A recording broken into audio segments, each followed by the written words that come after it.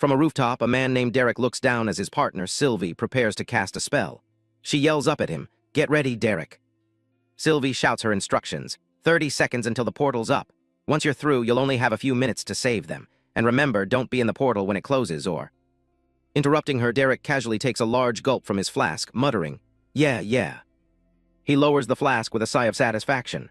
"I've got it, Sylvie," he says, his voice dripping with confidence. He hops down from his perch, landing deftly on the ground below. With a smirk, he reminds her, "This isn't the first time I've had to save your team." Blue lightning crackles around his arm as he powers up. "Go through the portal, save the day, get back before dinner. Easy," he says with a casual wave of his hand. Sylvie can only purse her lips in annoyance, muttering "Tusk, asshole," as purple energy swirls around her. She focuses her power, declaring, "This is it, portal's fully opening." Now clad in armor and wielding a formidable weapon, Derek stands ready. "It's go time," he states, his eyes glowing with power. Without a moment's hesitation, Derek steps into the swirling purple vortex of the portal. But on the other side, the scene is one of utter devastation. A volcanic landscape burns under a red sky, rumbling with destruction. A fellow team member, gasping for breath, lies defeated on the scorched earth. The dimension is overrun with monstrous creatures, including a massive dragon that unleashes a torrent of fire, overwhelming Derek and his team. Looking at the chaos, a bloodied and battered Derek can only mutter in disbelief, Damn it, how did it end up like this?" He holds a fallen comrade, surrounded by an army of monsters in the fiery hellscape, completely outnumbered. Days, years, or decades later, that day still replays in his head over and over again. Now older and scarred, Derek reflects on his past while trapped in a void. It was supposed to be a simple mission. He thinks to himself, "You'd think after years of mastering the system on my own, I'd know better than to try and help people, but old habits die hard." He remembers the desperate pleas from his team. "Get to the portal, Derek. Sylvie can't hold it open much longer." Another teammate had screamed, "We can't leave them," while another urged, "There's no time, go." The memory haunts him. "I was one of the strongest system users on the planet. I thought I could save them all." He recalls fighting his way to the closing portal, a teammate yelling, "Hurry, Derek, the portal's closing," as he desperately proclaimed, "I can save him." He remembers the strain, thinking to himself, "I managed to fight off enough monsters to create an opening. All we had to do was make it through." But his present self scoffs at the memory. "Idiot, look where that got you." The memory continues through the view of Sylvie's portal. He sees himself desperately pulling his injured comrade along. "Get up, I'm getting you out of here," he had urged, to which his friend could only manage a weak "Thank you, Derek." He remembers urging his friend on, "Just keep moving, a little further and we'll be safe." But as Derek is consumed by the memory of his past self, the last word his dying friend uttered echoes in his mind. "Liar." In the flashback, a monster's maw lunges through the portal's edge, tearing his teammate apart before his very eyes. "No!" Derek screams in horror as his friend cries out in agony. His face, reflected in the shrinking gateway, is a mask of shock and failure. "Shit," he thinks. From inside the chaotic dimension, he watches the portal shrink, with Sylvie visible on the other side, just before it closes completely. The memory fills him with rage and regret. "Why did I even try to help them?" he growls before desperately pleading with his past self. Come on, just a little longer." Trapped in the void, he lunges forward, as if he could still change the past, thinking, "Don't you dare." He screams in defiance of his memory, "No." He desperately reaches out, trying to grasp the shrinking portal that exists only in his mind. But it's useless. The portal snaps shut, sealing his fate. His hand clenches into a fist as the memory concludes. Thrown back to the reality of his prison, the shock hits him all over again. What?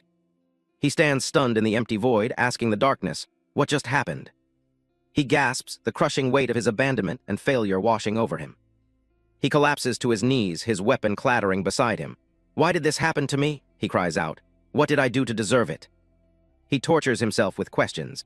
Was it because I wasn't strong enough, or did someone betray me? He shakes his head, grabbing his glaive, trying to push the dark thoughts away. No, my mind's just playing tricks on me again. He forces himself to believe in a rescue that isn't coming, scratching a mark on the ground to track the passing days. Sylvie and the others are probably looking for me right now. They'll open a portal for me, and I'll be able to get out of here. As countless marks fill the space around him, he waits in the vast, empty darkness, clinging to a fading hope. Any day now. But no one came. He reflects, I didn't know if I'd been trapped for months or decades. To survive the endless solitude, he trained. I practiced with my glaive until it became an extension of myself. I meditated for days on end, in an effort to keep myself sane. I trained my body to its peak, growing stronger than I thought possible. He honed his skills, his movements becoming a whirlwind of deadly precision in the silent void. He recalls his endless cycle. I meditated and practiced and trained in the hopes that someday I'd get to see the sun again. Then a sudden unfamiliar sound cuts through the silence, a sharp ding. Derek looks up, confused and alarmed. Huh.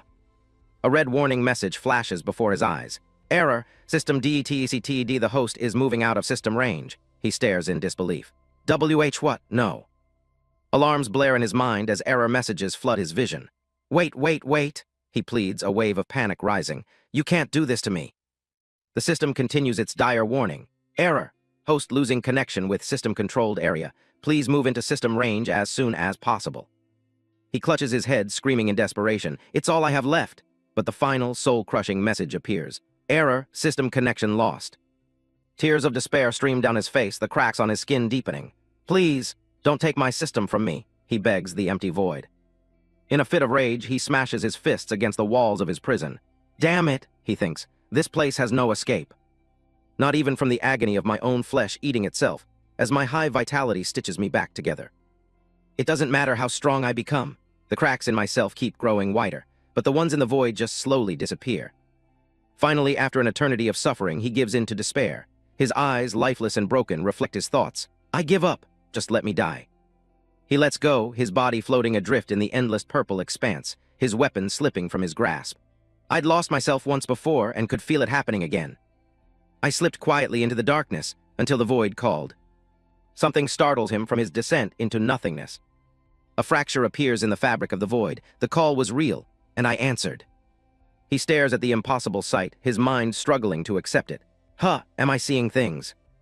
A dangerous gleam returns to his eye, which now sparks with a faint blue light. A manic grin spreads across his face as blue energy crackles around him. That's a crack, and it's not reforming. A primal roar of pure, unadulterated will erupts from him as he's engulfed in power. I'm GTTING the fuck out of here. He channels his newfound energy, preparing to unleash it. I don't care where it leads. With a mad laugh, he swings his glaive at the crack. I don't care what's on the other side, ha. He puts all of his strength into the blow, thinking, anything, even death, is better than staying. The crack shatters. But as he breaks through, a monstrous creature greets him on the other side. What the hell is? Before he can react, the beast unleashes a massive energy blast that engulfs him completely. The force of the explosion sends him hurtling back through the shattered remains of his prison. He rights himself, clad in his transformed armor, a grimace on his face. Certainly doesn't feel like another hallucination. He gazes at the monstrous creature, a flicker of understanding in his eyes. So that's what is strong enough to keep me in my prison. The beast lets out a deafening roar. Unafraid, Derek smirks at the roaring beast. I know it's been a while since I've talked to someone, but I'm pretty sure that's not how you say hello. The monster responds with a guttural snarl, its multiple red eyes glowing with malice. Derek's grin widens, his expression turning feral. So let me be the one to teach you some manners. A dark chuckle escapes him as his own power surges. Besides, I'm starting to wonder how strong I am without my system. He lunges forward, swinging his glaive in a powerful arc, ready to test his limits. The monster counters, gathering a massive ball of destructive energy in its maw. Instead of dodging, Derek meets the attack head-on, smashing his weapon directly into the energy blast. The resulting explosion of energy sends shockwaves through the void. With newfound agility, he dashes and dodges through the chaotic aftermath of the blast. But the beast is relentless, landing a powerful blow that sends him flying. Damn it, he thinks. The impact creates another massive explosion of purple energy. He tumbles uncontrollably through the air, the force of the attack overwhelming him as he grunts in pain. Lying on the ground, he looks up at the monster looming over him and curses, "You big ugly bastard." He groans, pushing himself up from the ground. Now I'm over 50% sure you aren't a hallucination. Suddenly, a fresh wound on his face catches his attention. He looks at his gauntlet and sees something he hasn't seen in a very long time, his own blood. I'm bleeding. The sight doesn't bring fear, but a wide, manic grin. The feeling of being truly alive, of being vulnerable, is exhilarating. Hef, make that 100%. He stands, renewed blue lightning arcing around him. And just like that, the fog cleared from my mind. It's been a while since I've bled, he thinks, a newfound resolve solidifying within him. Death is as good an escape as any other. The monster conjures another attack, this one a swirling construct of magical energy. The beast launches its spell, sending it hurtling towards Derek. Derek plants his foot, ready to meet the attack with his full power. He charges forward, his entire journey fueling this one moment, after being trapped for decades. After losing his sanity.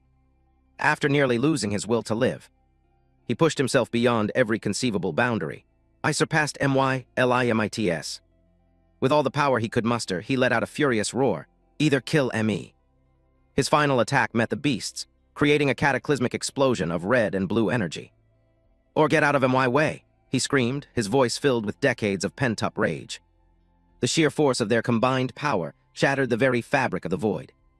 His prison crumbled around him, the space rumbling and breaking apart. He leaped between the shattered fragments of reality, his escape finally within his grasp. With one final leap, he propelled himself towards freedom, and His eyes, glowing with power and determination, were fixed on his goal. He landed a final, devastating blow on the beast that had guarded his prison. Got out, he soared past the defeated monster, leaving the void behind him forever. A wild, unrestrained laugh escaped him, the pure, unfiltered joy of a man who had won back his life. And for the first time in an eternity, he saw the sun once more. Floating in the sky of a new world, he screamed one word, freedom. A short while earlier, a cataclysmic event tore through a peaceful forest, heralding his arrival. A young boy runs frantically through the woods, panting as he looks back. Did I lose it? He wonders, just before a rustle in the bushes proves him wrong. He scrambles away in terror. Crap, he thinks, his heart pounding. I never should have wandered away from the village. Reaching a cliff face, he begins a desperate climb, slipping and struggling. If only I'd waited a few more days. Curse my luck, he laments. He pulls himself over the edge, gasping for breath.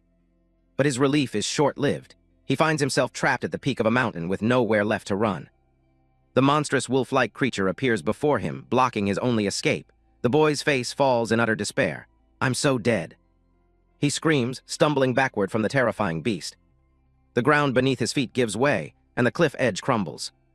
As the boy falls, the monster leaps, ready to finish him off. The boy cries out in terror, "Somebody help me," as the monster's jaws close in. He plunges into the water below and surfaces, gasping for air, having narrowly escaped the beast's attack. I'm alive, he sputters, clinging to the rocks. But his relief is cut short as he looks up and sees a strange, crackling light in the sky, causing him to cry out in confusion. Whatever it is, it comes crashing down from the heavens with a deafening boom. It hits the water right in front of him with an enormous splash, sending waves and energy everywhere. As the water settles, a towering figure in glowing armor rises, holding a massive glaive. The boy can only cry out in shock and fear at the sudden appearance of his mysterious savior. A young, blonde-haired boy named Thomas is in a state of utter terror, his face pale and covered in a cold sweat as he shudders in fear. Before him stands a menacing figure clad in black armor, radiating a powerful blue aura. Having just escaped one monster, Thomas looks up in despair, crying out, "And now there's a demon." The scene shifts to Derek, whose face and body are covered in cracks, a sign of his torment in the void. Suddenly, a red notification window appears before him, displaying a critical message. Error, INVADING system DETCTED. A close-up on Derek's glowing blue eye shows his confusion and shock. The single word echoes in his mind. What? The system immediately follows up with a new, ominous directive. Eliminating threat. A massive vortex of purple energy forms and fires a beam down towards the coastline where the armored man and Thomas stand. The beam of energy engulfs Derek, who cries out in pain and confusion. Shit, what's going on? From behind a tree, Thomas watches the chaotic scene unfold, his face a mask of pure shock and terror. The purple energy erupts in a massive, blinding explosion, tearing the landscape apart. In the aftermath, the armored figure lies motionless in a crater, surrounded by fractured ground and creeping vines, seemingly defeated. Nearby, an injured wolf-like creature shakes itself off. It's covered in wounds, but it's still standing. A close-up on the wolf's eye reveals its blood-red sclera and glowing yellow pupil, burning with feral intensity. The wolf cautiously approaches the fallen body of Derek and looms over him, assessing the new potential threat or prey. Derek's consciousness drifts in a dark void. He recalls his time there.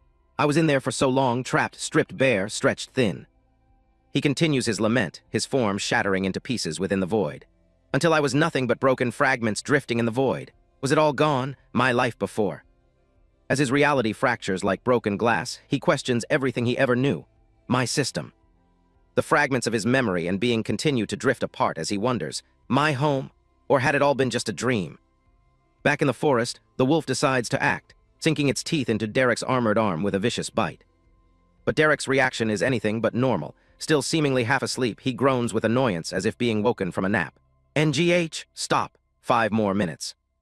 The wolf is utterly confused by this lack of a fearful response. It chomps down and thrashes its head, trying to get a reaction from its unbothered victim. Instead of screaming in pain, Derek begins to laugh, the strange sensation tickling him. Hee, stop it. That tickles. This bizarre reaction infuriates the wolf, which lets out a furious, guttural growl. Finally, having had enough, Derek's eye snaps open, now filled with irritation. I said stop.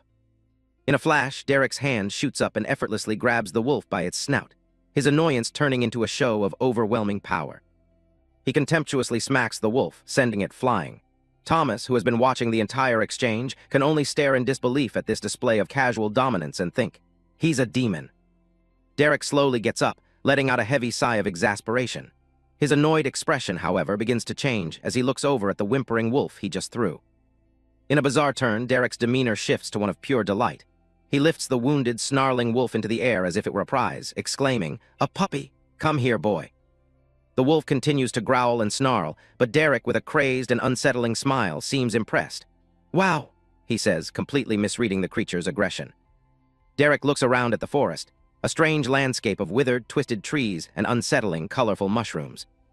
His gaze falls upon the skeletal remains of a bizarre, bird-like creature decaying on the forest floor.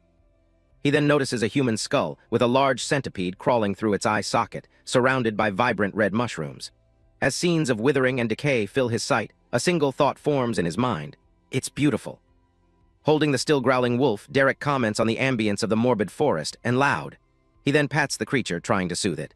"Hush, puppy." The camera pans over to an old, weathered animal skull lying amongst the leaves, further emphasizing the theme of death in the forest. Reality seems to finally seep into Derek's consciousness. Now out of his armor and in a plain shirt, he holds the struggling wolf and concedes, "I guess it wasn't a dream after all." He suddenly has a realization. I have my system back. That makes no sense. Why would I?" He pauses, noticing something is wrong. "Wait, it's different. Where are my achievements? What the hell is going on?" He pulls up his status window. It reads, DERK Hunt Age, 26 LVL, 0 Class NA Race Human Modified. His stats are present, but his skills and achievements are listed as none, confirming his fears. Determined, Derek thinks, I better still have my skills. He materializes his polearm, which crackles with familiar blue energy, preparing to test his abilities. He swings his weapon, attempting to perform his signature move as a system prompt describes the skill. Energy Slash. RELEASES, a wave of energy from the blade of your weapon. But nothing happens. Derek stands there, polearm in hand, completely dumbfounded. Even the wolf looks on, confused by the lack of any action. In a comical display of frustration, a chibi version of Derek frantically swings his weapon over and over, trying to activate Energy Slash, but to no avail. The repeated failure results in a painful system backlash. Derek clutches his head, crying out, AGH, damn it, why won't my skill activate? His mind flashes back to the initial alert. And what about that error? He wonders, recalling the red window. It said something about an invading system. While scratching his head in thought, the wolf begins chewing on his arm again. He pieces the clues together, musing, does that mean there are 2 of them? Did my old one somehow combine with a new one? Sitting down on a rock and cradling the wolf like a house pet, Derek ponders his larger situation. How did I even get here? And just where exactly is here anyway? As he stands up, his foot lands on a dry twig, which snaps loudly in the quiet forest. The sound puts him on high alert. He whirls around, holding the wolf defensively as it growls. Who's there? He shouts into the woods. Thomas emerges from his hiding spot and immediately drops to his knees, begging for his life. Please don't eat me. I'm sorry. I just want to find my way home. Derek stares down at the terrified boy, completely baffled by his plea. Eat you? What are you talking about, kid? Thomas looks up, sniffling as he wipes a tear from his eye. You mean, you're not a man-eating demon? Derek replies, equally confused. Man-eating? What the hell are you talking about? With the gruesome-looking wolf draped over his shoulder, Derek asks with genuine innocence, completely unaware of the irony. What about me looks like a man-eating demon? As if on cue, the wolf suddenly lunges forward and barks aggressively at Thomas, who screams and flinches back in terror. Derek immediately begins to scold the wolf, shaking it like a misbehaving pet. Bad dog, no, he yells. Thomas, witnessing the absurdity of the scene, can only conclude he's insane. Turning his attention back to the boy, Derek apologizes casually. Sorry about that, kid. What's your name? He asks, then introduces himself. I'm Derek. The boy, though still terrified, hesitantly answers, "It's, Thomas." Derek, now petting the bloody wolf which is drawn with a comical halo, asks, "What level are you, Tommy? Why are you scared of this little guy?" Thomas corrects him. "I said Thomas," before explaining his situation. "Level? I'm not 13 yet, so I'm still level 0. Derek looks surprised by this information. "You can't use the system until you're 13, Thomas confirms. "Yeah, you have to turn 13, then kill a creature to unlock it." The words from Thomas spark an idea in Derek's mind. "Kill a creature," he repeats to himself, his gaze turning towards the undead wolf in his arms. Sensing a shift in Derek's demeanor, the wolf begins to look nervous, its comical halo disappearing. With sudden, shocking brutality, Derek snaps the wolf's neck. The sound echoes as blood splatters, his eyes glowing with a menacing red light. Thomas screams in horror, "What? Why'd you kill it? You were just playing with it." Derek, standing calmly over the wolf's corpse, states flatly, "It wasn't a pet, Tommy." "I know you're 12, but are you really this naive?" Derek lectures. He points to the dead monster and explains the harsh reality. "If you're level 0, then the second I let go, it would have torn you to shreds." Derek turns away from the boy, a thoughtful look on his face as he anticipates the system's response. "Now, give me a second," he says. A barrage of system notifications floods his vision. "CONG8UL8ONS? You killed a level 53 undead forest wolf and unlocked the Great System. Level increased 2-1. He also unlocks the Giant Slayer achievement for killing a creature 50 levels above him, gaining 2 skill points and 282 experience, triggering multiple level ups. As the level UP notifications continue to pop up, Derek breaks into ecstatic laughter. "Haha, this is more like it," he exclaims, thrilled to be gaining power again. But then a different set of notifications appears. "Huh, there's even more," he says, observing the red and blue windows. They read, "Failure to eliminate threat, SUPPRESSING threat," and finally, "Threat successfully suppressed." Derek looks at the conflicting system messages, his earlier hypothesis proving correct. "This new system was unable to get rid of my old one," he muses. Looking at his hand, he concludes, "So I was right." A confident, almost sinister smile spreads across his face as he fully grasps his unique situation. "My old system isn't gone," he declares. "I have too." The intense moment is broken by a loud rumbling sound from Thomas's stomach, who has been standing by awkwardly. Thomas blushes deeply, clutching his stomach in embarrassment. Derek's menacing demeanor vanishes, replaced by a friendly smile. "You hungry?" he asks. Thomas, looking relieved, shyly nods and admits, "Starving." Sparks fly as Derek quickly gets a large campfire going. The two settle down for a meal, with Derek roasting the meat from a large creature over the roaring fire while Thomas watches, seated on a nearby log. Derek uses a skill to magically create fresh water, filling a bottle. He offers it to Thomas, saying, "Here, have some water." The boy gratefully accepts with a quiet thanks. Thomas eagerly gulps down the water while Derek sips from a mug, offering some advice. "Don't drink so fast, you'll make yourself sick." Thomas pauses, realizing the wisdom in the advice. "Oh, right," he says, his fear of Derek slowly being replaced by a fragile trust. Meanwhile, Derek's mind is already on his next step. "Now I just need to figure out how to access my original system." As he drinks, Derek strategizes, looking at a blank system screen. He knows what he needs to test his theory. "I should already have meditation," he thinks to himself. "It's easily one of the most powerful skills." He decides to test his theory. "Maybe if I purchase it in this new system," he thinks as his finger hovers over the system window. He clicks yes on the prompt. "Learn meditation for 1 skill point." The moment he confirms the purchase, his heart thumps in his chest. A notification instantly appears. "Dormant skill similar to meditation DETECTED. MERGING skills." His experiment is a success. Suddenly, raw power surges through Derek's body, causing him to convulse as blue lightning arcs around him. He lets out a pained scream, "GAUGH." Thomas, startled, cries out, "What's wrong? Did you drink too fast?" A new system window appears, displaying a simple but monumental message. "Skills successfully MERGED." The surge of energy subsides, leaving Derek hunched over and sweating. "URGH," he groans, clutching his head. He tries to reassure the worried boy. "What? No, I'm fine." Internally, he's reeling from the intensity of the merge. What the hell was that? It was like my veins were on fire, he thinks. More notifications appear, confirming the results. Meditation skill has REACHED level 20, and meditation successfully upgraded into greater meditation. As he processes this, a determined look appears on his face. A single question runs through his mind, confirming what he suspected. "So I still have all my old skills." Recalling the earlier messages about the threat being suppressed, Derek finally understands the full picture. His old skills aren't gone, he realizes. They're just dormant. A wicked grin spreads across his face as he clenches a fist glowing with newfound power. And when I get a similar one, THEY unlock and upgrade, he concludes. I'm going to be even stronger than before. The scene shifts. Thomas is nervously holding a set of glowing mana clippers. You're sure this is a good idea to do while we're moving? He asks, looking down from Derek's shoulders. What if I slip? Derek, carrying Thomas on his shoulders while gnawing on a leg of roasted meat, is unconcerned. I already told you the mana clippers do all the work. You just have to run them over my head.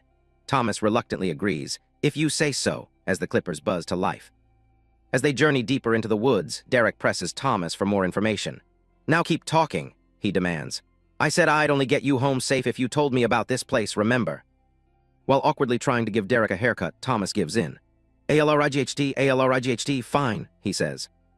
As strands of dark hair fall away, Thomas begins his explanation of this new world. Like I was saying, everything is ruled by the Great System. He starts with the official ideology, depicted by an image of happy people celebrating under a rain of confetti. My grandfather says that it's fair and equal to everyone. That we should be thankful for the classes and skills IT gives us. But his voice falters as he reveals the darker truth. But he's just too scared to say the truth.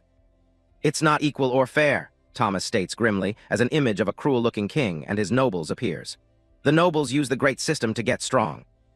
And then they hold everyone else down, he says, accompanied by a visual of giant hands shackling the common folk. They cheat the Great System and find ways to gain advantages that make the gap between us and them even wider. The scene illustrates this with nobles killing a massive, chained-up dragon in a controlled environment, a king telling his son, "Kill IT while it's caged, son." Thomas's anger builds as he speaks, and he starts cutting Derek's hair more aggressively. And because of the damn nobles, he seethes. His eyes fill with rage and unshed tears as he touches upon a deep personal tragedy. MYPARNTS. In his anger, the clippers slip. GAAH, Derek yelps. Hey, watch where you're cutting. Startled by his own mistake, Thomas drops everything and reverts to begging. Please don't kill me, I'm sorry. Derek holds up a hand mirror to inspect the damage, trying to sound reassuring but failing miserably. Relax, kid. I'm not insane. Obviously, I wouldn't kill you until after I've seen how bad IT is. Thomas can only shiver in fear. Derek inspects his new, much shorter haircut in the mirror and, to Thomas's surprise, seems pleased. He gives a thumbs up to the boy's terrified reflection and says, CONGRATULATIONS, you get to live. In a tiny thought bubble, Thomas wonders, is he joking? The scene fades to the next morning with the sun rising over a vast forest. Derek's voice calls out, Hey, Tommy, wake UP. Derek gently shakes the sleeping Thomas awake as they continue their journey. They arrive at what appears to be the outskirts of a settlement. A rundown shack stands near a fork in the road, with a discarded helmet lying near a gnarled tree root. HRMMM, what is it? Derek asks as they stop. Derek looks at a crude wooden signpost with the names RAYNA, LEON, and Noah carved into it. He asks Thomas, which way to your village? Thomas, rubbing the sleep from his eyes, begins to answer, pointing towards a path. Right, I'm from Raynasville. Suddenly his eyes snap wide open. He's seen something ahead that fills him with dread. With a cry of Mr. Jones, Thomas leaps from Derek's shoulders and dashes towards the house, leaving a surprised Derek behind. He runs frantically, his feet tapping past a gruesome trail of blood and mangled body parts scattered on the ground. Thomas reaches the shattered doorway of the wooden house, calling out the name again as he enters, Mr. J.O. The horrifying sight cuts him short. The body of Mr. Jones lies on the floor in a pool of blood, a feeling of absolute doom filling the room. Thomas can only whisper the last syllable, Ness. A full view shows the bloody and lifeless body of Mr. Jones lying on the wooden floor. Thomas stares, his face a mask of pure horror, pupils constricted as he tries to process the massacre. Derek comes up behind him, placing a gentle, comforting hand on the boy's shoulder. With his new haircut, Derek looks on with a calm expression. This isn't your grandpa you were telling me so much about, is it? He asks. Thomas, trembling, replies, no. He was just a nice old man, but... Thomas's shock gives way to disbelief and grief. How could this happen? He was nearly level 30, he cries out. Derek, however, is unfazed by this information. His expression is one of detached analysis as he asks, 30, is that supposed to be strong?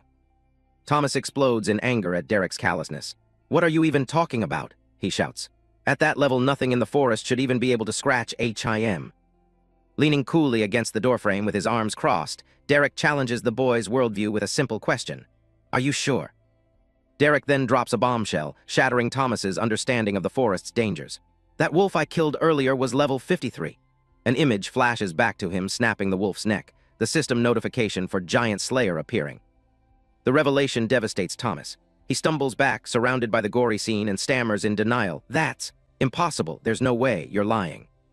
But the horrifying truth sinks in, turning his denial into panic. "If that's true, we need to get back home now," he exclaims, his face filled with terror for his own village. "I have to warn Chief Reyna." The scene shows the bloody doorframe of the house, contrasting the grim interior with the bright, sunlit forest outside, which now feels far more menacing. Derek looks out into the dark, twisted woods with a grim expression, thinking to himself, if the kid even has a home to return to. In the distance, a mysterious green orb emanates a faint, sickly glow. The strange, patterned green orb hums with a dark energy, pulsing ominously in the depths of the forest. The reanimated corpse of the wolf Derek had killed earlier steps out from between the trees, its eyes glowing with the same green light, drawn towards the orb's power.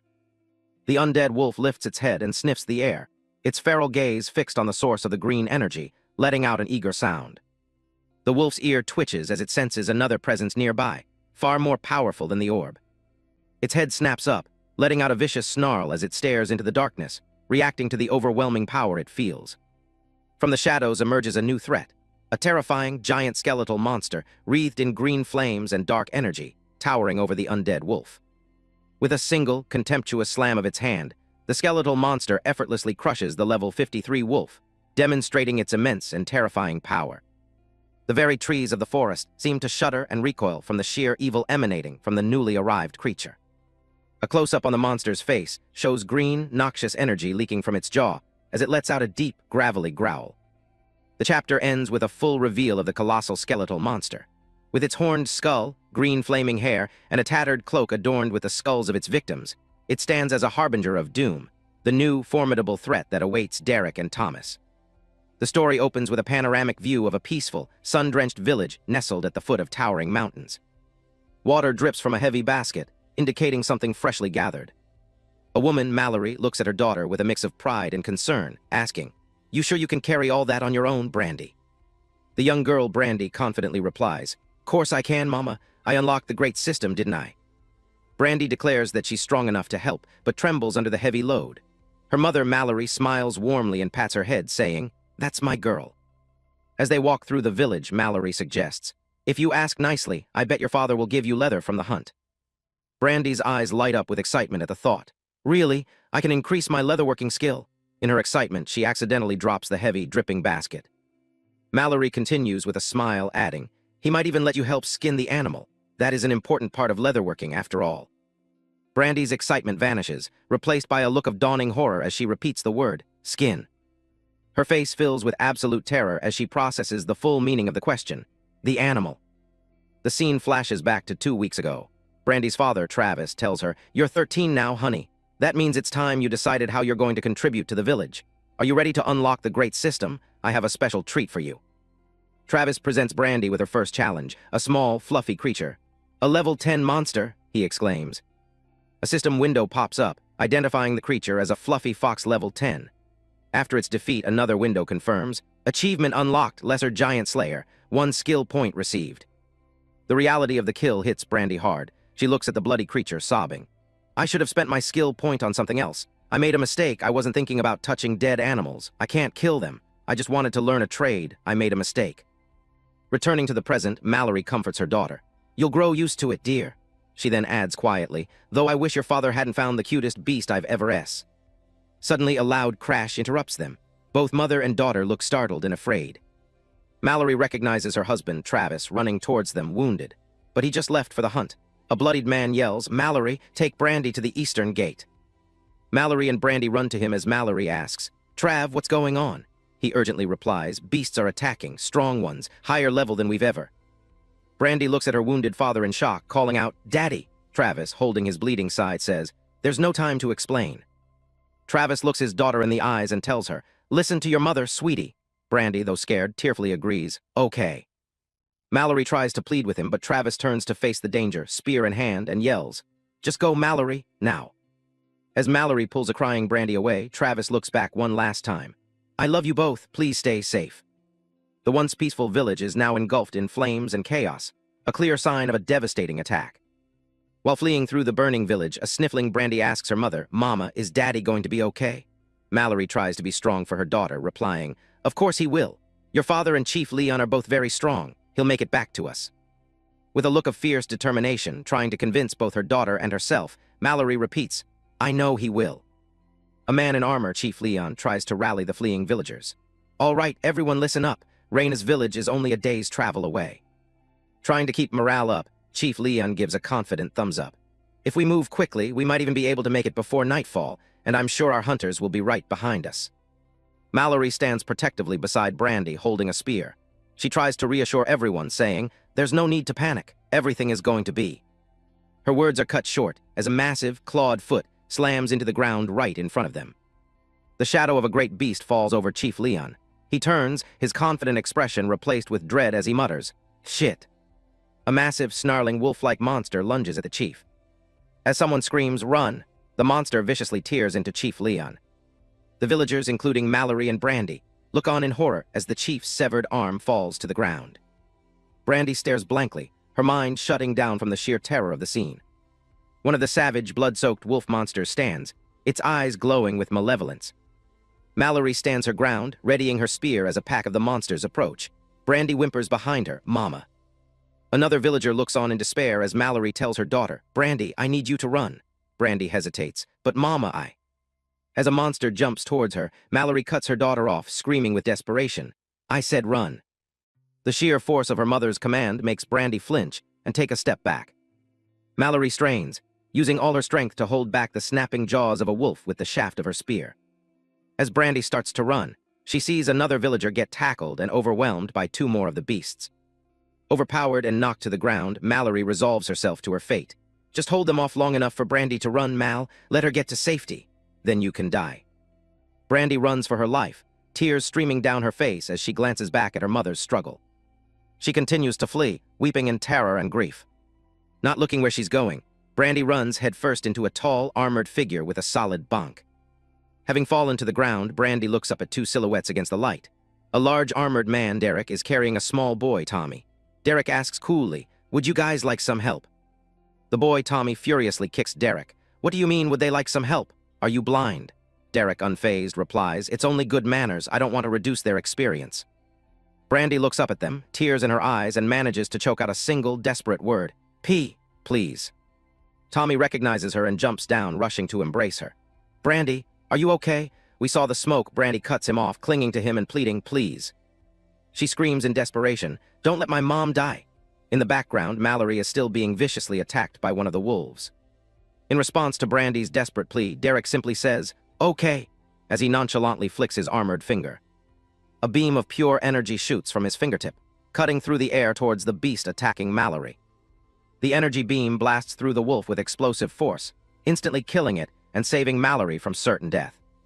Mallory, bloodied and battered, stares in utter shock at the spot where the wolf just was, unable to comprehend what just happened. What? Derek now faces the three remaining wolves. A nearby villager asks, what about the other three? Derek replies with cold sarcasm, the experience is probably good for you guys. Furious and terrified, Mallory screams at him, we don't care about the experience, just kill them. Derek cracks his knuckles, a confident, almost cruel smirk spreading across his face. This is gonna be fun. The three remaining wolves let out a collective howl and charge towards Derek. With lightning-fast reflexes, Derek catches the severed leg of a previously killed beast out of the air, his eyes glowing with focus. As one of the wolves leaps at him, Derek prepares to counter. He slams the leg into the ground with immense force, creating a shockwave that sends two of the charging wolves flying backwards. His gauntlet glows with power as he prepares his next move. Derek becomes a blur of motion, effortlessly weaving between the wolves and striking them down with brutal efficiency. He flips and twists through the air, gracefully dodging their attacks while repositioning for his own. Diving from above, he plunges his hand, crackling with blue energy straight into the back of a wolf. He follows up with a second stab, his movements a fluid and deadly dance. His eyes blaze with power as he unleashes a final, devastating wave of energy. When the dust settles, Derek stands unharmed amidst the mangled corpses of the wolves. He looks around with a disappointed shrug. I was wrong. That wasn't any fun at all. He finishes with a look of utter disdain. These wolves are so weak. Finally safe, Brandy rushes to her mother's side, and they collapse into a tearful, relieved embrace. Mama. Mallory holds her daughter close. Brandy's relief quickly turns back to worry. If the monsters at home were this strong, Daddy, Mallory comforts her. It's gonna be okay, honey. Your daddy is a very strong man.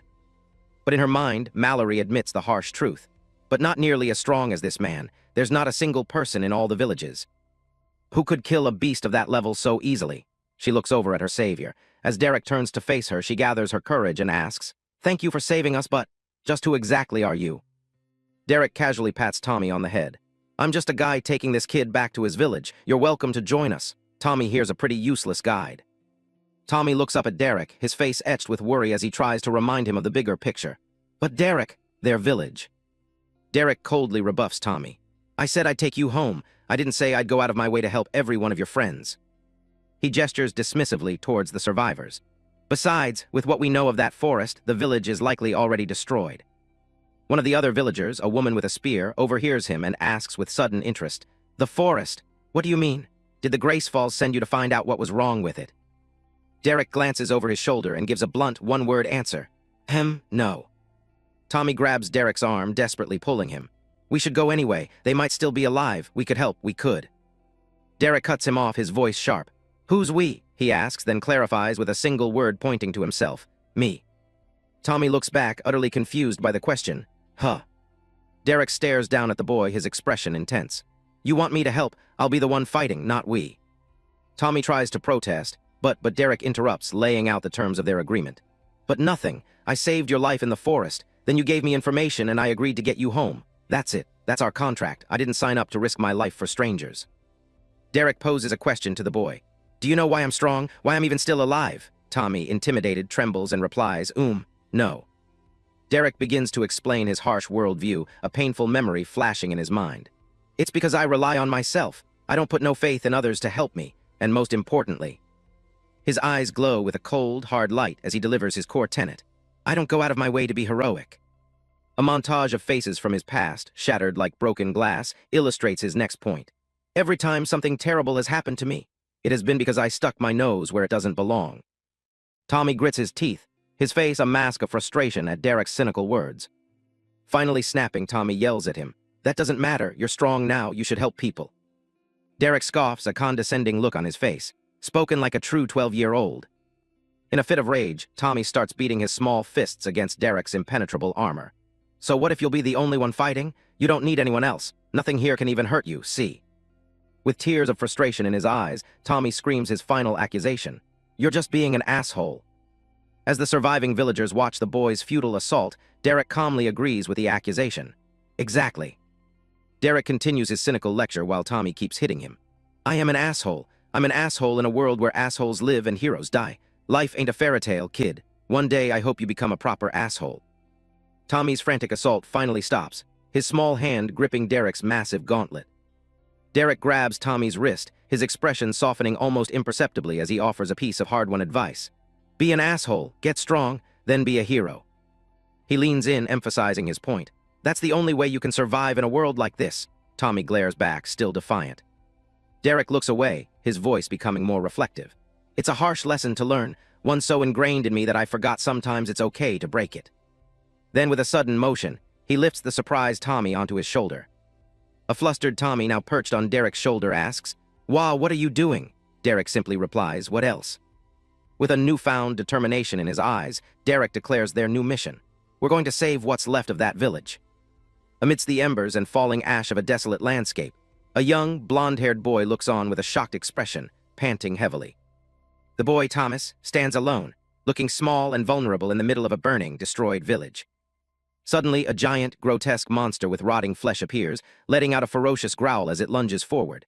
In front of it, a man with black hair, Derek, stands firm, protecting Thomas. Derek readies his golden spear-like weapon, his gaze sharp and determined as he prepares to face the beast. The monster lets out a deafening roar as it charges, its claws ready to tear everything apart. With a swift movement, Derek unleashes a powerful attack, a slash of brilliant blue energy that cuts through the air and strikes the monster directly. A close-up reveals Derek's cold, focused expression as he lands the decisive blow against the creature. After defeating the monster, Derek and Thomas walk in silence through the burning, corpse-ridden streets of the village. As they pass by the bodies of fallen villagers, a thought crosses Derek's mind, showing no surprise at the grim sight. He knew it was going to be like this. Derek continues his internal monologue, suggesting this entire tragedy is a lesson for him. He knew, and he wanted me to know, too. Derek turns to Thomas and says coldly, "Do you understand? This is what happens when you aren't strong enough." Thomas suddenly stops him, his eyes wide with alarm as he points towards something in the distance. "Stop! What is it?" "Another beast." Derek looks on as a pained groan echoes from the rubble. He calmly tells Thomas, "Just wait." A silent panel focuses on Derek's intense gaze as he assesses the situation. From beneath a pile of rubble, a heavily injured, bearded man emerges. Thomas shouts his name in a mix of horror and relief, "Chief Leon." Thomas immediately dashes toward the injured man, but Derek yells at him to stop. "Wait, Tommy, get back here." Chief Leon looks at the boy in surprise. "Thomas, what are you doing here? It's not safe." Thomas, reaching his side, desperately explains, "Chief Leon, we came here to help, Leon's gaze shifts past them to a fallen warrior on the ground. His voice is heavy with grief as he asks, "Is that Brandy's?" A close-up on Leon's face shows his pain and sorrow. He confirms Brandy's fate, stating, "He fought bravely, but he will not make it." The scene shows Brandy's lifeless body impaled by a weapon. Thomas stares in horror as Leon adds with finality, "Nobody will." Derek asks Leon, "You don't have a healer that can help him?" Leon lets out a bitter laugh. "A healer high enough level for this would never come to our backwater village." Derek looks away, lost in thought. His internal monologue reveals a potential solution. "I have one last resurrection potion in my storage bracelet. I could." But he quickly dismisses the idea with a firm no. His cold, pragmatic reasoning becomes clear. "I don't go out of my way to be heroic. What if I need it at some point? I can't let the kid's misplaced sense of heroism infect me." As Brandy's body is confirmed to be beyond saving, Thomas collapses to his knees, sniffing and crying in despair. Above him, Derek looks on, his expression unchanged. However, a flicker of an idea crosses Derek's mind. "But there is something I could do. They can say their last goodbyes." With a new purpose, he turns away from the grieving boy and chief, promising, "I'll be right back." Elsewhere in the burning village, a woman with brown hair cries in absolute terror and despair. The scene reveals she is cradling the body of her husband, the warrior Brandy's father, who was impaled. As their young daughter, Brandy, watches in shock, the mother begs, "Daddy, no, please don't go." From a distance, the dying Chief Leon reaches out a hand weakly, his voice filled with sorrow as he says the name of the grieving child, Brandy. With his last breath, Brandy's father looks at his daughter and speaks to his wife, "Be strong for your mother." He then whispers his final words, "I love you." The light fades from his eyes, and he passes away, leaving his family to grieve in a pool of blood under the harsh shadows of the burning village. The mother and daughter kneel over the body, their cries echoing in the chaos. "I don't want you to be gone, Daddy." The mother lets out a final, heart-wrenching scream of please. The scene transitions away from the tragedy to a quiet, peaceful stream nearby. Derek, Thomas, and Chief Leon have moved to the stream's edge. Derek looks back at the burning village and says, "It's still not safe here. Once those two have said their goodbyes, we should get moving." Thomas stands silently, sniffling as a tear traces a path down his sorrowful face. Derek places a hand on the boy's shoulder, offering a grim form of comfort. "I know it's hard, kid, but you'll get used to it." Chief Leon furiously slaps Derek's hand away. "Get used to it? The boy just saw his friend's father die. Don't tell him to get used to it." Leon gets in Derek's face, poking him accusingly in the chest. "Who are you anyway?" He continues to challenge the stranger, his voice full of protective anger. "I know you're not from any village around here, so tell me why I should let Thomas go anywhere with you." Derek remains silent, his expression unreadable in the face of the chief's confrontation. Just as the tension peaks, Thomas steps in, surprisingly taking the stranger's side. Derek's right. With a newfound determination, Thomas explains his grim understanding of the world. "I've lost before, when my parents didn't come home, in a way. I'm jealous they got to say goodbye." A flashback shows a younger Thomas sitting alone before a large gate at night, revealing the trauma of his own parents' disappearance. With the matter settled, the small group continues their journey, leaving the burning village and its sorrows behind them. Having found a moment of peace, Derek decides it's time to assess his situation. He thinks, "I guess I should go over my system notifications." A blue holographic screen appears before him as he muses. "I probably gained quite a few levels." A series of notifications confirms his kills. A level 22 undead forest wolf, a level 18 black forest bear, and another level 29 undead forest wolf. The final, most important message declares, "Level 10 reached. Please choose a class." Derek considers the choice. "Class, I wonder if I'll be able to pick the same one from my previous system." But as he interacts with the screen, his eyes widen in shock. Holy shit, screw picking the same class, these options are insane. The system presents his first option, Shadow Brawler, a rare class. The description reads, "You have become one with the darkness. Shadows bend to your will, Move with them to unleash the darkness onto your foe, accompanied by an image of a shadowy assassin. He swipes again, revealing an epic class, Chaos Glaive.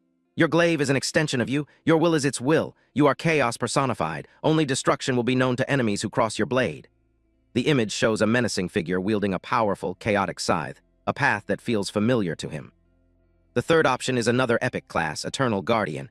You are eternal. You have endured horrors beyond imagination and still live. You are your own guardian. The artwork depicts a knight in golden armor, accompanied by a magnificent phoenix representing resilience. Derek looks at the incredible class options, feeling overwhelmed. He thinks, how the hell am I supposed to choose just one? They're all so. His thought is cut short as his eyes widen in shock. He has noticed something else, something hidden. Hold on, he mutters. He gulps, a bead of sweat running down his face as he stares at the screen. In the background, Chief Leon looks on with concern. Derek begins to tremble, his voice shaking as he asks, what is this? The system reveals a fourth hidden epic class, Champion of the Void. The description hints at a dark past. You have been chosen by the Void itself. It has broken and consumed you, but you will never again be trapped within it, for you are a part of it. Derek recognizes the name with dread. The Void. His mind flashes back to a memory of being trapped within that dark, empty space. He recalls its endless expanse and unrelenting hunger, stating that it was not a teacher or an ally. The memory becomes a traumatic blur of shattered images, capturing the absolute agony and terror he experienced within the Void. He remembers the nature of his captor. It was a master, brutal and unforgiving. An image of his younger self, defiant against the overwhelming darkness, appears in his mind. The sheer pressure of the Void was enough to make the very ground beneath his feet crack and shatter. The memory continues. The Void had beaten me, broken me, consumed me, but for all its emptiness, it offered something nothing else could. He recalls the promise the system made to him after his ordeal. You can never again be trapped within the Void. And the ultimate reward it offered, control. Returning to the present, Derek understands the connection. It was me, he thinks, as a hand of pure Void energy appears before him, and I was it. Without hesitation, he presses yes to the prompt asking if he wants to select Champion of the Void as his class. The moment he makes his choice, a cataclysmic explosion of purple and white energy erupts from his body. The blast sends Leon and Thomas flying. Leon yells in a panic, "What the hell is going on?" Before turning to his companion, Derek, "Get away from him, Thomas." Thomas struggles against Leon's protective grip, yelling, "Let go of me, Leon! Derek, what's going on?" But Leon holds him firm, shouting, "It's not safe, boy." A massive column of violent, purple energy engulfs Derek, glowing brightly as his transformation takes place. As the light subsides, Derek examines his hands, which now course with Void energy. 2 notifications appear, New Skill Learned, Channel Void, and New Skill Learned, Void Call. A smirk plays on his lips as he thinks, new skills, might as well try them out right. He immediately begins to test his newfound abilities, gathering dark purple energy between his palms to form a dense sphere of pure void. The chaotic energy suddenly vanishes. Leon and Thomas look on, panting in terror. It stopped! Leon wonders aloud, what the hell is he? In the distance, Derek stands, a void-like core now glowing in his chest. Derek decides to test his other new skill, thinking the words, Void Call. He unleashes a massive, roaring beam of purple energy that shoots straight up into the sky, shaking the very landscape. Struck with terror by the display of overwhelming power, Leon shields Thomas and prays to the only thing he can think of. Great system, save us. The violent energy subsides, now swirling harmlessly around Derek. He looks at his hands with a pleased and confident smile. His smile twists into a sinister, almost crazed grin as his eyes glow a menacing purple. He exclaims, "This is incredible." The beam of energy Derek fired into the sky now comes crashing down, striking a nearby forest with the force of a meteor, sending out crackles of purple lightning. From the point of impact in the forest, the ground begins to tremble and crack. A dark, monstrous shape, wreathed in purple energy, begins to emerge from the earth. Leon and Thomas stare in disbelief at the new terror rising from the ground. Leon denies what he's seeing. No, it can't be. While Thomas wonders if Derek is the cause. Derek. Back in the destroyed village, Brandy and her mother are startled by the violent tremors. The little girl asks, "Mommy, what is going on?" Her mother can only stare at the purple-hued sky in fear, admitting, I don't know. The source of the commotion is revealed as a pillar of violent void energy erupts from the ground within the village itself, tearing the landscape apart. A wide shot shows the aftermath. The village is further destroyed, with a massive fissure left in the ground from which purple energy particles now drift into the sky. Derek looks up, a bead of sweat on his face. His confident smile is gone, replaced by a look of concern as he senses what he has summoned. He says, "Is that?" As a massive, terrifying creature made of pure void energy emerges from the fissure, he realizes the consequence of his new power: a void beast. Continuing from the last chapter, Derek looks up at the sky, overwhelmed by the phenomenon unfolding before him. He can't help but mutter, "This is unbelievable." Even the villagers are in awe. A man named Thomas looks on in disbelief and asks the person next to him, "Where did you find such a man, Thomas?" A little girl, frightened by the scene, asks her mother what is happening. Her mother, equally clueless and scared, can only reply, "I don't know, sweetie." The unbelievable sight is Derek's own doing. He looks up, ecstatic, as he realizes he has successfully performed a summoning. "I get my very own summon," he exclaims in joy.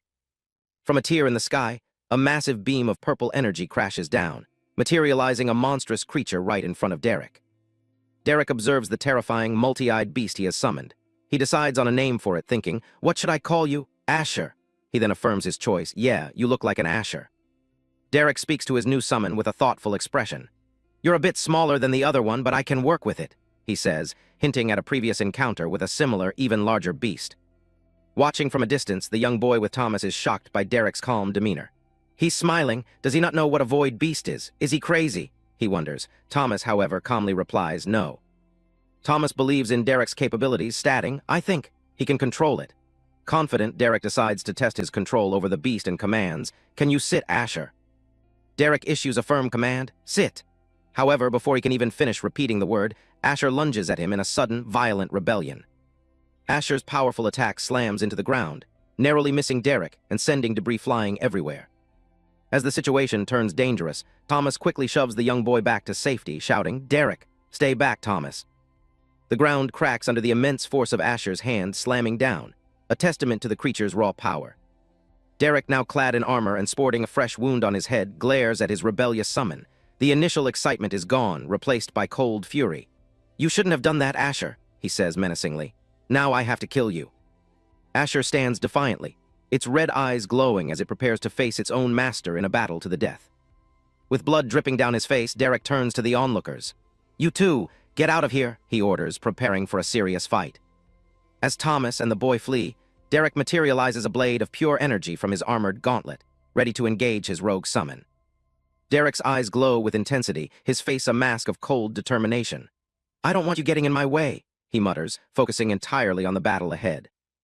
Derek attempts to use his system's ability to analyze the foe. "Identify," he commands. However, the system fails, returning a message. "Identify skill failed, unknown entity. This creature is not of the great system." Derek grits his teeth in frustration. "Damn it, of course, this damn system hates making things easy," he thinks, recalling a past battle. "I could barely even put a scratch on his cousin." Knowing the immense power he's up against, Derek prepares for the worst. "If this bastard is anything like that," he thinks as he propels himself forward with incredible speed. Derek leaps through the air, diving towards Asher. He knows he has only one chance to win this fight. There's no room for error, he thinks, his focus absolute. Derek clashes head-on with the void beast, his energy blade meeting Asher's monstrous jaw with a resounding snap. The impact creates a massive explosion of dark energy, but Derek is the one who bears the brunt of the force. Despite putting all his strength into the attack, Derek is immediately overpowered, his determined expression turning to one of shock as he is pushed back by his own summon.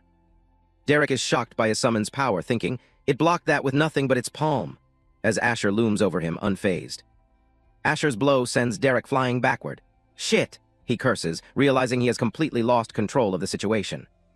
The void beast immediately retaliates, firing a massive beam of destructive energy directly at Derek. The blast hits him head-on and he coughs in pain, thinking, "What the hell?" as his body is thrown back.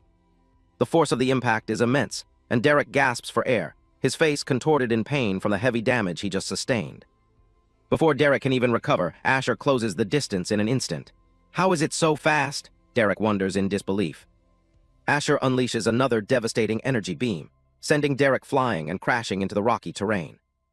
Derek crashes to the ground, spitting a mouthful of blood as he cries out in agony.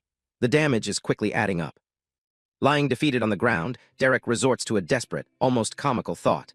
Maybe if I play dead, it will get tired and leave me alone. But Asher is relentless. It begins to brutally pummel the spot where Derek is lying. Yeah, that's not happening, Derek thinks, his plan failing spectacularly. As Asher continues its assault, a system window flashes with a critical warning. Health has dropped below 20%.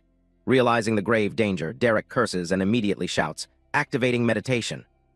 Despite being pinned down and beaten, Derek struggles against the onslaught, a purple aura flaring around him. I need to get this bastard off of me now, he thinks, trying to muster his strength.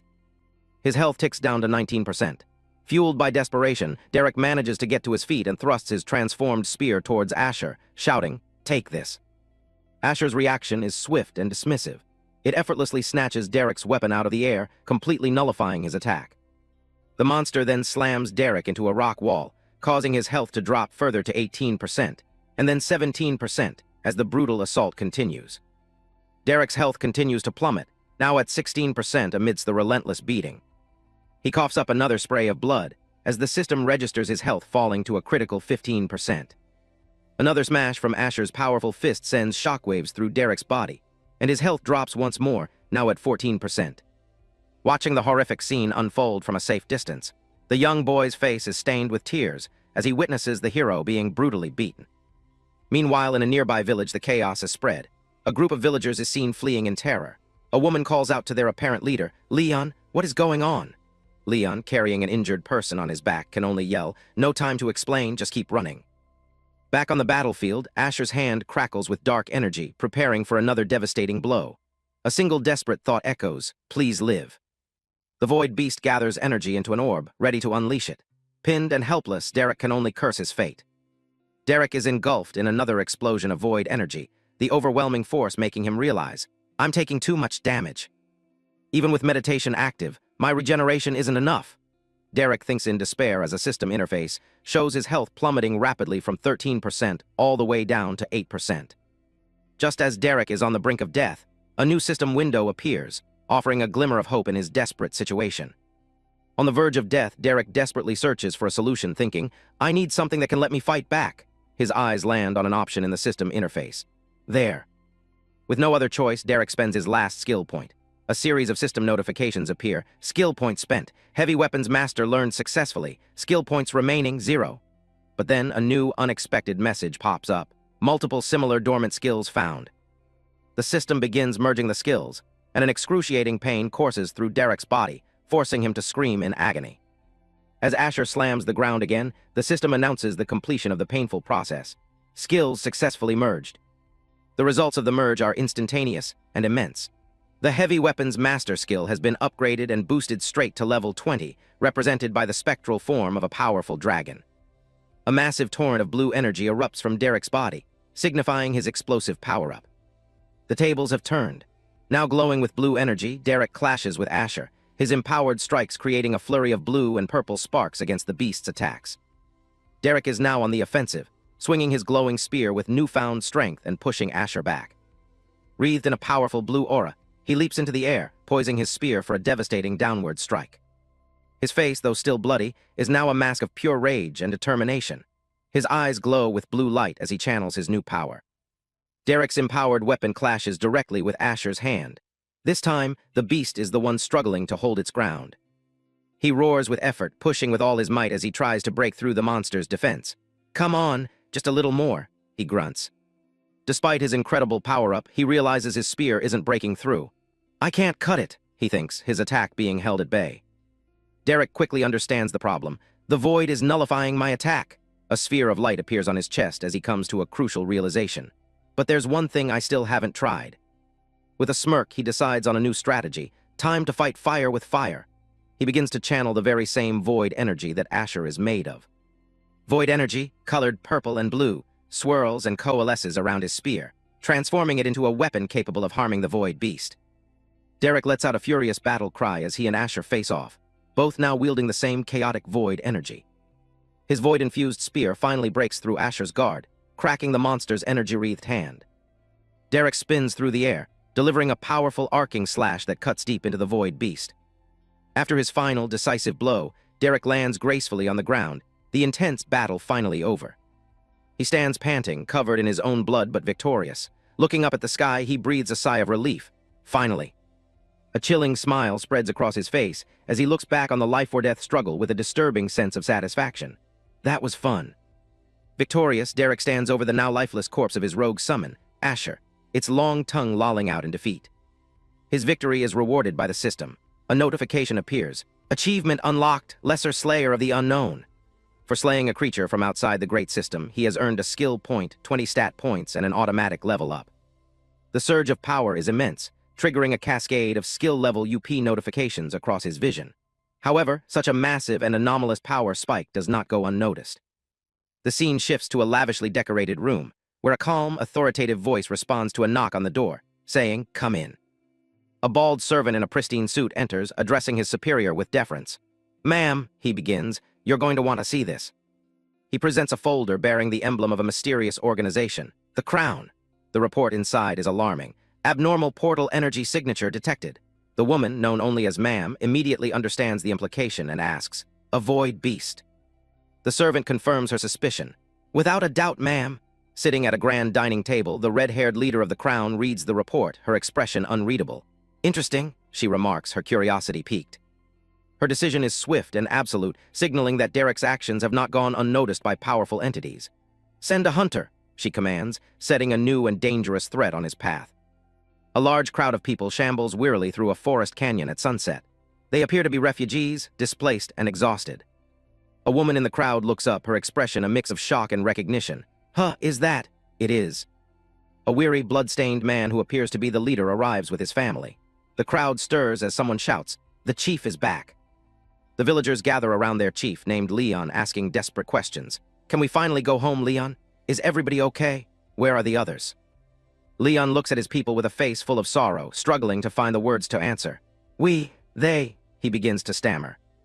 A close-up reveals his anguish as he grits his teeth, unable to speak the terrible truth. An extreme close-up on Leon's eyes shows a tear rolling down his cheek, his face streaked with blood from a recent battle. With his back to the crowd, Leon finally delivers the devastating news. There is nothing to go back to. The villagers react with expressions of pure shock, horror, and despair as the chief's words sink in. Overwhelmed by guilt, Leon condemns himself. "I have failed as your chieftain. I should have died with them." As someone tries to console the chief, a young blonde boy named Derek rushes past him, crying out in relief. "Derek, you're alive." He hugs a black-haired man who reassures him. "Of course I am.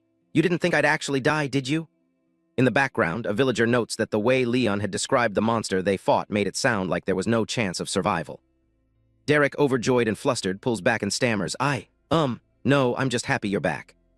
The man then turns to a mother and daughter, addressing them by name. "Hey, Mallory and Brandy, right?" After they affirm, he says gently, "I'm sorry for your loss." He holds up his wrist, showing them a storage bracelet. "Before I left, I stored your husband's body in my storage bracelet. You can give him a proper funeral once we're safe." The two women are stunned by this act of kindness. Mallory asks in disbelief, "Funeral? You did that for us." With gratitude in her somber eyes, Mallory thanks him. "Thank you, that is very kind." The man gives a simple, solemn nod in acknowledgement. The scene transitions to night, with a full moon hanging in the dark, cloudy sky. The survivors have set up a makeshift camp. Two people sit together by the warmth of a campfire. A wider view shows the somber camp. People rest where they can, and a mother and child sleep peacefully by the fire. A conversation takes place near the fire. A man warns, "Stay close to the fire. It's not safe outside the walls at night." Another replies with grim reality, "It's not safe anywhere now." A hand reaches out towards the flickering flames, seeking warmth in the cold, dangerous night. In the darkness, an owl hoots, its call breaking the silence of the tense night. While the others rest, Leon, the defeated chieftain, sits alone on a crate. He stares into the crackling fire, his mind replaying their losses. A close-up on the chieftain Leon's eyes, which reflect the flickering campfire. His expression is hard and intense. By the campfire, the young boy Derek asks the black-haired man a question. "So, what happened to the void beast?" The man responds casually while eating, downplaying the event. "Oh, that thing? Not much. Sure, it was tough and it hit hard, but once it realized it couldn't hurt me either, it jumped back into the sky."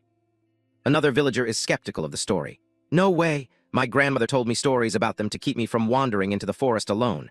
There's no way it just left like that." Another adds that surely there are many who could handle one. A dramatic flashback shows the reality of the encounter. The man standing alone against a terrifying, massive beast wreathed in lightning. Back at the campfire, Mallory agrees with the skeptical villager Thomas. "Thomas is right. I've rarely heard of anyone even seeing a void beast, let alone summoning or defeating one." The conversation continues around the fire. The man insists, "I'm just telling you what happened. Maybe I got lucky and summoned a weak one." Mallory questions how that's possible. The man admits, "All I know is that I'm not using that skill again for a very long time." Derek adds that they are creatures of legend, but the man dismisses this, saying, legends are overrated. The next morning, Mallory stands on a cart, rallying the group of survivors. All right, everyone up. Time to get moving. We want to reach Raina's before sundown. As the sun rises, the black-haired man and the young girl Brandy begin walking, while the other villagers watch them go. Brandy gently tugs on the man's arm to get his attention. He turns, asking, She looks up at him and asks, can I have some of the animals? The man looks confused, repeating, the animals. While holding his hand, Brandy explains, the ones in your bracelet. I heard you talking with Thomas about them last night. Don't see why not, the man replies. He activates his bracelet, and a blue magic circle glows as he pulls a dead rabbit from his storage. He hands the rabbit to Brandy, telling her, I can give you the others later, they're pretty big. She accepts it, saying, thank you. The man watches as Brandy holds the rabbit, and he asks her, why do you want them anyway? A memory surfaces, showing a younger, happier Brandy walking through a forest with her father. The sweet memory continues, with her father joyfully showing her a small, cute creature in a field of flowers. Back in the present, tears stream down Brandy's face as she explains, I put my skill point in leatherworking. I want to make armor for the village, so that... A brief flash of her father's smiling face appears from her memory. Brandy finishes her sentence with tearful determination, so that no one gets hurt. The man looks down at her, his expression softening with understanding. A question hangs in the air. How do you fix yourself when you're broken? The man agrees to give her more animals, telling her she can have them all. As he watches her, he has an internal realization. Maybe I can't do everything on my own after all. The scene shifts. A hand taps impatiently on a wooden ledge. An unseen person says with annoyance, for the 12th time, I don't care. An arrogant-looking official in ornate armor complains loudly. I've had a bad day, too, you know. Do you have any idea how awful it is to be stuck in this pigsty? I can't even take a scented bath. The official looks down from the ramparts of the fortified gate, addressing the crowd of refugees with bureaucratic indifference. But that doesn't mean I can let you in without proper identification, he states flatly. I don't make the rules. His cold refusal pushes Mallory past her breaking point. Her face contorts with fury and desperation as she screams up at him, her voice cracking. Then go, find Raina. The gatekeeper smirks, enjoying the confrontation. And abandon my esteemed post as gatekeeper? No, I don't think so. Plus, this is the most fun I've had all day. The protagonist turns to the defeated chieftain, Leon. Shouldn't you say something? You're a chieftain as well, aren't you?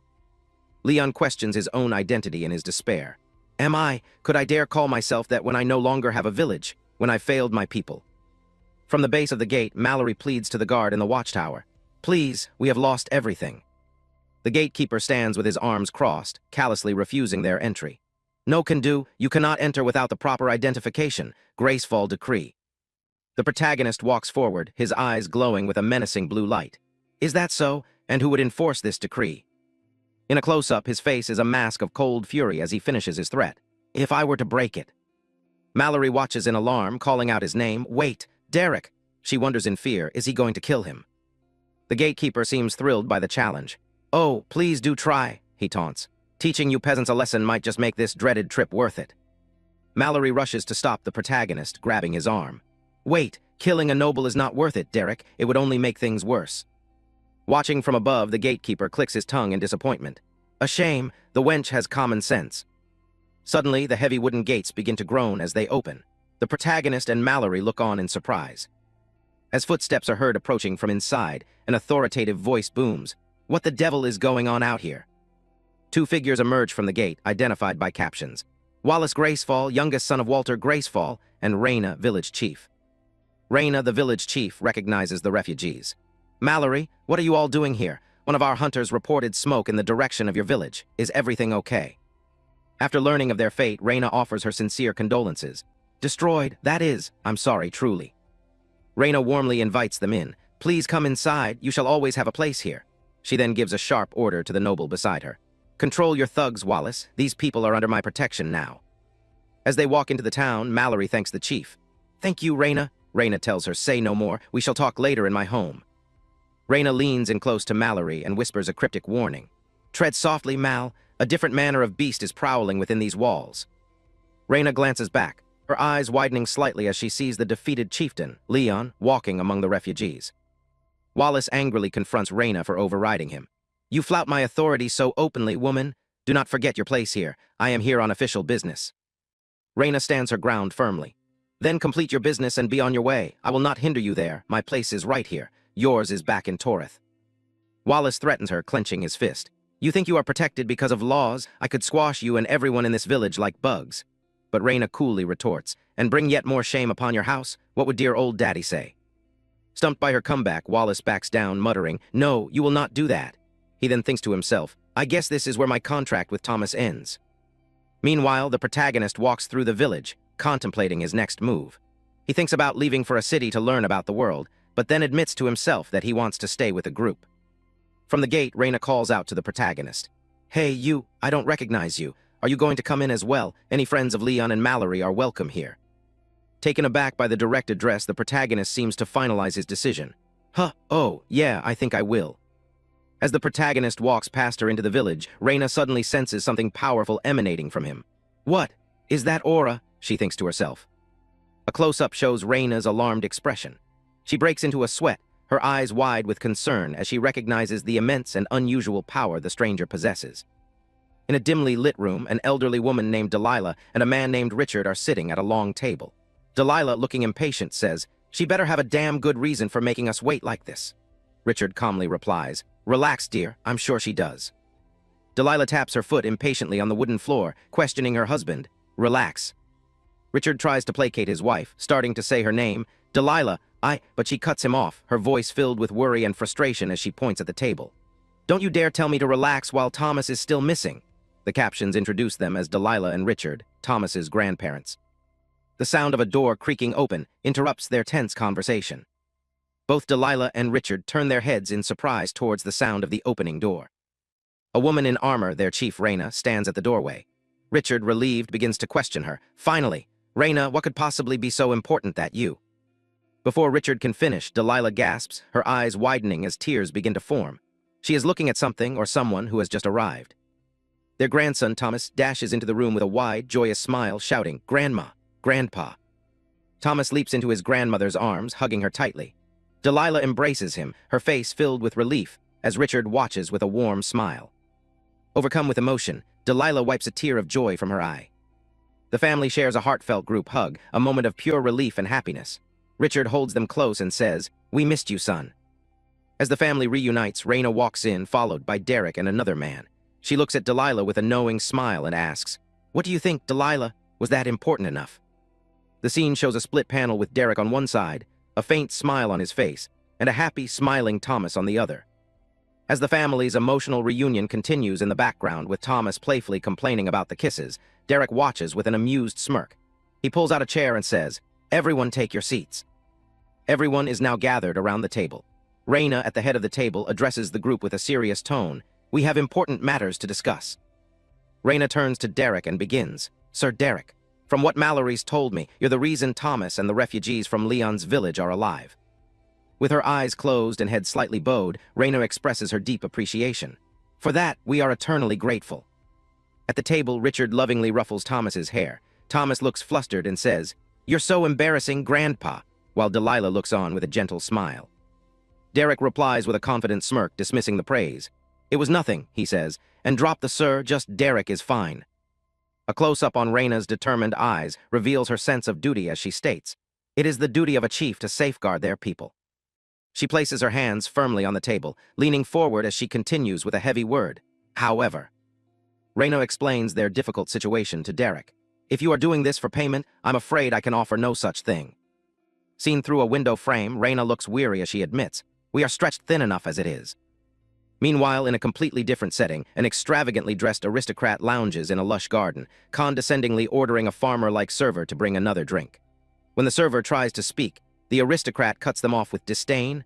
Fine. If I give you a copper, will you do it without talking to me? The scene cuts back to the tense meeting, where Derek, unfazed by Raina's confession of poverty, smirks and repeats her word back to her as a question. Payment. Derek casually dismisses the idea of payment, pointing a thumb at himself. As far as I'm concerned, Thomas already covered that. The boy helped me, so I was helping him. That's all there is to it. Thomas, sitting beside him, enthusiastically agrees. That's right.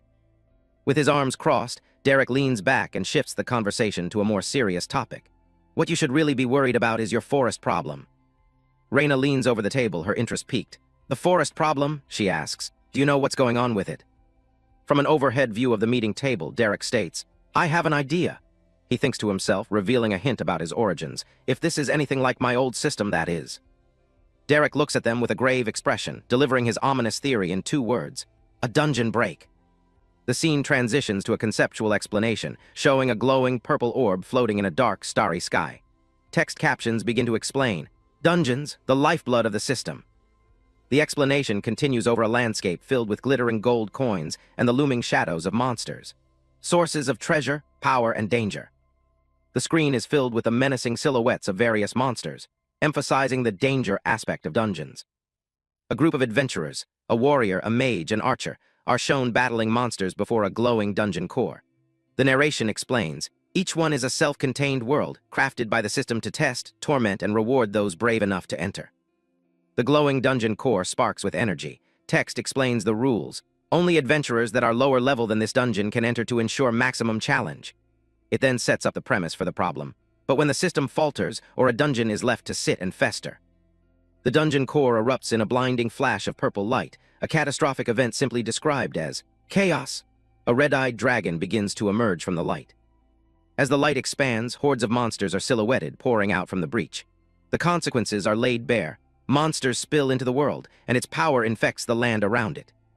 The montage concludes with a terrifying, abstract image of a demonic face with glowing yellow eyes, representing the chaos and corruption of a dungeon break.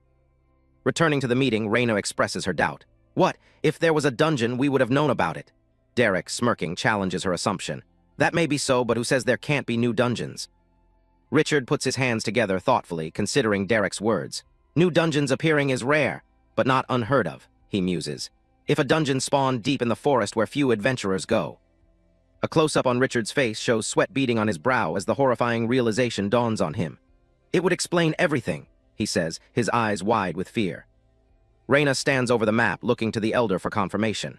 You think he's right, Richard? He replies grimly. It may be far-fetched, but it's the only thing that makes sense. Reina points to a spot on the map, turning the questioning back on Derek in an attempt to gauge his knowledge. Where did you say you were from again, Derek? Derek bluntly replies, I didn't, as he scoots his chair back from the table. He stands up, already detaching himself from the problem. Anyway, now that you have an idea of the problem, you need to find a way to fix it. Derek turns and walks toward the door, gesturing dismissively. Who knows, maybe those pricks outside can handle it, he says with a cynical tone. That is why they're here, isn't it? Delilah watches him leave, a worried expression on her face. Just as Derek is about to leave, Reina calls out desperately, Wait! Derek stops, a bead of sweat on his temple, clearly annoyed by the interruption. With the whole room watching, Reina pleads with him, acknowledging his capabilities while admitting their powerlessness. You're strong. I know we can offer nothing. But...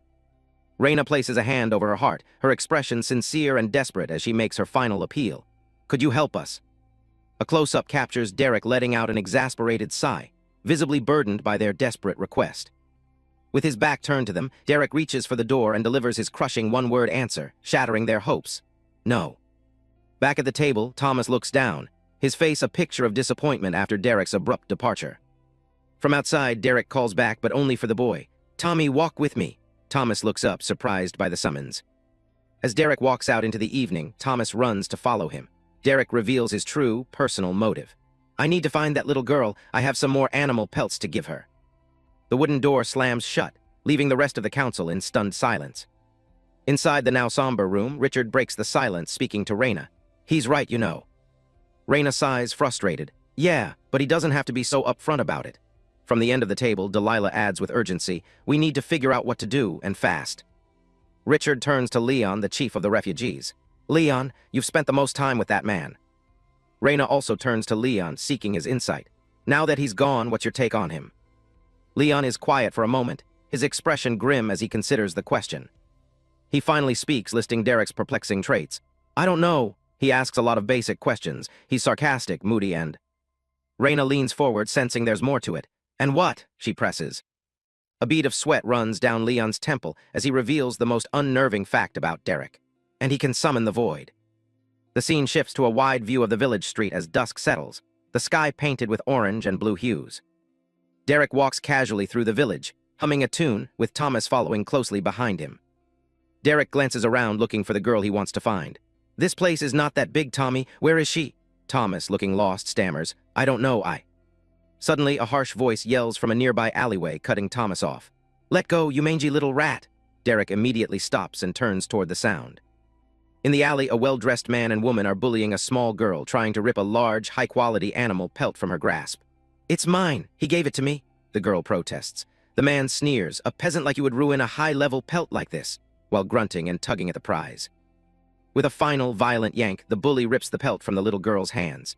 He holds it up triumphantly with a smug grin, saying, "There! That wasn't so hard now, was it?" The little girl, now kneeling on the ground, demands, "Give it back." The bully scoffs. "Or what?" He then adds a threat, revealing a larger plot. "Wallace has been itching for an excuse to teach your chief a lesson." While the little girl watches helplessly from the ground, the bully turns and arrogantly drapes the stolen pelt over his arm, admiring his prize. As the bully turns to leave, he walks straight into an immovable object with a loud bonk. He recoils from the impact, angrily yelling, "Ow, watch where you're going, you." The bully's anger instantly turns to sheer terror. He looks up, trembling, his face pale with fear as he stares at the person he ran into, Derek. From Derek, a single, cold command hangs in the air. "Drop." With eyes glowing a terrifying blue, Derek glares down at the bully, his face radiating pure rage. He finishes his command with chilling menace. "The goddamn pelt."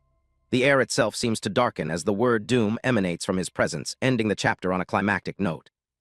A sword is stabbed forcefully into the ground as a voice cries out, "This is unacceptable." The scene reveals a group of armored nobles. Their leader, a white-haired man named Wallace, angrily demands justice, questioning how a commoner would dare to touch a noble. Wallace's face is contorted with rage as he issues a dire threat. "Move out of the way, Reyna, or heads will roll." A woman in a red dress, Reyna, bravely stands her ground, ordering Wallace to stand down. She firmly states, "I will not allow you to fight within my village," while in the background, villagers hold back the dark-haired protagonist, Derek.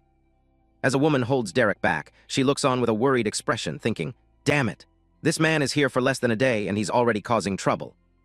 Reyna watches the unfolding events with a grim expression, confirming her own thoughts. Leon was right to be wary of him. Overwhelmed by the threatening presence of the nobles, a village woman begins to cry, comforted by a young boy. Ignoring Reyna's plea, Wallace menacingly walks forward, sword in hand, declaring, "So be it." Suddenly, a hand reaches out and grabs the wrist of one of the nobles, stopping them in their tracks.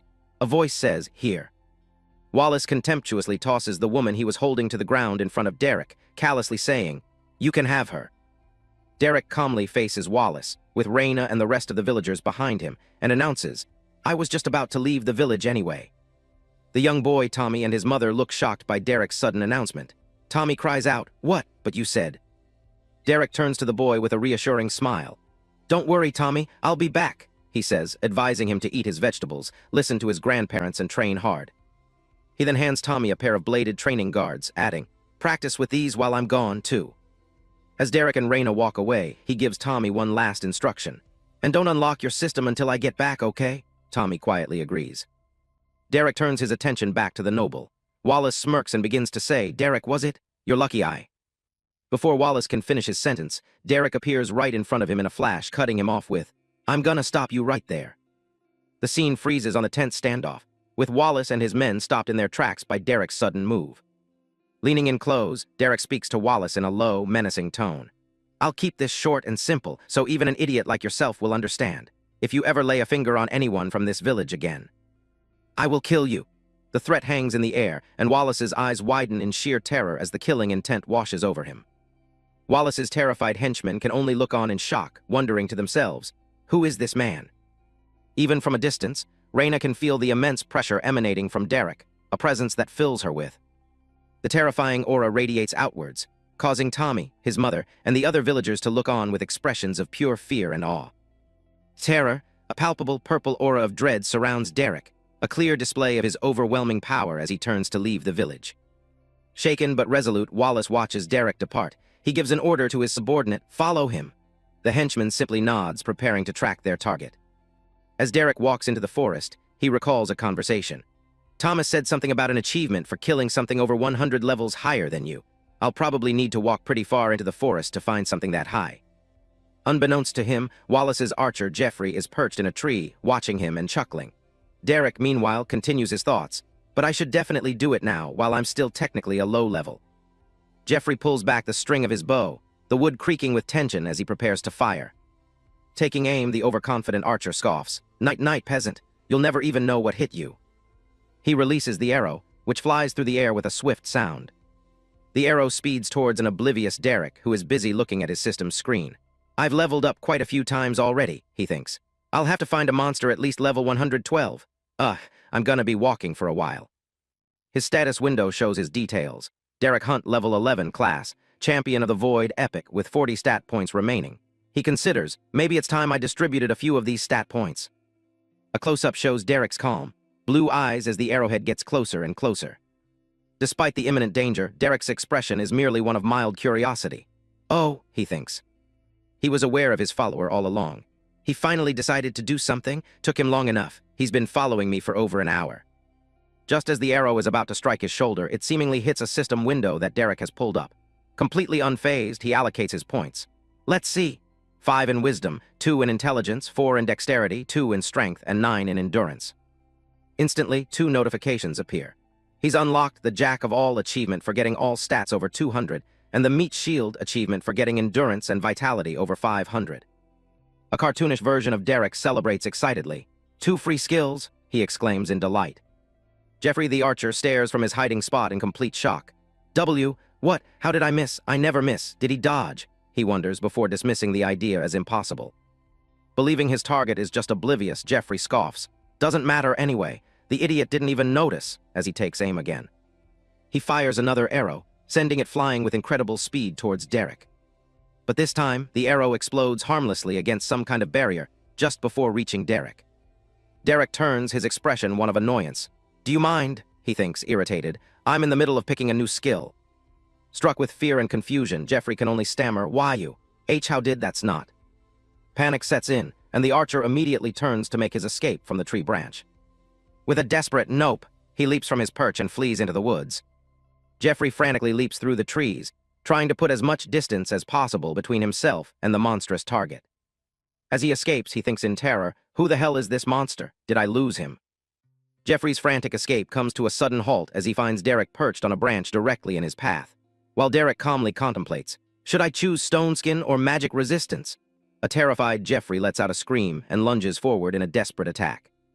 Driven by fear, Jeffrey attacks, lunging upwards towards the branch where Derek sits. However, Derek, still in a relaxed posture, casually extends his foot and effortlessly parries the desperate strike. Jeffrey screams, "Get the hell away from me!" But Derek effortlessly dodges him while still lost in thought. Or maybe thorns? Is thorns a good skill? To steady himself, Jeffrey grabs onto a thick tree branch. He lands on the branch, preparing for another, more desperate attack. With a powerful leap, he unleashes a special move, shouting, Deadeye's Barrage. A shower of magical arrows rains down from the sky, aimed directly at Derek's position. Derek gracefully leaps out of the way, landing on a lower branch. He looks up and says mockingly, "Really? Calling out the name of your skill? Kinda lame." The arrows slam into the tree with a massive explosion, obliterating the spot where Derek just was. Jeffrey lands, panting from the effort. He looks at the destruction and wonders, did I? He hopefully asks himself, did I get him? As smoke billows from the tree. A relaxed voice from above answers, almost. Jeffrey looks up in shock to see Derek sitting casually on a higher branch, completely unscathed. Suddenly, Jeffrey is struck down by an unseen force. Derek's voice rings out, "Too bad I already chose magic resistance." Later, a battered and defeated Jeffrey stumbles back towards the village. As he approaches the gate, groaning in pain, a voice yells out, "What the hell happened to you, Jeffrey?" Wallace rushes to support his injured man, demanding, "Did you kill him?" Jeffrey can only weakly answer, "No." With a face full of bruises and terror, Jeffrey admits his utter defeat. "I couldn't even scratch him." Wallace is left speechless, his eyes wide with disbelief and growing fear at the power gap. His arrogance shattered, Wallace turns to his remaining knights and makes a decision. "Gather your things, we're going back to Torith." One of his men asks in surprise, "We're fleeing." Wallace glares, his expression grim and determined. "No, we're getting reinforcements." The scene transitions, showing a peaceful sunset over the forest. As night falls, Derek continues his journey, walking alongside a serene, glowing stream deep within the woods. He decides to train one of his skills, pointing at random objects and repeatedly saying, "Identify." After identifying a rock and a tree, he receives a notification that his Identify skill has leveled up. He then spots a new creature, a small white rabbit with a horn, and begins to use his skill on it. Identify. The system window appears, identifying the seemingly innocent creature as a horned rabbit, level 54.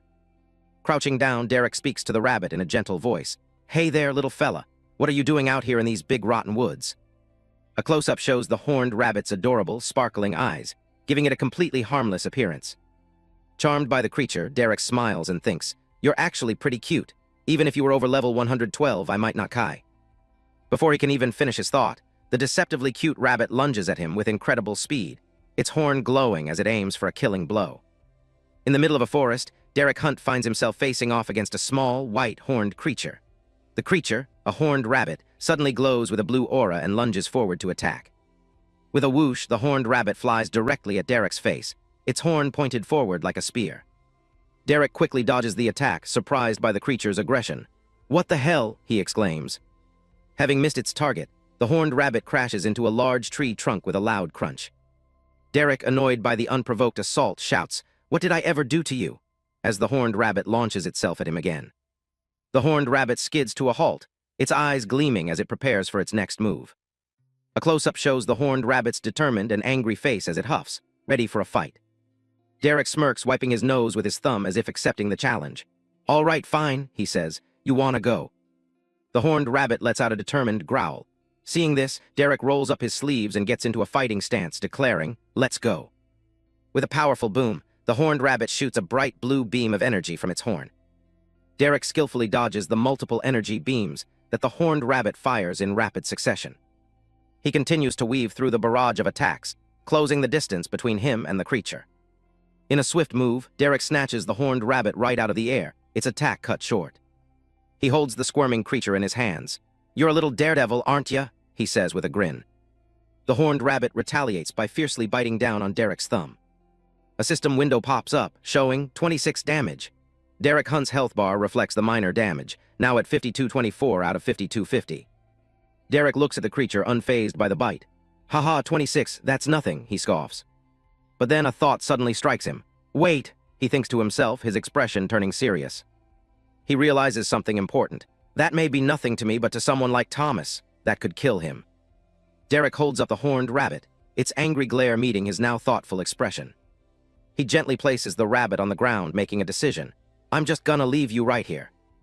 Derek turns and walks away, leaving the creature behind. "Bye-bye, Psycho Murder Bunny. You're not nearly high enough level to be worth killing." Left alone, the horned rabbit sits on the ground, its expression a mix of anger and frustration. As Derek walks through the woods, he pulls up his skill menu, ready to make a choice. Which restorative skill should I choose?" he wonders. "My defensive skill, Magic Resist, already came in quite handy." He ponders his next move with a slight, confident smirk, thinking, as he prepares to select a new skill. A system window appears before Derek, showing him the available restorative skills. He has 3 options: Cure Toxin, Life Leech, and Rejuvenation. Derek is unimpressed. Only 3 options? Stingy system, he thinks. He first considers Cure Toxin, represented by a cobra and a cross. Curing poisons and toxins? Nah, he dismisses. His attention moves to the next skill, Life Leech, which is depicted by a Grim Reaper figure. He considers Life Leech, thinking, heal myself based on the damage I do? Maybe. Then he examines Rejuvenation, which shows a targeted healing spell. A targeted heal, not bad, he notes before weighing his options. Life Leech would almost certainly heal me more, but... With a thoughtful and serious expression, Derek strokes his chin as he makes his final decision. With a decisive ding, he taps his finger on the Rejuvenation skill, selecting it. A notification confirms Rejuvenation learned successfully. As a memory of his old, smiling companions appears, Derek thinks, just in case I need to heal someone else. He immediately regrets the selfless thought, sighing as sweat drips down his face. Damn it, if I'm taking this, why did I leave? He asks himself. For a damn achievement. Standing alone under the moonlight, he questions his actions. I finally meet people after how many years alone, and I just what? Run away into the woods. What is wrong with me? God, no. Derek grits his teeth, fighting back the wave of regret and forcing himself to stop thinking about it. He tries to justify his decision to stay alone. I just would have caused them issues by staying there. For God's sake, I nearly got them killed by that void beast. It's better like this for now. His eyes narrow with determination, hardening his resolve to continue on his solitary path. Suddenly, with a loud thwack, something slams into Derek's side, knocking him off his feet and making him spit up blood. What the hell? Derek shouts, looking up just in time to see the horned rabbit whoosh past him, having delivered the blow. He turns to find the rabbit staring at him with an angry, defiant look. You're still following me? Derek asks in disbelief. Do you have a grudge or something? Before Derek can react further, the horned rabbit attacks again, but this time it fires its energy beam past him. Whoa, he exclaims. The beam strikes its true target, a grotesque, decaying wolf that was sneaking up to ambush Derek from the bushes. A close-up shows the horned rabbit's smug, almost evil-looking eyes as it prepares to bite the fallen wolf. Derek looks on in shock as the creature lets out a howl, its bones cracking while the rabbit whimpers with glee, brutally finishing it off. Covered in the wolf's blood, the horned rabbit happily hops back towards Derek, who can only stare in disbelief. I thought bunnies were herbivores. Derek breaks into a nervous sweat as he revises his opinion on the creature. This bunny is a psychopath and an idiot. The blood-spattered horned rabbit sits proudly, its fur stained red and a sparkle in its eye, looking completely pleased with itself. Derek finally relents with a shrug and a thumbs up. All right, fine, tag along, he sighs, but you better not slow me down. And so, the two of them journey onward together, Derek walking with a newfound companion hopping faithfully behind him. As evening falls, they make camp. Derek cooks a piece of meat over a campfire while the horned rabbit watches on, waiting patiently. In a montage of their journey, the horned rabbit is shown to be a ferocious hunter, at one point rocketing through a monstrous boar, killing it instantly. Despite its violent nature, the rabbit allows Derek to affectionately scratch its head. It puts on a grumpy face but seems to enjoy the attention. After a long day of traveling, Derek rests by the campfire, using the horned rabbit as a furry pillow. The horned rabbit is shown again in action, shooting off like a bullet to hunt another beast while Derek watches on. Their journey takes them deeper into a dark, misty forest. Derek gives a big yawn and stretches as they prepare for the day. Derek turns to his companion, now fully embracing its nature. Come on, Murder Bunny, let's go, he says. But the horned rabbit suddenly stops, planting itself firmly on the ground, refusing to move forward. Derek turns around, a bead of sweat running down his face as he senses the change. Huh, he says, confused by the rabbit's sudden halt. He looks out at the path ahead and understands.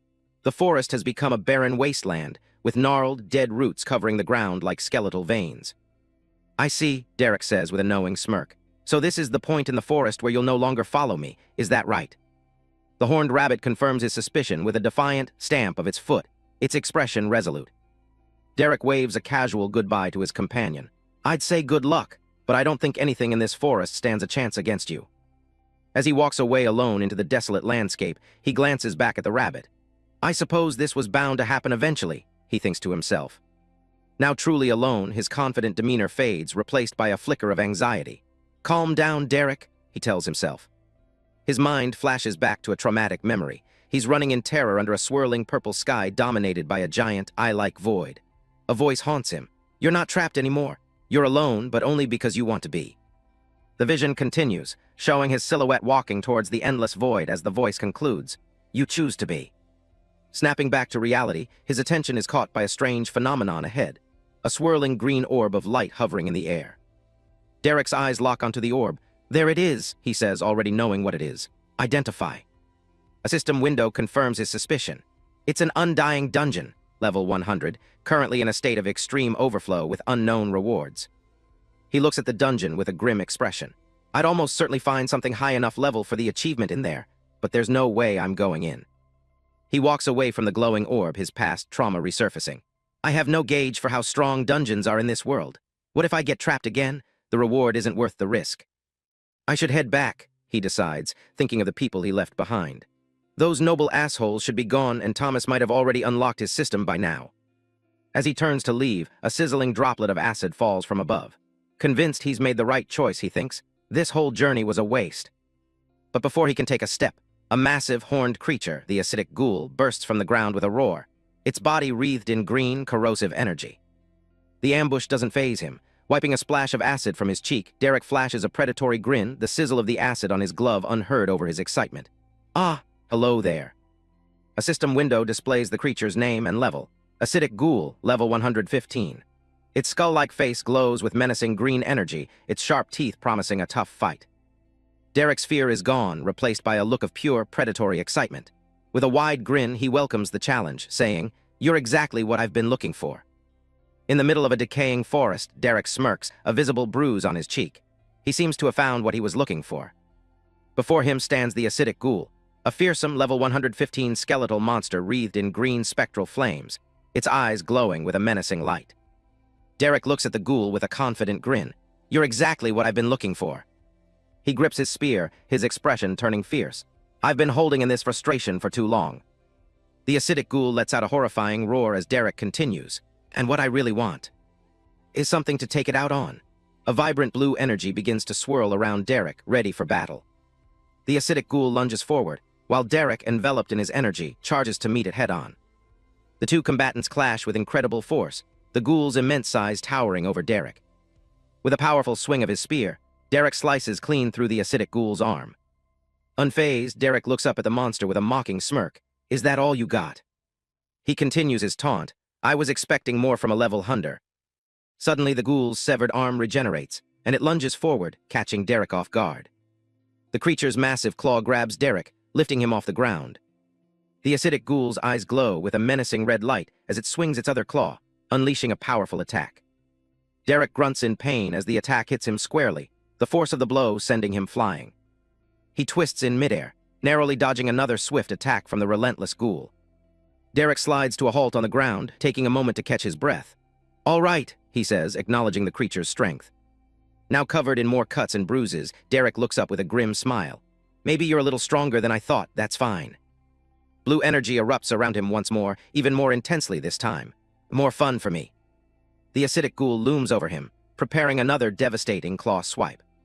Derek's eyes widen as he braces for the incoming horizontal slash. He holds his spear defensively, managing to block the ghoul's powerful strike. The impact shatters part of his armor, and Derek grunts with effort as he's pushed back by the sheer force of the blow. His eyes now glowing with the same blue energy that surrounds him, Derek gathers power into his spear, preparing to unleash a decisive counterattack. He thrusts his spear forward, releasing a massive beam of energy that engulfs the acidic ghoul, which roars in agony as it's blasted backward. The acidic ghoul is thrown back, its body already starting to disintegrate from the force of Derek's powerful attack. As the ghoul hisses and dissolves, acid splashes onto Derek. He yells out in frustration and disbelief, "You call yourself a level 115. Derek grits his teeth in pain as the acid sizzles and melts through his tattered clothing and armor. His eyes begin to glow with a furious purple energy as he questions, is this what passes for strength in this system? He squeezes the handle of his spear, and a brilliant purple void energy erupts around him. A sinister smile spreads across his face, his eyes glowing intensely. Don't make me laugh, he scoffs. The acidic ghoul lets out one final, agonizing roar as it is consumed by Derek's overwhelming void energy. Derek unleashes the full extent of his power, sending a massive pillar of purple energy straight through the monster, completely obliterating it. The immense energy blast rumbles through the desolate forest, tearing up the ground and surrounding trees. As the light subsides, Derek stands panting, his clothes in tatters, surrounded by the swirling remnants of his void power. A series of system notifications appear. You have killed level 115 acidic ghoul, 4,345 experience gained. This is immediately followed by 4 consecutive level up messages. Another window pops up. Achievement unlocked, Greater Giant Slayer. You've slain a creature 100 levels above your own, plus 2 skill points. Standing in the crater left by his attack, Derek looks at the dissipating energy and curses. Damn it. On the ground, puddles of the ghoul's acid continue to sizzle, a reminder of the tough battle. Derek looks down at his battered and corroded armor, sighing in frustration. The acid ruined my armor even more. A blue light envelops his body as he decides to unequip the armor. I'll have to store it until I can get it repaired, whenever that will be. Now shirtless and covered in blood and grime, Derek pulls off what's left of his shirt.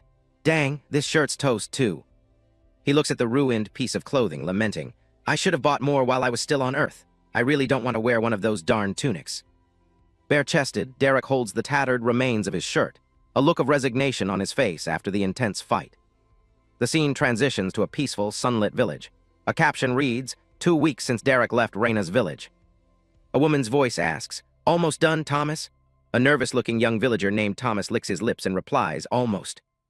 A young, blonde-haired boy named Brandy makes a final swipe with an electric razor, exclaiming, and finished. He holds up the modern-looking electric razor, a piece of technology likely brought by Derek. Brandy presents his work asking, What do you think? Thomas remains silent, carefully examining the fresh haircut in a handheld mirror with an uncertain look. Suddenly, Thomas's face lights up with joy. I love it, he exclaims, then enthusiastically calls out to the nearby villagers, If anyone else needs one, send them my way. His loud promotion is sure to attract some attention. Nearby, a woman with reddish-brown hair named Raina sighs with exasperation. I can't believe everyone's letting you do that to their hair. Brandy, holding up his razor, cheerfully offers, if you want, I could always. Raina's expression darkens immediately, and a menacing aura surrounds her as she glares at Brandy, warning him with a deadly tone, don't even think about it. Brandy throws his hands up in surrender, a nervous blush on his face. Okay, I'll stop offering, he says quickly. Raina, satisfied, simply replies, good. Raina sighs again, this time with a weary look as she gazes at her crafting tools laid out on the table. She asks Brandy, though seemingly to herself, everything okay, Brandy? She looks over at him with a tired expression. Yeah, I just think I've done everything I can with the hides Derek gave me. The sunlight glints off her well-used tools and rolls of leather. I've used and reused them to death. I don't think any would survive another try. I need him to bring me some more. Brandy leans against the table. I feel you. I hope Derek gets back soon. My 13th birthday was 2 days ago. I really want to unlock the great system already. Raina looks at him thoughtfully, a small frog appearing in her thought bubble. Didn't your grandpa catch you a frog to kill? Brandy smiles confidently. Yeah, but it was only level 7, so I had to tell him no. He was disappointed, but Derek asked me to wait to unlock it until he got back. He and Raina look out towards the horizon as the sun sets. Brandy adds with certainty, I know he'll find something even better for me.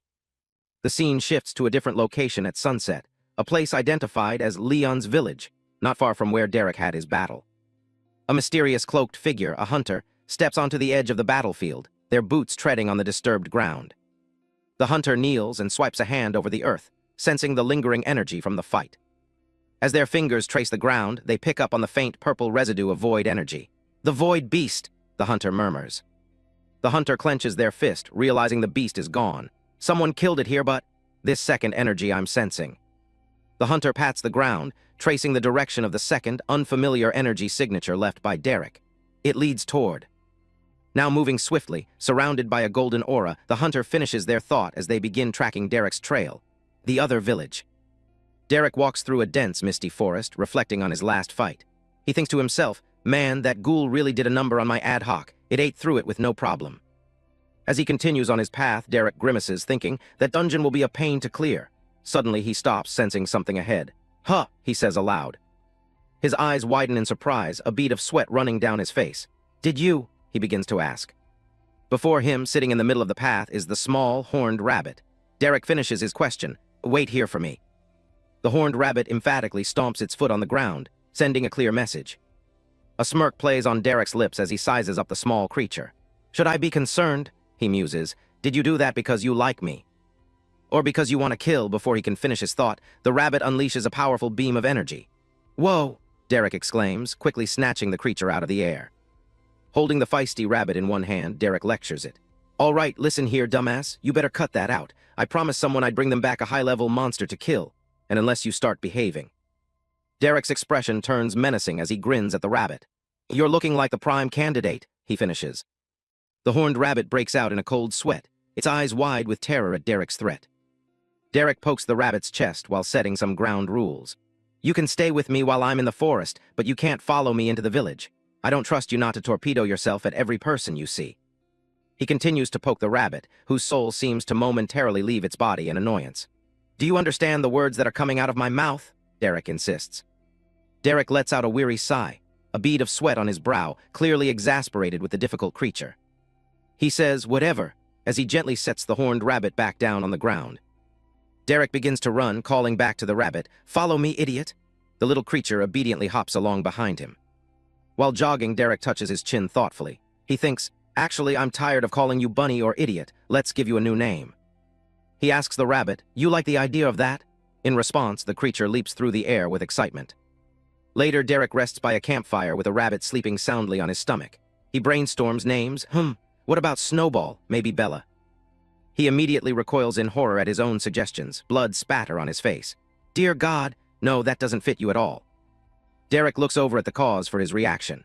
The rabbit is happily feasting on the bloody carcass of a large undead forest bear, level 59. He thinks, let's see. Standing with the rabbit on a cliff at sunset, Derek continues to ponder. You're insane and try to kill everything. Dingbat, no, too weird. Beelzebunny, nah, too long. Then inspiration strikes. Wait. Derek's face lights up with a triumphant smile. I got it, the perfect name, he says. He kneels before the rabbit. A trail of blood drops from its last meal on the ground between them.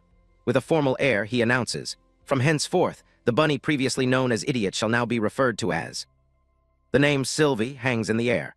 The newly christened rabbit, still stained with blood from its meal, looks up, seemingly accepting its new identity. And with that, a new partnership is forged. Derek leads the way, calling out to his companion, "Come, Sylvie, there are things that need headbutting." The small rabbit happily hops along, officially starting their journey together. 1 week later, Derek and Sylvie walk down a path leading to a wooden bridge, presumably towards the village. Derek is carrying a small, squeaky toy. At the edge of the forest, Derek stops. He holds up the toy, which looks like a chipmunk, and says to his companion, "I guess this is it, Sylvie." Derek looks at Sylvie with a serious expression. "I can't let you come to the village with me," he explains. "You'd cause a massacre." He instructs her, "So, stay here in the forest." Sylvie looks up at him, listening. He reassures her, "Don't worry, I'll be back in a few days." Derek offers the squeaking chipmunk toy to Sylvie, whose eyes gleam with malice. "If you're still here, maybe we can travel together again," he says, trying to strike a deal. He wipes the toy, a gentle smile on his face as he admits, "You know, despite everything, I'm gonna miss." Suddenly, with a loud boom, Sylvie launches herself headfirst into a thick tree, completely ignoring the toy. A shocked Derek can only yell, "What the hell?" As the tree crashes down, Derek stands on the wooden bridge and shouts in exasperation, "Stay in the forest, you psychopath." Derek looks down at the level 50 woodland chipmunk toy with frustration while Sylvie stands defiantly behind him. "Idiot bunny, we were having a moment," he mutters. "I should let Thomas kill you instead of this darn chipmunk." Derek approaches the tall wooden wall of the village. A guard posted on top spots him and yells, "You." The guard challenges him, "Halt, who are you, what do you need?" Standing below, Derek calmly introduces himself. "I'm Derek, you may have heard of me, I'm just getting back." Derek tells the guard, "No need to go through the trouble of opening the gate," as he bends his knees into a deep squat. The guard yells, "What?" but is cut short as Derek leaps powerfully into the air, soaring over the palisade. The guard can only look on in disbelief, exclaiming, "Huh." As Derek lands atop the wooden wall, his foot slips on the edge, causing him to lose his balance. "Whoa, whoa, whoa," he yelps. The quick-thinking guard immediately reaches out and catches Derek's arm, steadying him and preventing a fall. Derek grins at the guard who helped him. "Careful there," he says, then adds with a smile, "and nice haircut." The guard, looking flustered, stammers, "Thanks." Safely on the wall, Derek leaps down into the village grounds below as the guard watches from his post. Now inside the village, Derek cups his hands to his mouth and shouts, "Oi, Thomas, I'm back." A villager yells, "Watch where you're going, Thomas." As a young boy with blonde hair, Thomas skids to a halt. Another villager calls out, "Derek." Another villager says, "Oof," as Thomas runs past. Hearing the commotion, other people exclaim, "Derek's back." A young, red-haired girl, Brandy, joins Thomas as they both rush towards Derek. Thomas and Brandy excitedly surround Derek, talking all at once. Thomas boasts, "I've been practicing with the Mana Clippers, just like you asked. Guess what? I got my leatherworking skill all the way to level 5. It's almost the highest in the village. Brandy wouldn't let me cut her hair, but I cut a bunch of other people's." The excited children continue to bombard him. Thomas asks, "What did you get me? You said you'd find something high level, right? I ran out of hide, I used them all so much." Brandy eagerly chimes in, "Grandpa got one for me, but I was waiting for you, Derek. It was hard at first, but I got better. Do you have a knife I can have, Derek, do you?" They both look up at him with pleading eyes, asking in unison, "Are you proud of me, Derek? Please, Derek."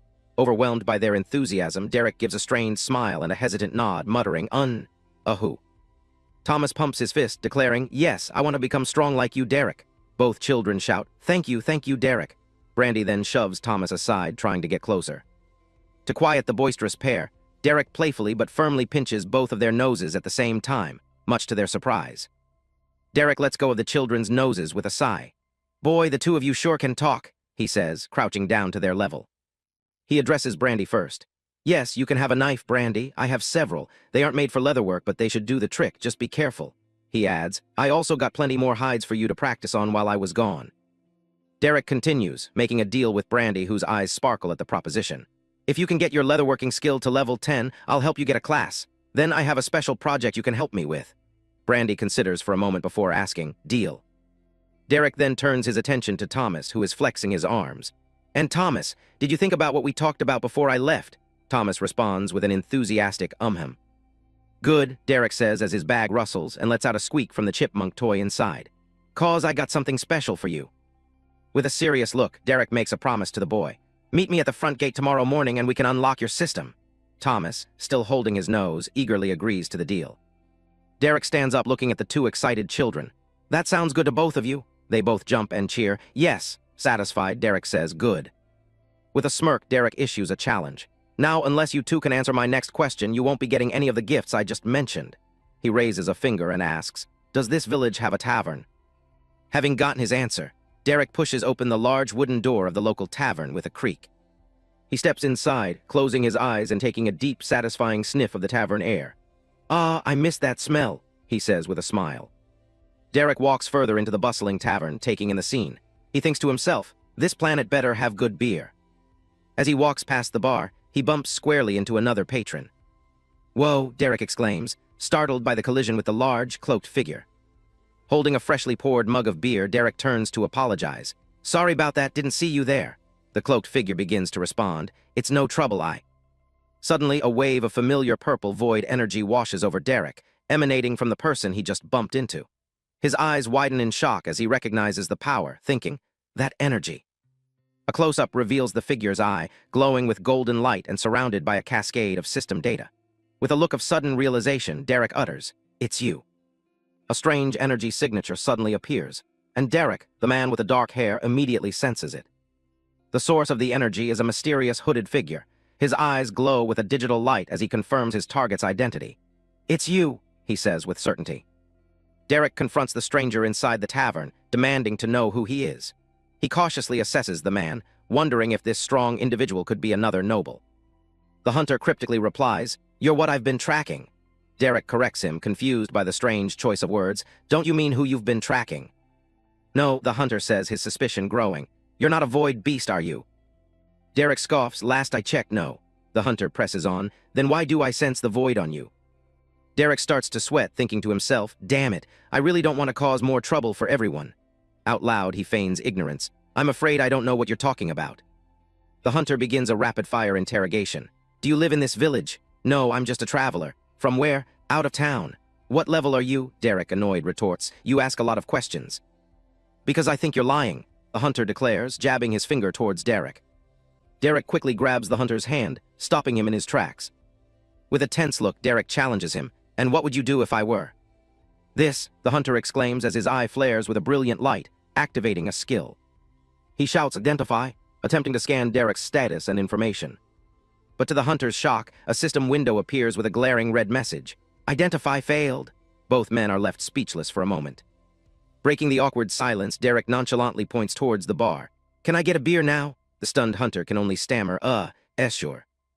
Derek approaches the man behind the counter. You must be Derek. The bartender replies, guilty. Derek continues, I've heard quite a bit of talk about you.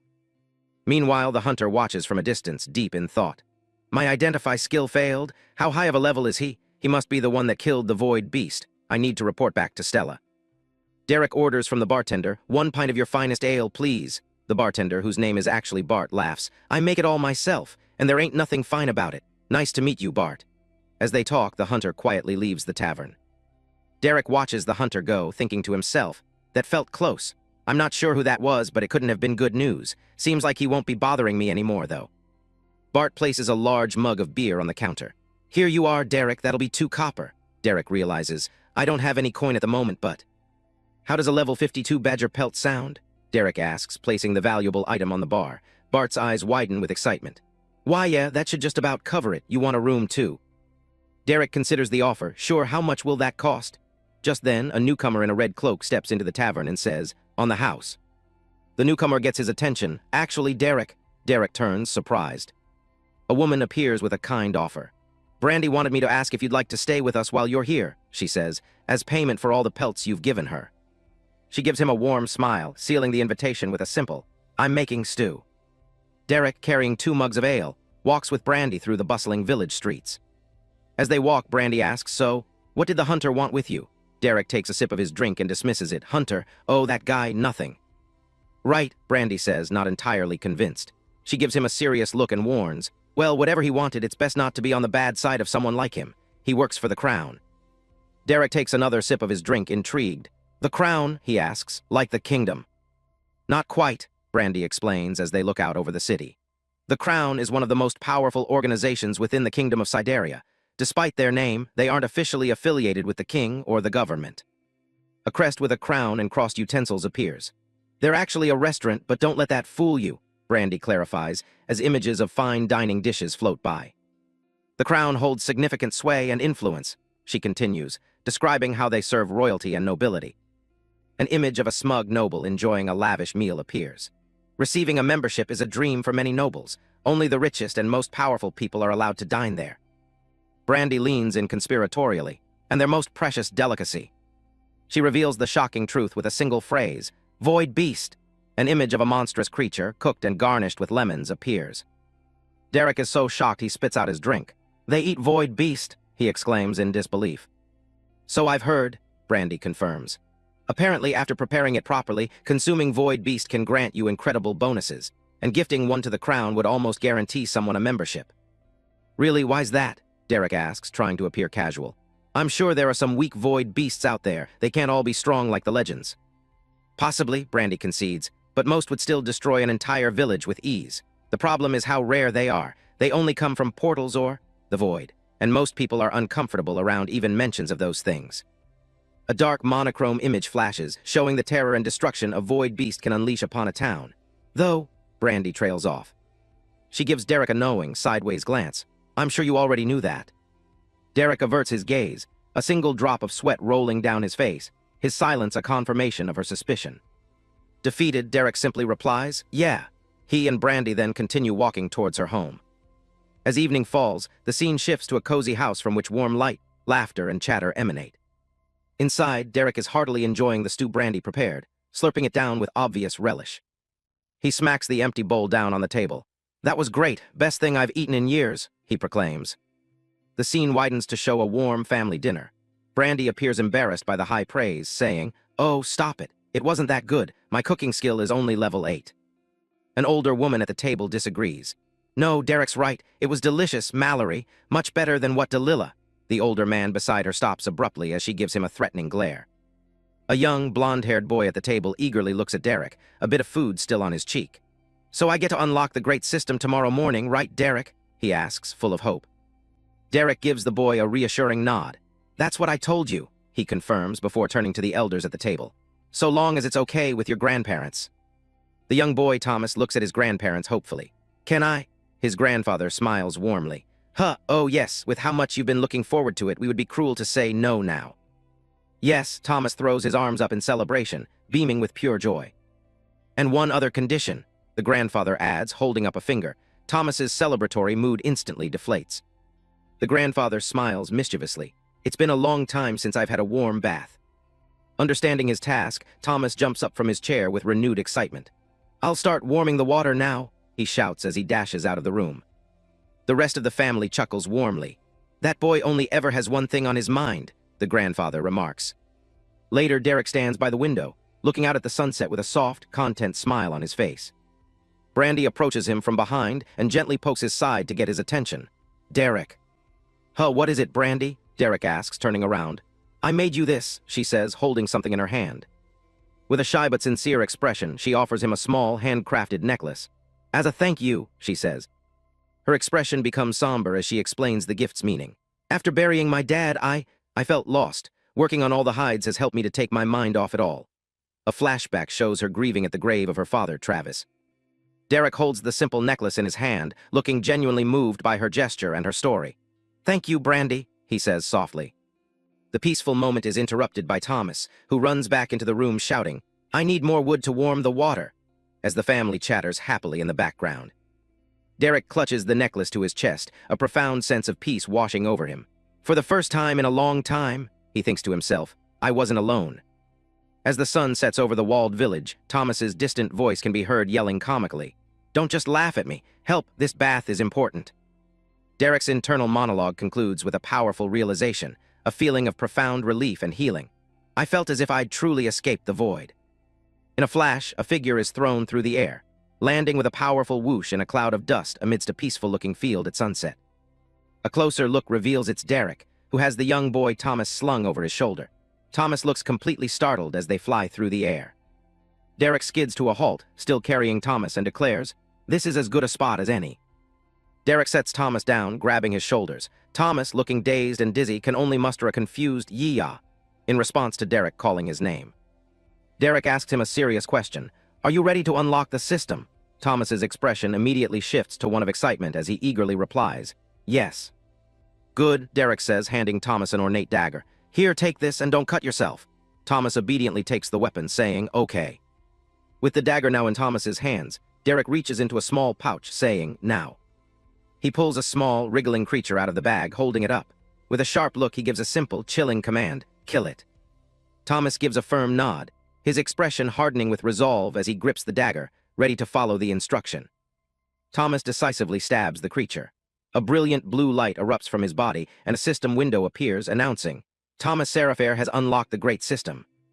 Derek now holds the bloody dagger, looking nonchalantly at Thomas. Well, he asks, how do you feel? Thomas looks at his hands in shock, stuttering, I got an achievement saying it was over level 50. How was I able to kill something that strong? Derek reveals the secret. This knife was made by the same smith that made my glaive, he explains, holding the glowing weapon. It's my sharpest one. Now before we go any further, Derek says, pointing a finger at Thomas, there's something important I need to ask.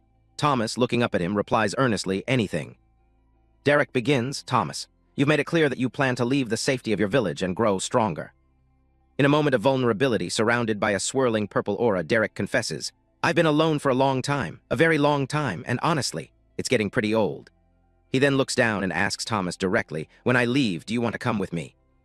Thomas is completely taken aback, his eyes wide with a mix of shock and hope. You, he stammers, you would let me travel with you. Yeah, that's why I asked, Derek confirms. Thomas is ecstatic, his mind racing with excitement.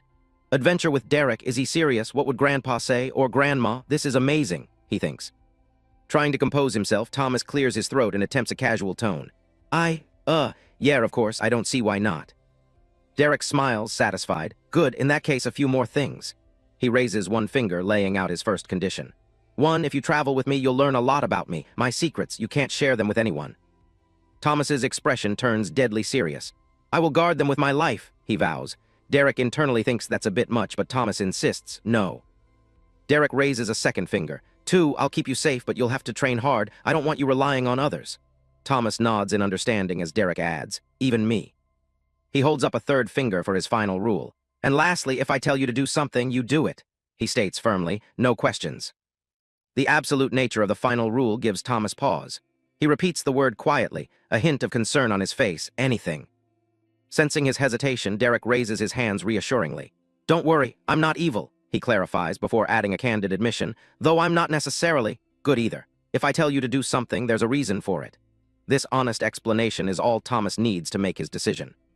With newfound determination, Thomas clenches his fists and agrees. Okay, I want to travel with you, Derek. Derek smiles and shakes Thomas's hand firmly. Then welcome to the team. Later, under a bright blue sky, Derek is relaxing in a grassy field while Thomas reviews his new system window. Derek asks, so how many skill points do you have? Thomas replies, 3. Derek smirks, perfect, you're about to only have 1. As Thomas shouts in protest, Derek calmly reminds him, like I said, do what I say. Derek issues his first command for Thomas's build. Use 1 skill point to get meditation and the other for identify. Thomas looks at the corresponding skill icons and reluctantly agrees, confirming, okay, it's done. Sensing Thomas's disappointment, Derek puts a hand on his shoulder.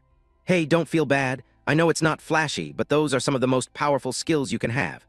He explains that high-level meditation allows for rapid health and mana restoration, while high-level identify protects one's personal information from others. Thomas visualizes the concepts, a figure restoring energy and another whose eye glows with power, but can't help but complain aloud. But they're so boring. Derek reassures him, then you'll be happy to hear that you can spend your last one on something a little more exciting. He then asks, do you know what you want your future class to be? Thomas's eyes light up as he imagines himself as a swift, shadowy ninja. I want to be fast, he exclaims. I want to hit things before they even see me coming. Then spend your last point on light weapons mastery, Derek instructs. Thomas immediately does so, tapping the system window with a decisive click.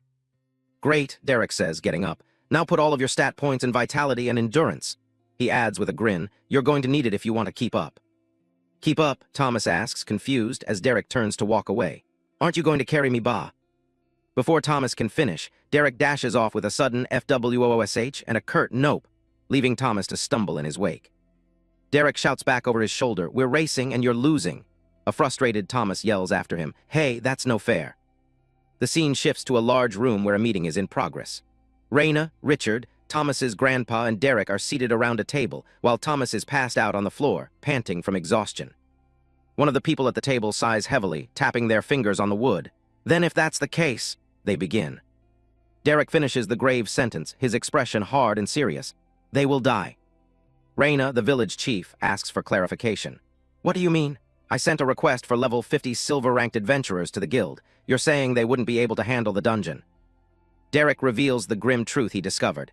"During my trip into the forest, I found the dungeon." He pauses before delivering the shocking news. It was level 100. The revelation sends a wave of shock through the room. Thomas's grandpa, Richard, and Raina are all stunned into silence, unable to believe what they've just heard. Derek's eyes glint with intensity as he specifies the rank that corresponds to such a high level. Gold. He lays out the new plan. "We need a team of level 100 gold-ranked adventurers." Thomas's grandpa immediately responds. "I'll start writing a new request after this meeting." Derek turns to the man with the fur cloak. "Richard, do you have a map of the area?" At the same time, Thomas's grandpa directs his grandson, "Thomas, grab the map. It's in the top drawer over there." Thomas quickly complies, shouting, "Yes, grandpa." Raina unrolls the map and points to a location. "Here is Raina's village," she explains. "The red X's are dungeons that we're aware of. The words beneath them state the max level allowed in the dungeon, the type of monster, what its rewards are, and how many people can go in at once." A close-up of the map shows the dungeon details near Raina's village. A red circle highlights the information. 25, INSECTS, support skill, 4 people. Derek points to another spot on the map, deducing, "Then the undead dungeon should be roughly here." He looks to Thomas's grandpa, holding a glowing pen, and asks for permission to alter the map. "May I?" The old man graciously replies, "Of course."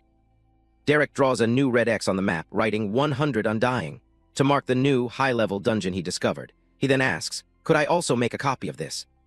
Raina agrees, "I don't see why not." After thanking her, Derek turns his attention to Raina with a pointed question. "By the way, Raina, with all the dungeons and monsters in the area, why are you only level 31? A blue system aura envelops a flustered Raina as she realizes what he's done. "You used to identify on me?" she exclaims, a status window below her confirming she is a level 31 human female. Derek coolly retorts, "Don't act like you haven't tried to do the same to me."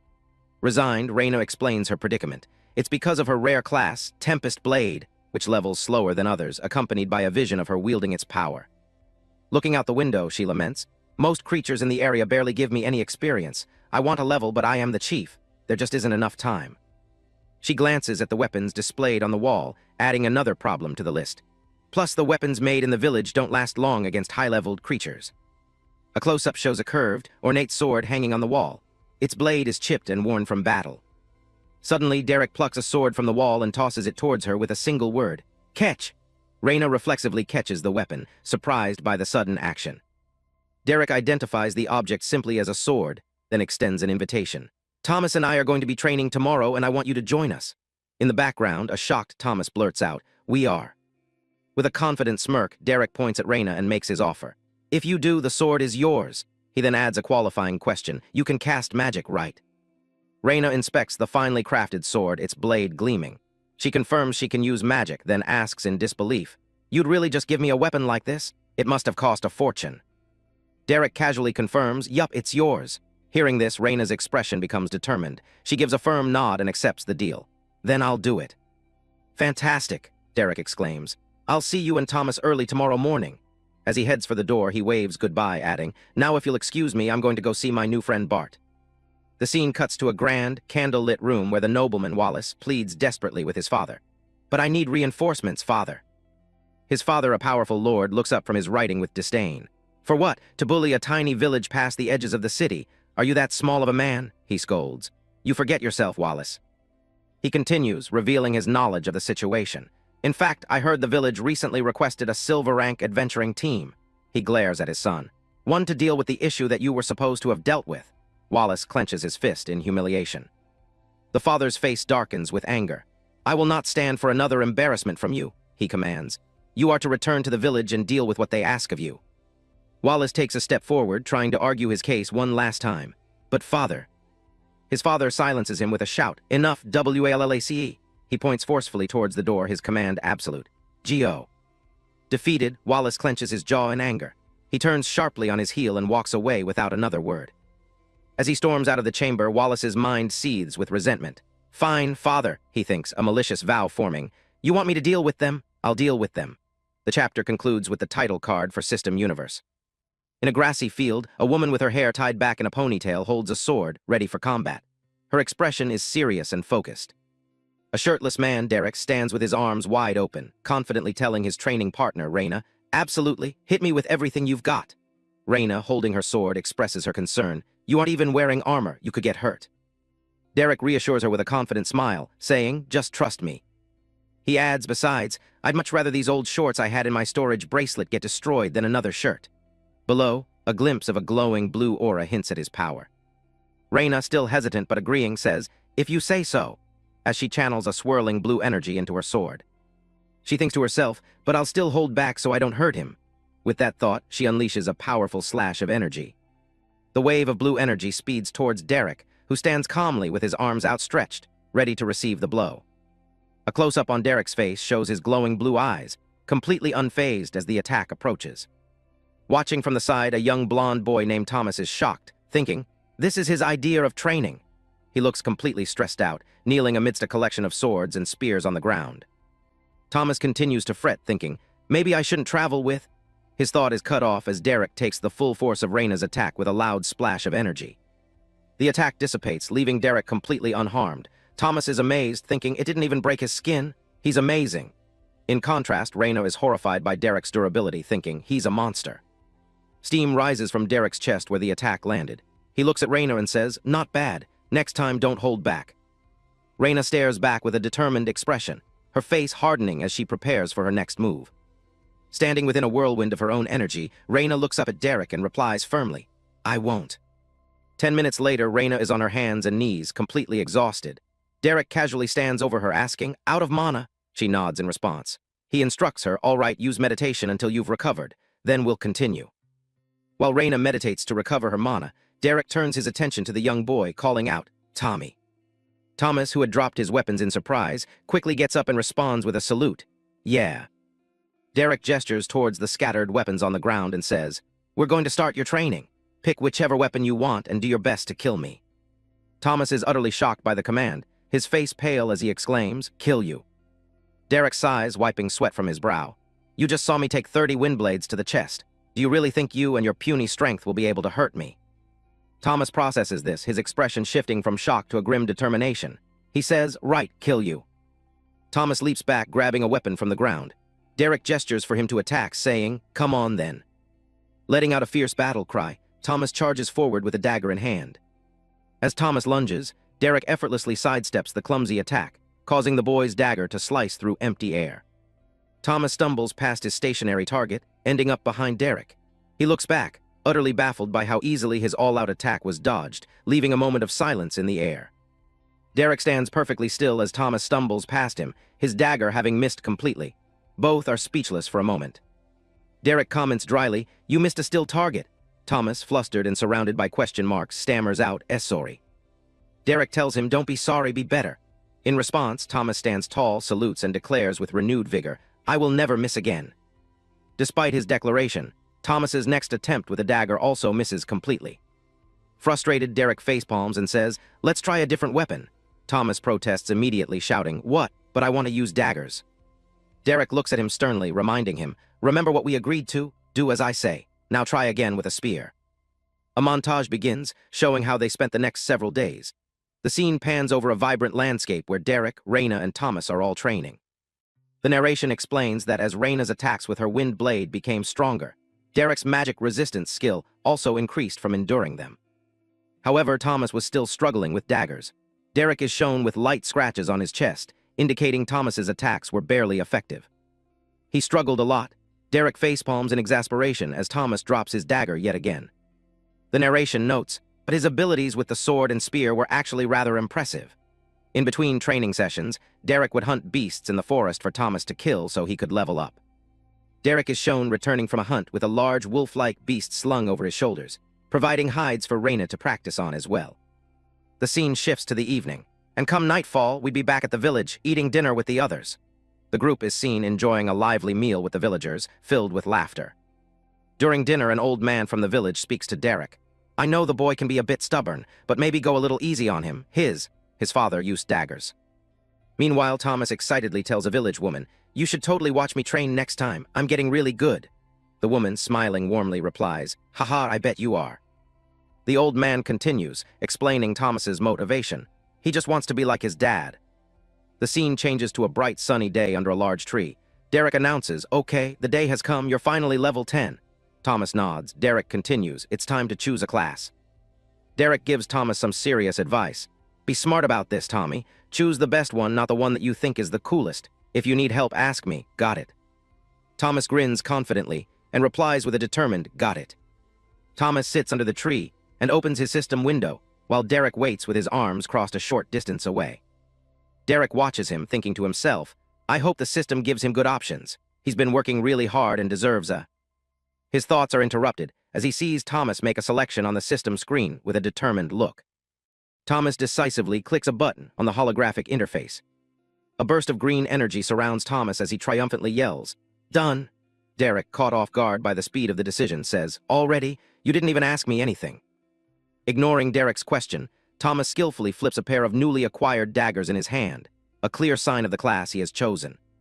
Thomas proudly catches his new dagger, declaring, "I didn't need to, I had the perfect option."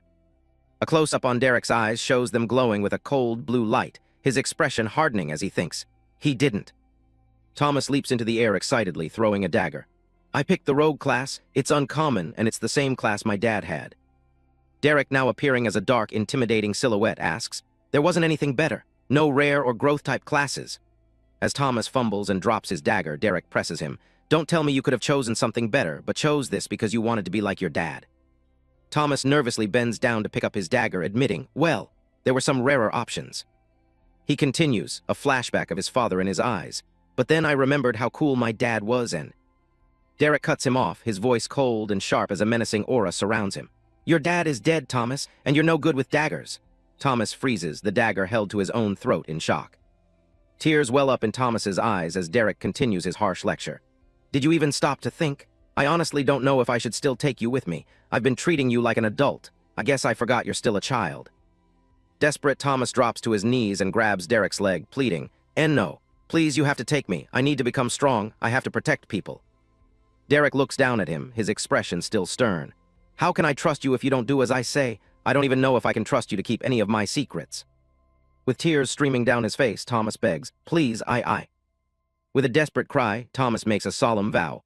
"I swear on the great system that I'll keep your secrets." A glowing blue system window appears before them. It reads, "An oath to the great system has been made by Thomas Stewart. This oath is binding until death. If broken, Thomas Stewart will lose all classes and skills obtained from the great system and be labeled an oathbreaker. Stats will remain as is at the time of breaking the oath." Derek is shocked. He thinks, "Whoa, this looks like the contract skill from my previous system." He rereads the terms of the oath, nodding, "Though this is certainly much harsher." Derek looks down at the still kneeling Thomas and asks, "Why would you ever do this? Are you that desperate?" Thomas, sniffling, looks up and says, "Yes, I want to follow you." Derek's expression softens slightly. He relents, "Fine, but you already have one strike. I won't hesitate to bring you back home in the future." He adds, "For your own safety." Then he instructs Thomas, "Now stand up. We're running back to the village so you can pack your things. Come morning, we'll be leaving for a few days. We'll see if you truly mean your oath by taking you to your first dungeon." The scene shifts to a fancy, ornate carriage being pulled by horses, rattling along a road leading away from a large castle-like city. Inside the lavish carriage, a group of well-dressed and armored individuals are relaxing. One man pours a drink while others lounge around a table. One of the women in the carriage complains with a look of disgust, "Do we really have to return to that pigsty of a village?" A man with reddish-orange hair whines, "I just got the smell out of my hair yesterday." Another woman with long blonde hair adds disdainfully, "They'd better have a nicer welcoming party for us this time. They didn't even have one last time." A quiet, sharp-eyed man with a bead of sweat on his temple remains silent during the complaints. Suddenly, a man with white hair slams his hand down, shouting, "Will you all shut up?" The others fall silent, startled. A man with a green cloak retorts, "I didn't even say anything." The white-haired man, clearly the leader, looks away with a serious expression. "Just stop complaining for once. In a few days, this whole ordeal will be over." In a grassy field, Derek and Thomas walk forward as a mysterious green orb of energy spins in front of them. Derek thinks to himself, We should be able to run a level 25 dungeon about twice before I become too high level. He continues his thought. That should give Tommy plenty of experience before we move on to something a bit stronger. Thomas looks up at Derek, confused, and asks, I still don't get why we're here. Derek reminds him that he's already told him. Thomas, still puzzled, questions him further. This is a level 25 dungeon? How are you going to enter it? With a confident smile, Derek replies, we're here to complete the dungeon. Derek then adds, remember those secrets you can't tell anyone? Well, you're about to see the first one. The green orb hums as it floats directly in front of Derek's chest. A system window appears, revealing the dungeon's status. It's a level 25 insect-type dungeon. The participants are listed as Derek Hunt, level 18, and Thomas Stewart, level 10. Thomas is utterly shocked. What? He exclaims. How are you only level 18? There's no way. A bead of sweat runs down his face as a realization begins to dawn on him. But this means... His shock turns to excitement. We can run all the lower-level dungeons, and with your strength there won't be any trouble. Derek smirks, shattering Thomas's excitement. Who said I'd be fighting? He asks. I'm just gonna watch. A bright light shines as Derek pushes a stunned Thomas forward. Wait, what? Thomas cries out. Derek coolly explains, no better training than fighting something that'll kill you if it has the chance. A system message counts down their entry into the dungeon. 3, 2, 1. They are transported into a dark, damp cave with water dripping from stalactites. Suddenly, the scenery changes to a lush green jungle as a colorful bird chirps and flies past. Standing at the entrance to the jungle cave, with a large toucan watching from a branch above, Derek turns to Thomas and asks, Ready, kid? Thomas nervously tugs on Derek's sleeve. Are you sure about this? Derek looks down at him and asks, What are you scared of? Derek begins to list the reasons Thomas shouldn't be afraid. I gave you high-level daggers. And the armor Brandy made you should be able to protect you from almost anything in here. Derek continues his pep talk, though Thomas still looks terrified. Plus, if you've been listening to me, which I'm not sure you have, you should have enough vitality to take a few hits. Even if you somehow get hurt, I need to level up my rejuvenation skill anyway. A tiny chibi version of Derek flashes a peace sign, calling it a win-win. Thomas gulps, draws one of his daggers, and reluctantly agrees. Yeah, win-win. As they stand before a cliff edge, a giant, menacing purple centipede crawls into view. Unfazed, Derek says nonchalantly, You're going to have so much fun. But the centipede isn't the first to strike. Before Thomas can even react, a giant wasp-like creature swoops down from above, grabbing the terrified boy who can only scream, Help me. Thomas screams in terror as a giant beetle scuttles after him through the jungle. The massive centipede has now wrapped its body around Thomas, squeezing him tightly. He gasps, can't breathe. In a panic, Thomas attempts to stab another giant insect with his dagger, but the blade just crunches against its tough exoskeleton. He cries out, Derek. Just as the monster is about to strike, Derek finally intervenes, slicing the creature in half with a powerful slash from his polearm. Thomas sits on the ground, exhausted and bleeding from his arm. He gasps for breath and asks Derek, what part of that was supposed to be fun? Derek casually sits down in front of him. Relax, Tommy, you didn't die, did you? Thomas looks at him in disbelief and asks, What is wrong with you? Derek tells him, Let me see your arm. As Derek touches it, Thomas winces in pain. Ow, ow, ow, I think it's broken. A green healing light emanates from Derek's hand as he holds Thomas's injured arm, using his rejuvenation skill. Amazed, Thomas flexes his completely healed arm. Derek asks, How's that? Thomas replies, It's better. Derek claps a startled Thomas on the shoulder. Great, he says cheerfully. Then let's get you back out there. This dungeon won't clear itself. A nervous Thomas crouches in the grass, getting ready for the next wave of monsters. Derek enthusiastically cheers him on. You've got this, kid. Meanwhile, Thomas holds his dagger with a look of annoyance, thinking to himself, There's something seriously wrong with him. A new giant horned beetle appears in the clearing. Hiding in the bushes, Thomas sees an opportunity and thinks, This is my chance. Thomas gulps, his hands trembling as he grips his daggers. He steels his resolve, thinking, I can do this. He dashes out from his hiding spot, charging towards the giant beetle. The beetle's glowing eye swivels as it immediately notices the charging boy. Thomas attempts a lunging strike, but the beetle easily sidesteps it, and his attack whiffs completely. Watching from the sidelines, Derek puts a hand to his face and groans in frustration. You've gotta be kidding me. The beetle swings its massive horn, smacking Thomas and sending him tumbling through the air. Thomas grunts in pain as he crashes hard onto the ground. The beetle looms over the fallen Thomas, raising its horn for a finishing blow. Crap, Thomas thinks. From the trees, Derek yells, Dodge, kid. Heeding the warning, Thomas rolls out of the way just as the beetle's horn slams into the ground. He uses the momentum to launch a counterattack, successfully slicing the monster's leg. Derek pumps his fist and cheers. "Attaboy, Tommy!" Thomas stands ready with his dagger, panting as the injured beetle recoils. The enraged beetle lets out a screech and charges straight at Thomas. Thomas cries out as he's caught head-on by the beetle's charge, the sheer force of the impact beginning to push him backwards. The beetle pushes Thomas back, and he notices his armor is starting to crack under the pressure, but it's holding. He thinks, "My armor is holding." Finding new resolve, he braces himself against a large tree. Grateful for his equipment, he thinks, "Thanks, Brandy, I can do this." Using the tree as a support, he pushes off and lunges forward, slicing deep into the beetle's head with his dagger. The beetle lets out a piercing screech as yellow blood gushes from the deep wound in its head. Thomas drives his blade even deeper into the monster's skull, finishing it off. With the beetle finally dead, Thomas slumps to the ground against a tree, panting heavily. Derek appears and comments, "I'm not gonna say that went well." Wiping the sweat from his brow, Thomas looks up and replies, "But it was an improvement." Derek helps Thomas to his feet. "Now let's go over your spectacular performance," he says sarcastically. "What do you think is the first thing you did wrong?" Thomas ventures a guess. I put too much into my swing." Derek presses him. "Are you asking me or telling me?" Thomas quickly corrects himself. "Telling you. Yes, I put too much in my swing, which made me off balance when I missed." Derek bluntly shuts him down. "Wrong. You were wrong before you even got to the beetle." With a serious expression, he asks, "You picked a rogue class, so you should have a stealth skill, right?" Derek poses the crucial question, "Why didn't you use it?" The question hits Thomas, who freezes and repeats it to himself. "Why didn't I use it?" Thomas stands completely stunned, his mind a jumble of mathematical equations and Derek's repeating words. "You should have a stealth skill. Why didn't you use it? You picked a rogue class." He stands frozen in place with a blank expression as the words, "stealth skill," echo in his mind, and leaves fall gently around him. A slow, dawning realization crosses Thomas's face as he looks up with a nervous sweat. "Because," he begins to explain. With an incredibly sheepish grin, Thomas confesses to the stunned Derek, "I forgot I had it." Derek points at him in utter disbelief. "You forgot about the only actual skill you have, from the class you chose against my suggestion." Sweating profusely with a strained, awkward smile, Thomas can only reply with a single word, "Yes." Derek is left completely speechless, a single drop of sweat rolling down his face.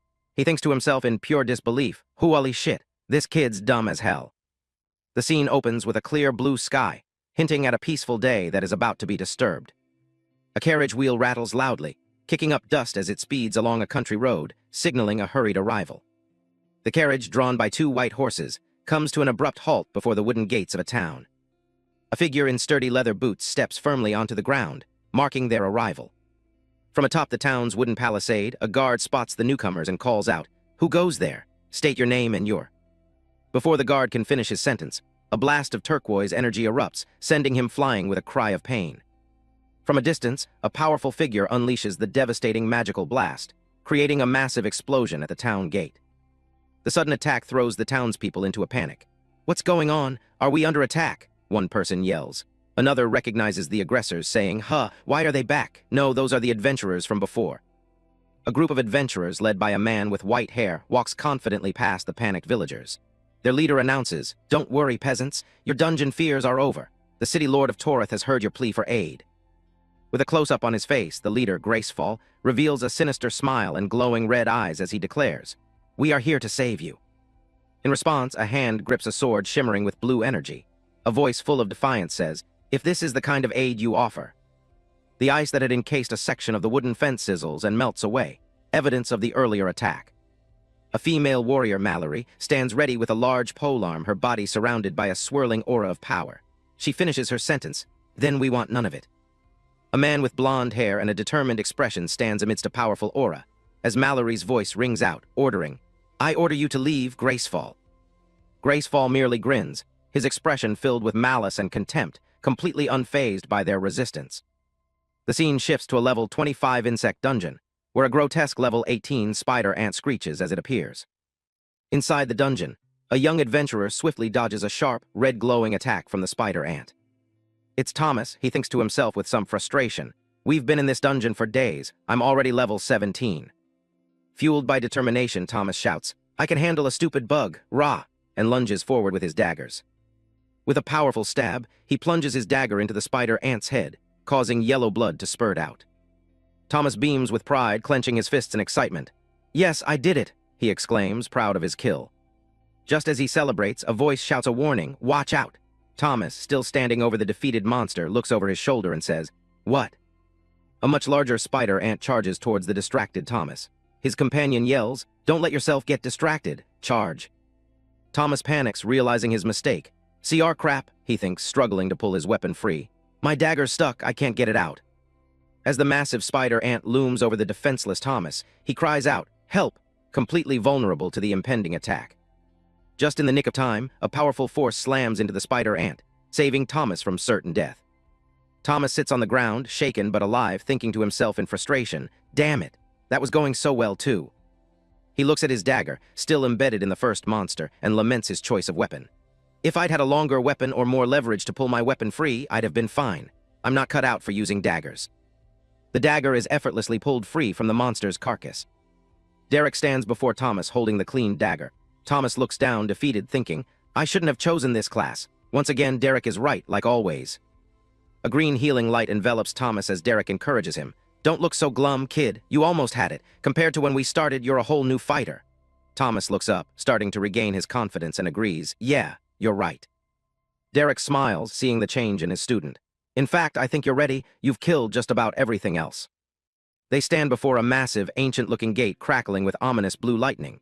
Derek gestures towards it, saying, all that's left is the boss. As they approach the boss room, Derek reminds Thomas of the strategy.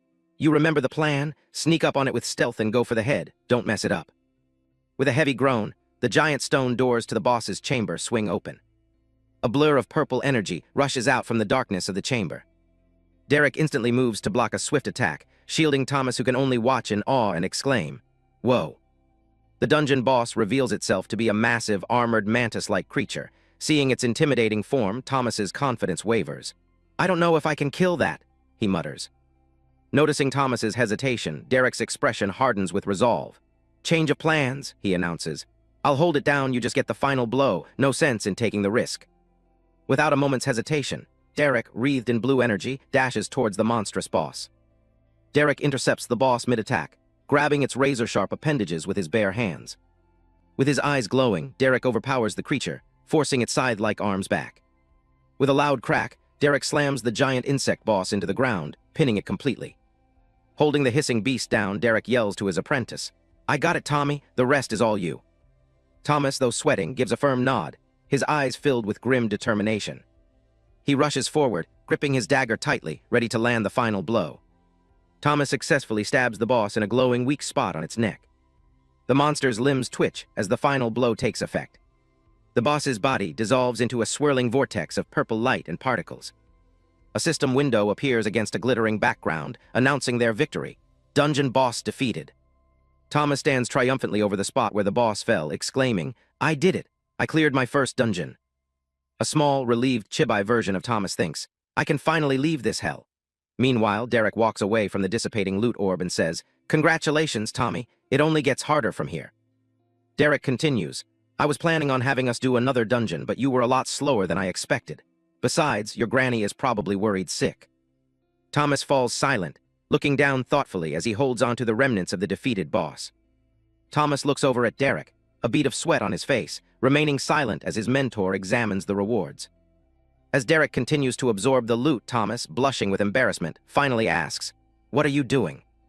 It's revealed that Thomas is struggling to kick his dagger free from the monster's tough carapace. Knife stuck, he grunts in frustration. A system window appears, displaying the dungeon rewards. Dungeon complete. Exiting dungeon. Assigning rewards. Congratulations, you have received the skill Cure Toxin. Below the text, a potion with a skull stopper materializes. The system displays the details for the new skill, Cure Toxin. Remove toxins, infections, and contaminations from yourself and others. Cost, 1 skill point. A gold coin, likely representing the skill point, is also shown. Thomas also receives an achievement for his efforts. You have completed your first dungeon. Achievement unlocked, Lesser Dungeon Explorer. The achievement grants him 2 skill points. Now outside the dungeon, surrounded by a swirl of dust and leaves, Derek asks, All right, kid, you ready to head back? Thomas nods, MHM. Derek agrees, good, then let's get going. As they walk along a path towards the village under a setting sun, Derek says, So, you finally understand why I didn't want you to use daggers? Thomas, having learned his lesson, replies, Yeah, I get it now. I'll change classes once I'm level 25. Derek smiles, pleased. You can do that? Good, then I have a great spear you can have, he offers. Its former owner doesn't need it anymore. Thomas is thrilled by the offer. Really? That'd be great. Suddenly, Derek's smile fades. He lets out a surprised huh, as a single tear escapes his eye, a painful memory seemingly triggered by his own words about the spear. As they get closer to home, Derek notices the empty guard post. That's odd. Why is nobody guarding the gate? He wonders aloud. The naive Thomas, however, is distracted, commenting, Those are some nice-looking carriages.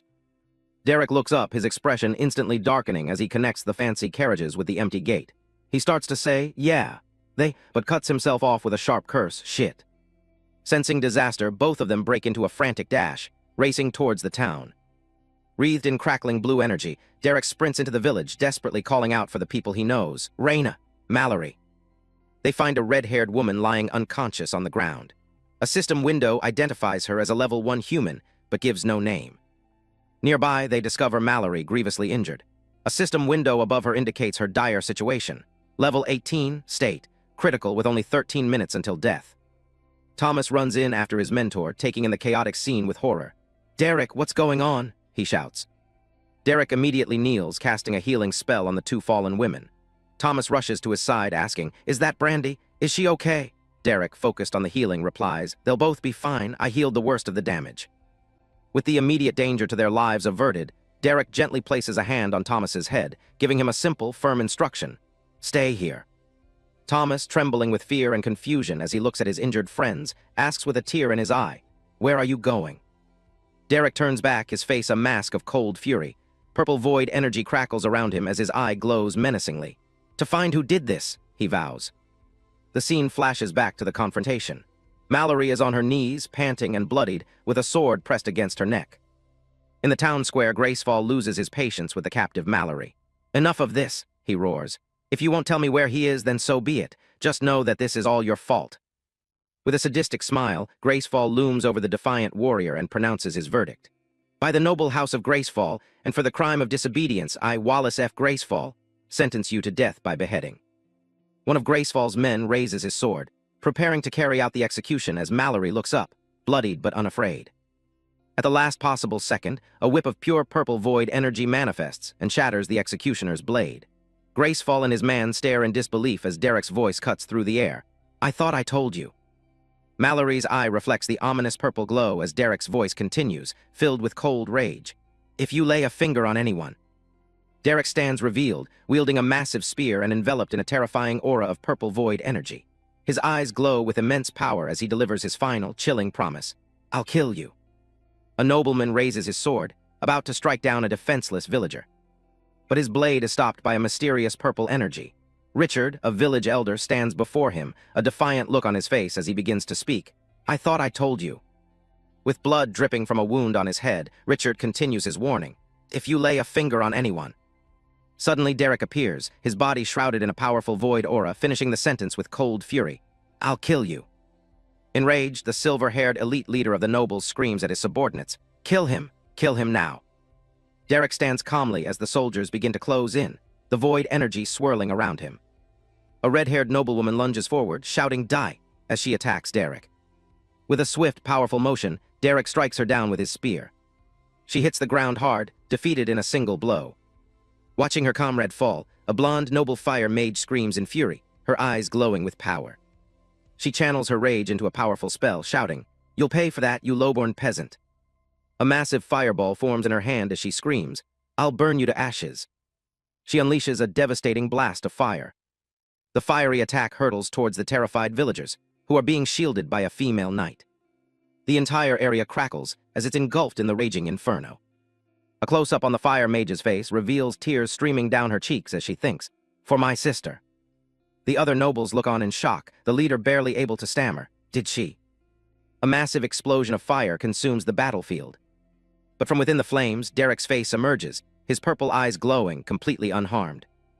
He calmly walks out of the inferno, simply stating no. The nobles can only watch in disbelief. One of them thinks he isn't even singed. Their leader, furious at their incompetence, screams, What are you idiots doing? I said kill him already. A giant, shadowy entity with a single, menacing eye materializes behind Derek, a manifestation of his power. Just as the order is given, an arrow flies toward Derek, but he snatches it out of the air with his bare hand, his purple eyes glowing with power. The archer is revealed to be the same noblewoman who wielded fire just moments ago. Seeing her attack so easily nullified, she stares in utter disbelief and mutters a name under her breath. She no, not again. Seeing the overwhelming power of Derek, one of the noblemen decides to flee. "Screw this," he shouts, jumping from a rooftop. "I'm not dying for Wallace's." But his escape is cut short as an arrow, fired by the noblewoman, pierces through his head. His body goes limp and falls from the roof. Meanwhile, Richard and other villagers push through the crowd, desperately calling out, Derek, out of my way, Derek." Panting, Richard finally reaches him and pleads, "Derek, you have to stop. They're nobles." Richard continues to warn him. There will be no going back, but Derek, with his back turned to the old man, coldly replies, "They had their chance, Richard." In a close-up of his glowing purple eyes, which reflect Richard's terrified face, Derek adds, "But that chance is now long gone." Ignoring the warning, the first nobleman who tried to attack Richard lets out a furious scream and charges at Derek again.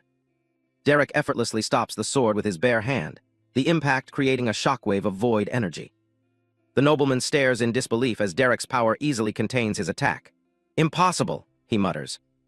With a surge of void energy, Derek completely shatters the nobleman's steel blade. Derek steps past the defeated subordinate, his sights now set on the leader, Wallace. Wallace grits his teeth in frustration, his eyes glowing with rage. "Useless," he snarls, "the whole damn lot of them." Enveloped in a swirling turquoise aura, Wallace prepares to fight himself. "I'll show you what it really means to be born with superior blood," he roars, unleashing a torrent of energy. A massive wave of spiritual energy, shaped like ghostly hands and faces, hurtles towards Derek. Facing the overwhelming attack, Derek simply smirks. "Channel void," he commands. An immense burst of purple void energy erupts from Derek's body. Derek's power easily parts Wallace's attack, creating a clear path through the turquoise energy. In an instant, Derek closes the distance and grabs Wallace by the throat, lifting him into the air. Gasping for air, the terrified Wallace pleads for his life. I get it. I'll leave, you'll never see me again." Derek looks at the pathetic nobleman with a cold, mocking smile. "You're right," he says, "I won't." He tightens his grip, choking the life out of Wallace. As the life drains from his eyes, Wallace chokes out a final, gurgled plea, "Please." But before Derek can deliver the final blow, a frantic shout erupts from the crowd. "Drop him or the old man dies." Another voice yells, "Let him go." Derek pauses, his cold gaze shifting toward the commotion. The commotion is revealed to be a hostage situation. The blonde noblewoman holds Richard captive, her hand glowing with fire. Richard pleads, "Please, Derek, these people are nobles. Their deaths aren't worth it." The old man continues, his voice filled with fear for his village. "The punishment for killing nobles is severe." Derek remains silent, his expression cold and unreadable as he assesses the situation. The noblewoman mocks Derek, sneering, "That's right. Do as you're told, you dog." With tears in his eyes, Richard delivers his final, desperate plea. "Please, the entire village could be held complicit and put to death." The noblewoman screams her demand one last time. "Drop Wallace, now." But her threat is cut short as a blood-soaked sword bursts through her chest. She lets out a cry of pain, awe. Her attacker is revealed to be the wounded village chieftain, Chief Leon. As she chokes, he holds her up and defiantly says, "Let them try." Chief Leon lets the noblewoman's body slump to the ground, declaring with conviction, "A chieftain protects his people." With the hostage threat eliminated, Derek turns his full attention back to the terrified Wallace, still held in his grasp. Derek looks down at the noble and asks, seemingly willing to negotiate, "If I let you go, will you swear there will be no retaliation against this village?" Desperate and crying, Wallace immediately grunts in agreement. "Why, yes, I swear it, please." Derek gives a slight, almost imperceptible nod. "Good," he says calmly, "in that case." With a brutal, lightning-fast motion, Derek snaps Wallace's neck. Richard watches in absolute horror, his hopes crumbling as he gasps, "No, he didn't." As Wallace's lifeless body falls, the full weight of Derek's actions crashes down on Richard. He has doomed us. Derek stands over the corpse amidst the burning village, holding his hand up as if inspecting it. "Whoops," he says with chilling indifference. "My hand slipped." Following the intense battle, an injured noblewoman with a long braided ponytail lies on the ground, seemingly unconscious. The light shines down on her, highlighting the blood on her face, a grim testament to the recent violence. A figure steps in. It's Derek. He gently lifts the noblewoman's head, his expression unreadable amidst the chaotic backdrop of the burning village. Without a word, Derek lifts the noblewoman into his arms. He holds her securely as he prepares to move from the scene of the battle. Derek carries the woman through the smoldering village. The remaining villagers can only watch in silence, whispering amongst themselves as he passes, their faces a mixture of fear and uncertainty. Meanwhile, two villagers, an older bald man and a younger man with a beard named Richard, are in despair. The older man is on the ground, defeated. Richard urges him, "On your feet, Richard." But the old man can only lament. "He's truly doomed us all," referring to Derek's drastic actions. A young man with light brown hair stands among the crowd, his face stoic as he watches the events unfold. The villagers behind him look on with wide-eyed shock and fear. The villagers watch as Derek carries the noblewoman through a large arched doorway, disappearing into the light. His shadow looms long on the ground before them, a symbol of his heavy presence in their lives now. Putting aside his despair, Richard helps the old man up, a new resolve in his eyes. He yells out to the stunned onlookers, "What's everyone just standing around for, huh? We've got some cleaning up to do." It seems despair is a luxury they can't afford. Spurred into action by Richard's words, the villagers begin the grim task of cleaning up the debris and evidence of the fight. From a distance, the whole village is a scene of quiet, organized activity. Under the lingering smoke, everyone methodically works to erase the signs of the massacre that just took place. The scene shifts to inside the village chief's residence. Derek has laid the injured noblewoman on a chaise lounge by the fireplace and now sits watching over her. The noblewoman lies peacefully, her face illuminated by the crackling fire. She seems stable for now, resting under a thick, warm blanket. Derek sits beside her, a quiet guardian in the warm, fire-lit room. He appears calm, but a storm of system notifications is about to ruin his day. He lets out a long sigh, and as if on cue, a flurry of blue system windows pop up in front of him with an electronic ding. Staring at the multiple level UP notifications and EXP gains from killing human warriors, Derek is visibly annoyed. "Damn it," he thinks. "There goes my plan to do all those low-level dungeons with Thomas." Apparently, mass-murdering nobles comes with inconvenient, unscheduled power-ups. He groans in frustration, clutching his head. "I've got to be the first person ever to be mad about leveling up," the struggles of being too efficient for his own good. His expression softens for a moment as a name comes to mind. Derek. A flicker of a memory, or perhaps just him calling himself out on his own absurdity. Just then the noblewoman stirs. She lifts her head, her voice weak as she asks with urgency, "The village." Derek calmly turns to her and reassures her with two simple words, "Is safe." Overcome with relief, the woman collapses back onto the chaise lounge with a soft whumph. She whispers, "Thank you." Derek shrugs it off with a cheerful yet sociopathic denial. "What are you thanking me for? I didn't even do anything." He waves his hand dismissively, adding, "They all spontaneously died. It was weird. I mean, first they were alive, then they weren't." A perfectly normal, not at all suspicious explanation. Her relief instantly turns to horror. She grabs Derek's arm with surprising strength, her eyes wide with panic. "They were nobles, Derek," she says, the gravity of the situation dawning on her. She looks at him, her voice trembling with fear. "This is serious. If someone learns what happened here, the entire village." Derek simply smiles, his expression calm and collected. He gently takes her hand in his. "Then we won't let anyone find out," he says, as if planning a surprise party instead of a massacre cover-up. He continues smoothly, laying out the foundation of his plan. "Besides, I already have an idea of what we ought to do. You just have to make sure everyone in the village keeps their mouths shut." He leans back, adding a chillingly casual threat. "Shouldn't be too hard considering they know what happens if they don't." And with that, the stage is set for the entire village to become accomplices. The village chief, Leon, leads a group of key villagers, including Richard, into the residence. He calls out, "All right, everyone inside." The cover-up operation is moving to its next phase. Leon reports to Derek, who stands by the fireplace. "The corpses of the nobles are piled in the next room, out of sight just like you asked, and we've rounded up their carriage drivers. We made them swear oaths to the great system not to speak of this." Derek gives a slight nod. "Good, thank you, Leon," he adds nonchalantly. "I'll put them in my storage bracelet after this, because where else would you store a pile of inconvenient bodies?" Leon, filled with anxiety, slumps into a chair. "What are we to do now, Derek? I know I have no right to chastise you, Rain'd be dead if you hadn't stepped in, but I can't see a way for us to get out of this mess." Sweating and full of regret, Leon laments, "If you just listen to me and let him live." But Derek calmly cuts him off. "Don't worry, Leon." Derek stands before them, the picture of confidence. "I have a plan," he announces, "but I can't do it alone. I'll need the help of everyone in this room." The assembled villagers, Leon, Richard, and Derek's young apprentices, listen with grim expressions, understanding the weight of his words. Derek's gaze intensifies. "No," he corrects himself, "I'll need the help of everyone in the entire village." The conspiracy is going community-wide.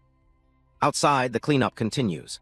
The villagers work together, carrying away the wounded and clearing the debris, their faces set with grim determination as they enact the first stage of Derek's plan. Back inside, Derek questions Richard. "Richard, how long do you think we have until the Noble House or Adventurers Guild comes to check on things?"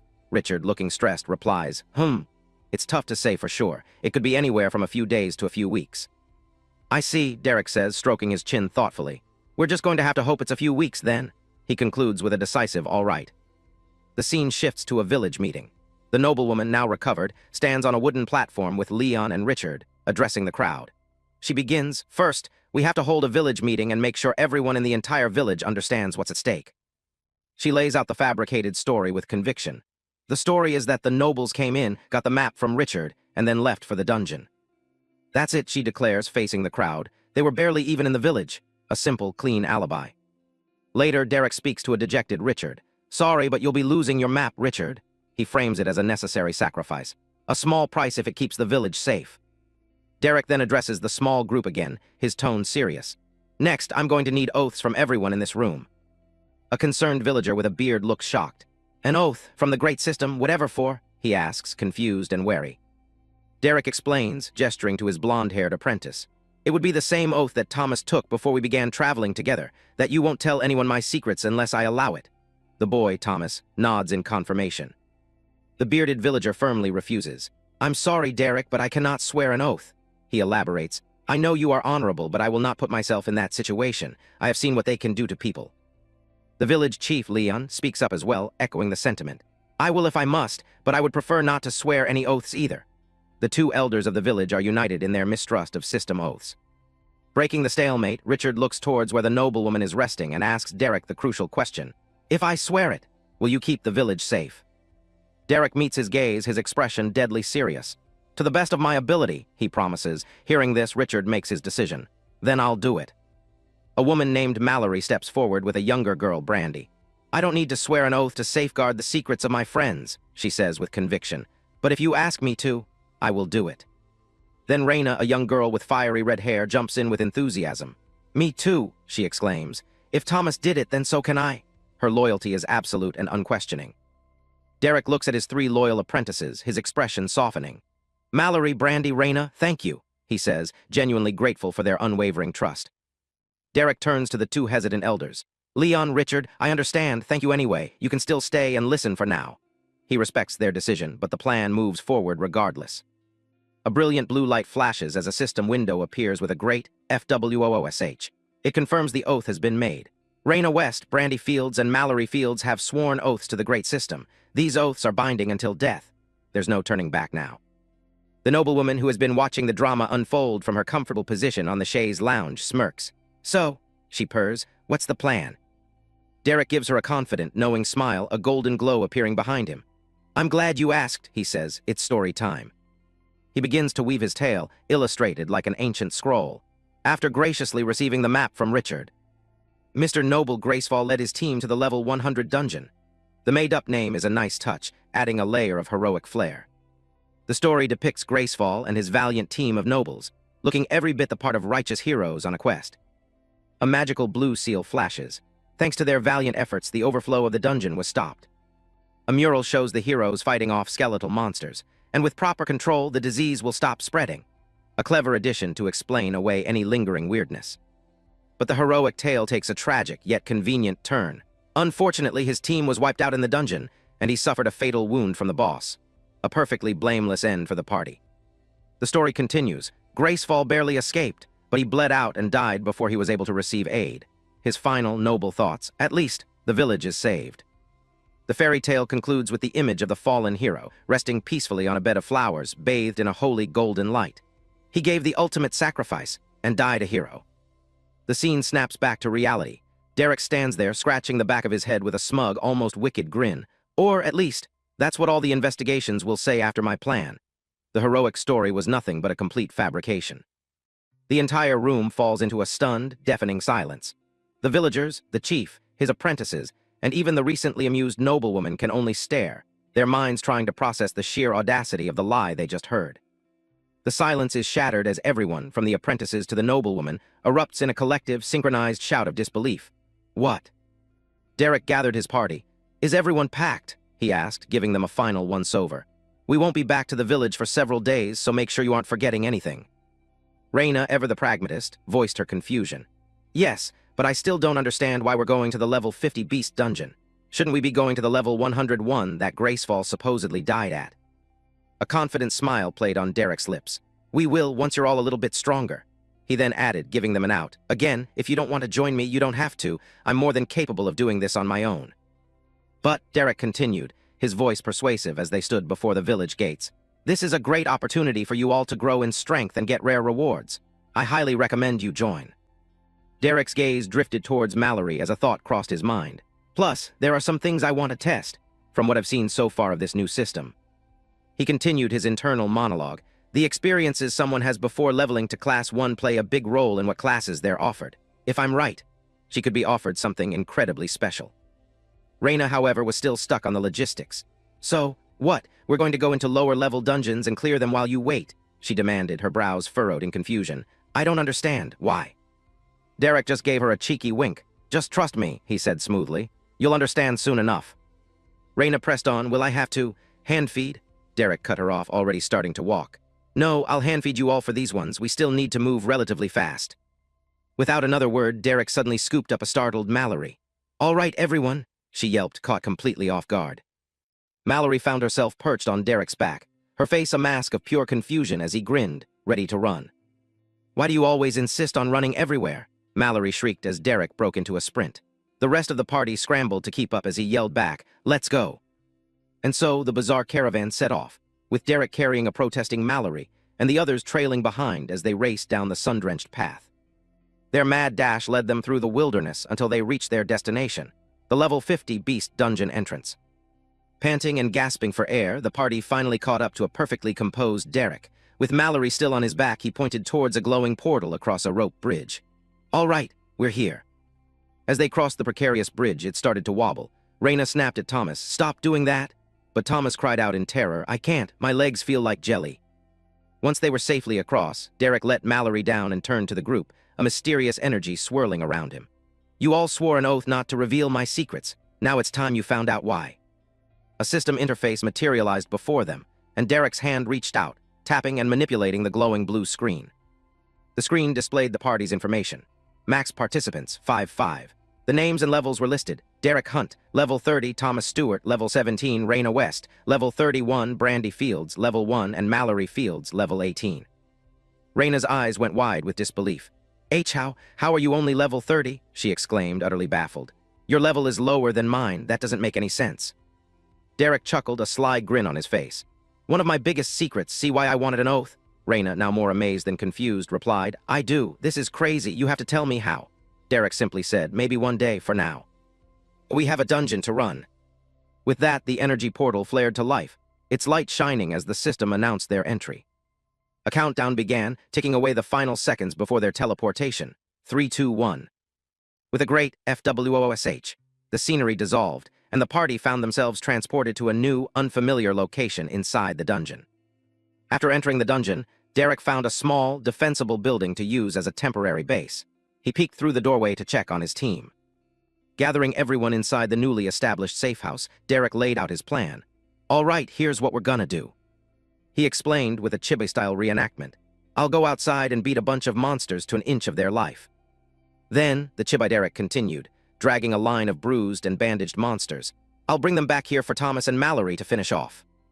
Derek then gave specific instructions. Mallory, I suggest looking at all your class upgrade options once you hit level 25. He turned to Thomas. Thomas, you know what you're going to do, right? I don't need to say it. Thomas thought to himself with grim satisfaction. No more dagger class. Perfect. Next was Reyna's turn.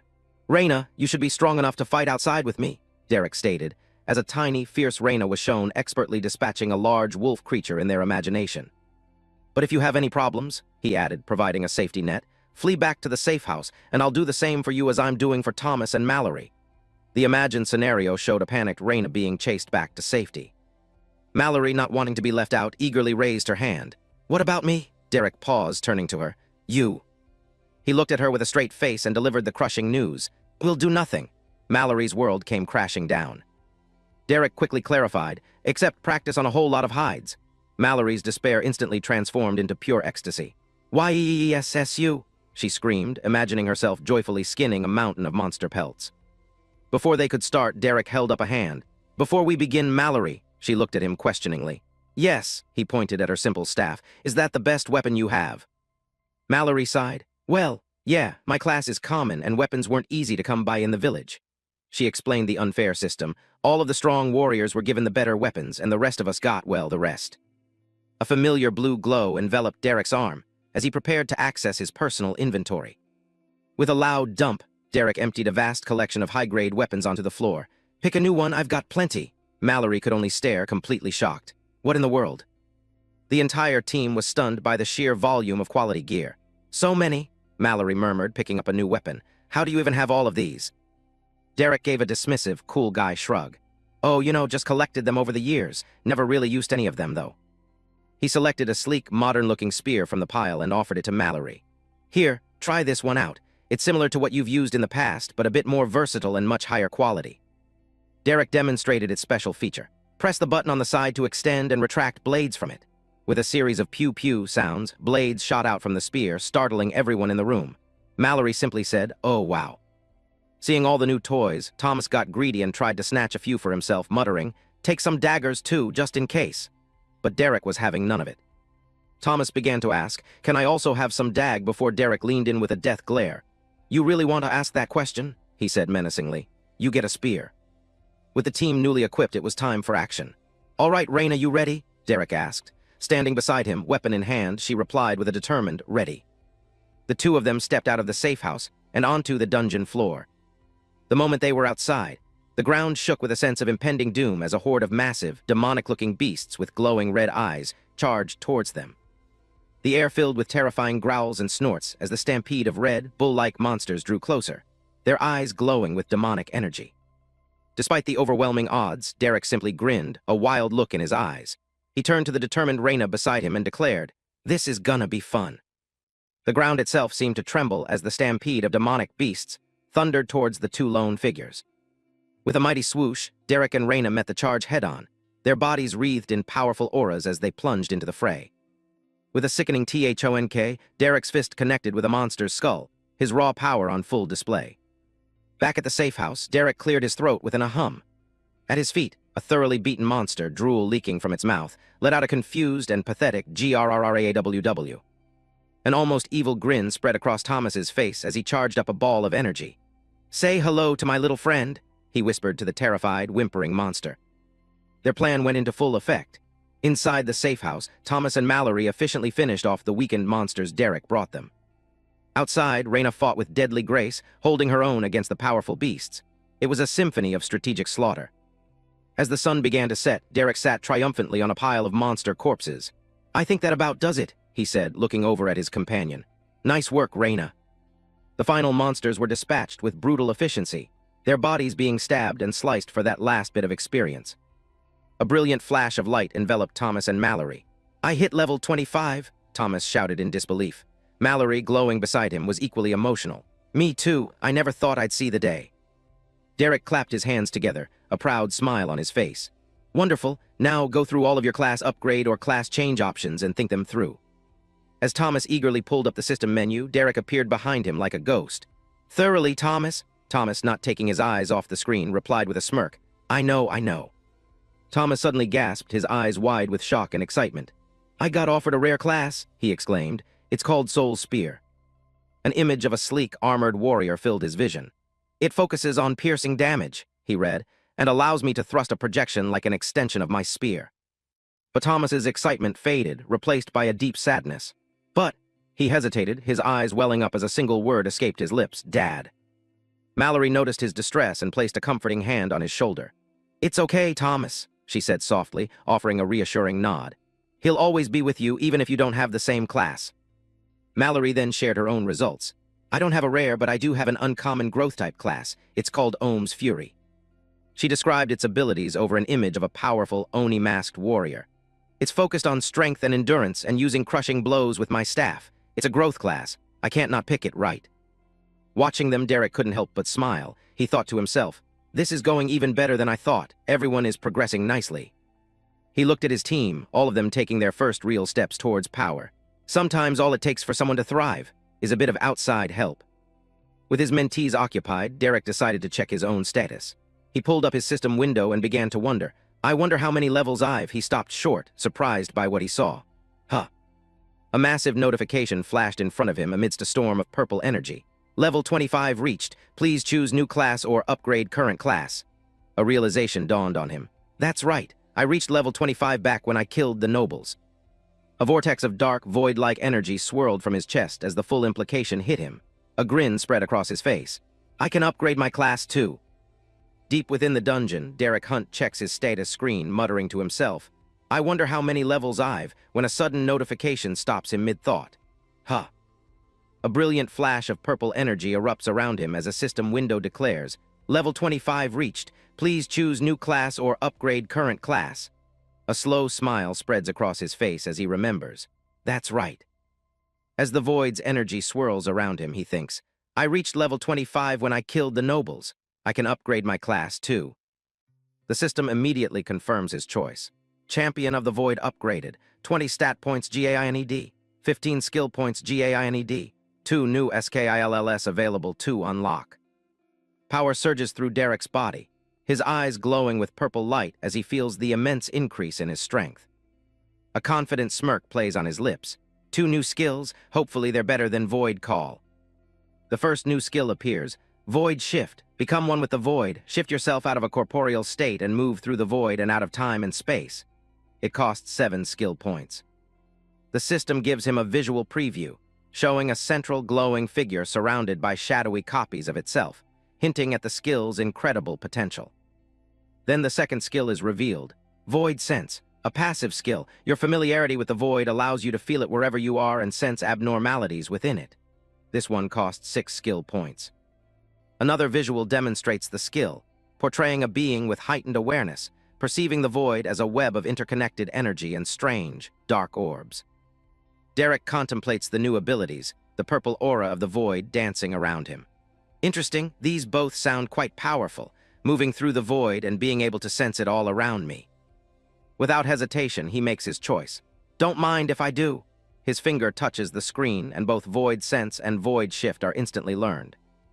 The moment the skills are acquired, a jolt of information floods his senses. His eyes widen in shock as he exclaims, What the? As the new passive skill activates, ripples of void energy expand from his hand, and a wave of sensory data washes over him. I can feel everything.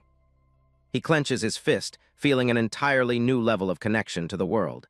It's like I've become connected to all of the space around me. This is incredible. He decides to be cautious with his new powers. Though I think I'll wait to try Void Shift until I'm alone. Don't want another Void Call incident. He glances over at the villagers playfully sparring. A woman with her hair tied back grins, her arms crossed confidently. Ready for Wave 2? She asks. A young boy with a spear cheers enthusiastically, pumping his fist in the air. Yeah! The others around him look on with a mix of excitement and nervousness. Derek takes the lead, running alongside one of the village warriors. Same plan as before, he commands. Let's kill some monsters. As a world-shaking roar echoes through the air, the second wave officially begins. Derek and the female warrior bravely charge into the fray, their weapons glowing with blue energy as they slice through the beasts like butter. Derek moves like a whirlwind, grabbing one monster by its horns and using it as a living club to bash the others.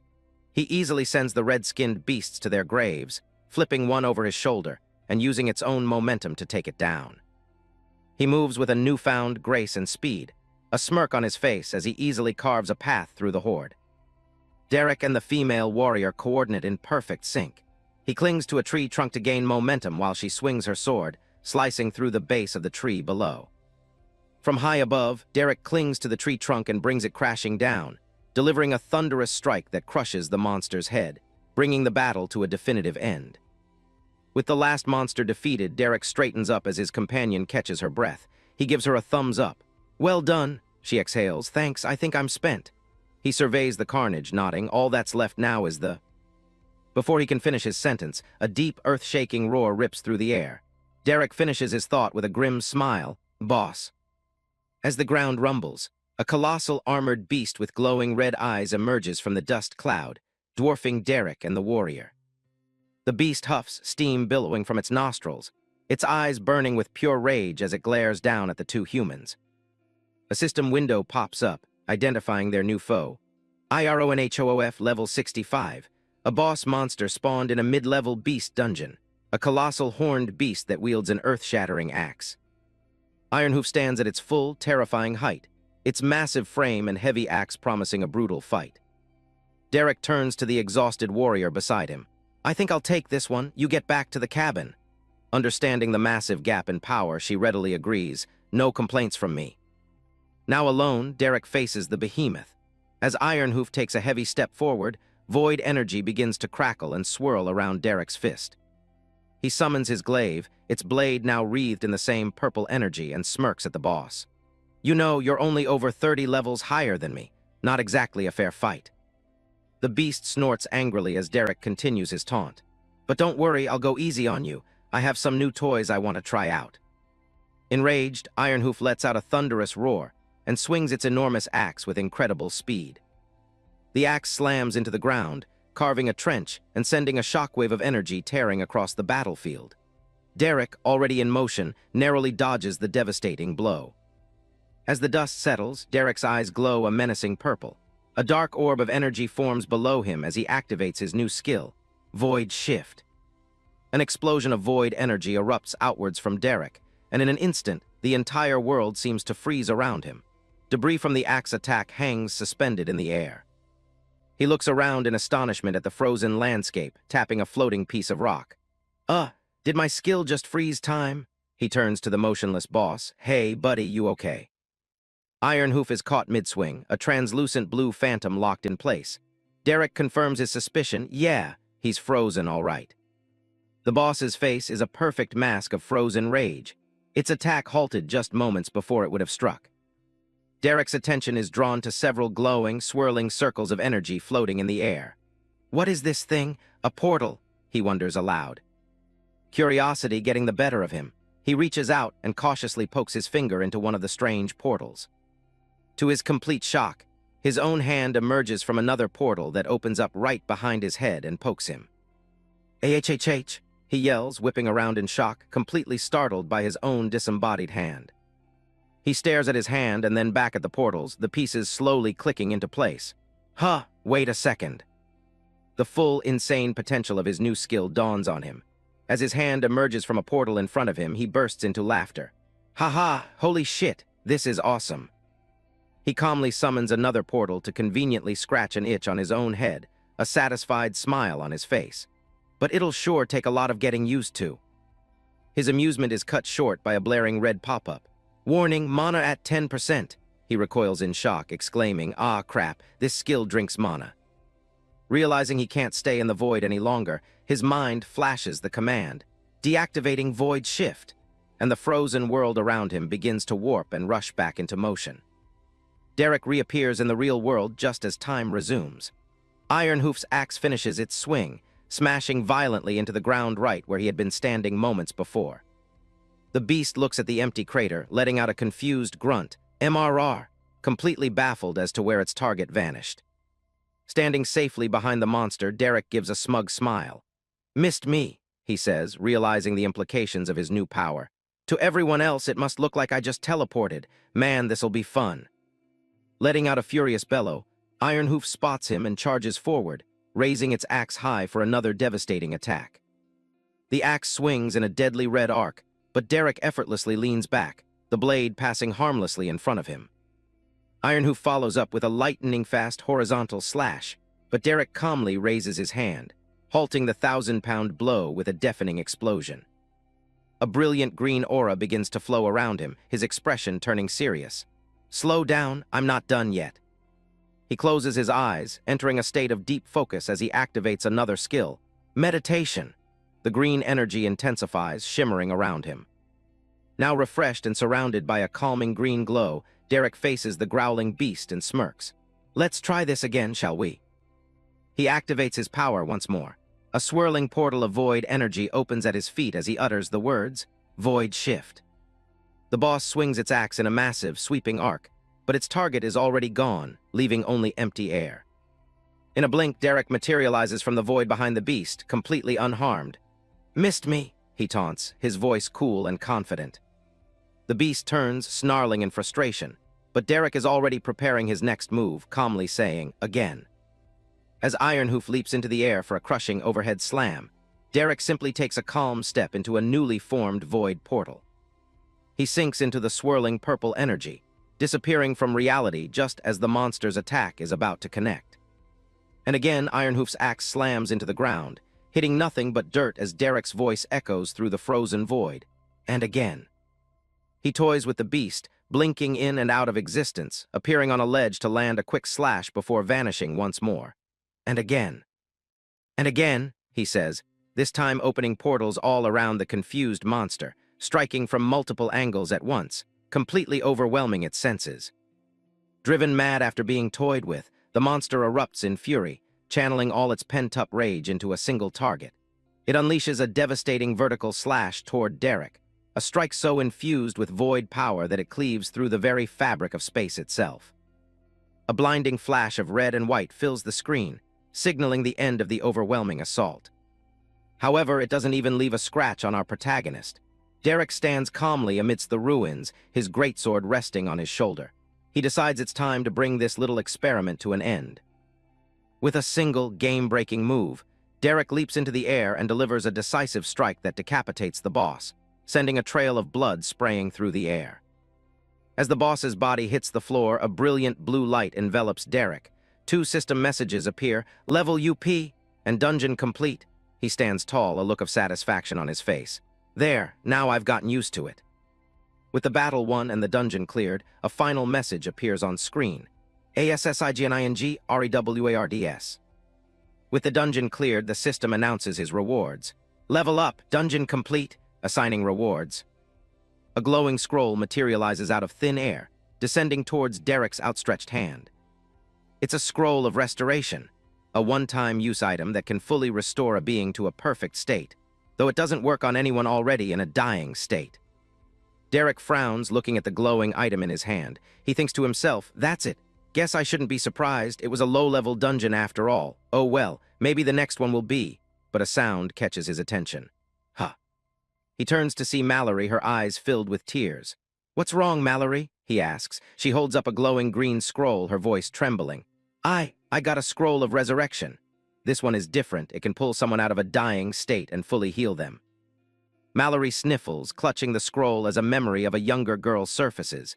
If only I'd had it before. Travis, she whispers, the name hanging heavy in the air. Derek watches her, a grim expression on his face. Damn, he thinks, this system really likes to mess with people. Meanwhile, the others are checking out their rewards.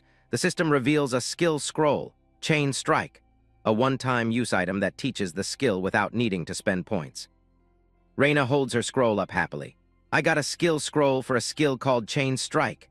But Thomas is less than thrilled with his reward, complaining, I got a stupid scroll of restoration. I wanted something cool. Brandy looks at her own reward, a glowing pink scroll.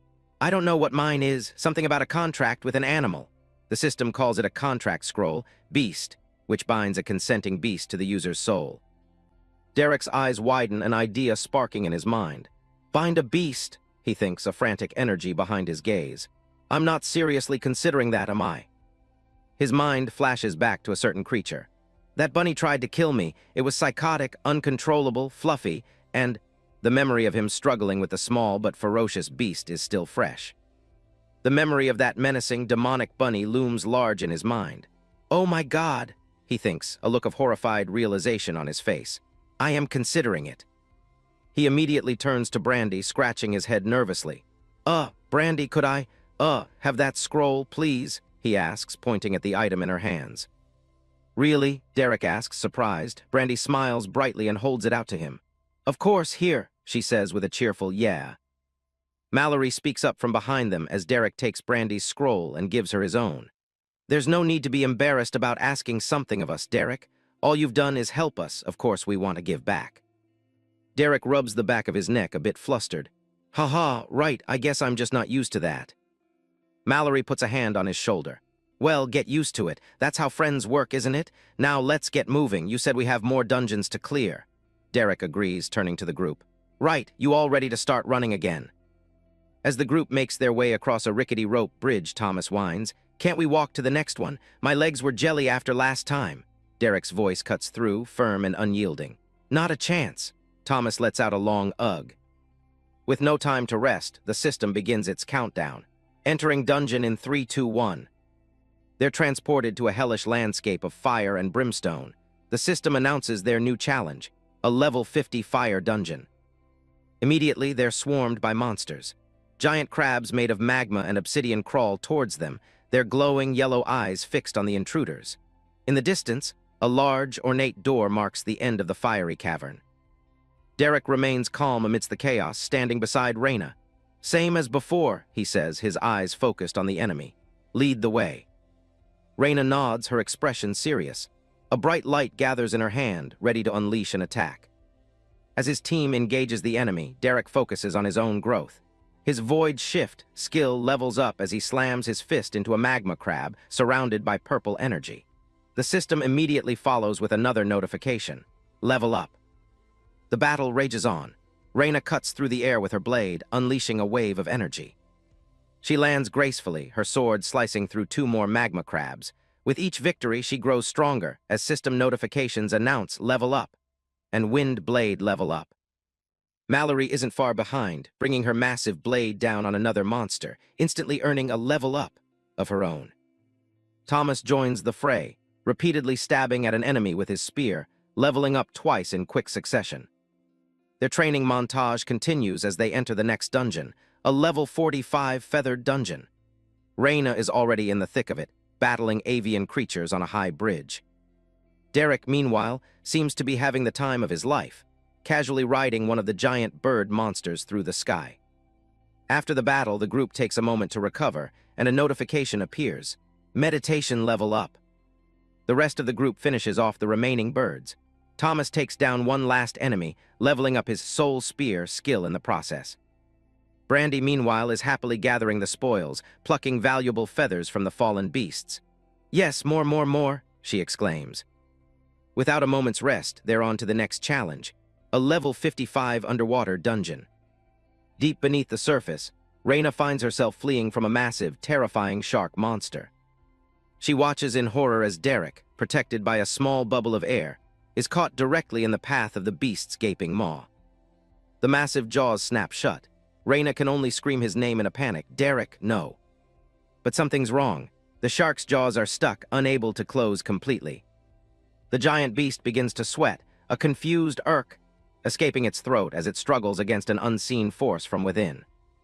Suddenly, Derek bursts out from between the shark's teeth, surrounded by crackling purple energy. "Ha ha!" He laughs, delivering a devastating blow. The system lights up. Channel void level up, followed by another level up. Their journey takes them to the next area, a serene-looking, level 50 flower dungeon, where Derek and Mallory are seen resting peacefully in a field of beautiful purple blossoms. But the peace is short-lived. As they stand up, Reyna looks around the empty field and asks, "Where are all the enemies?"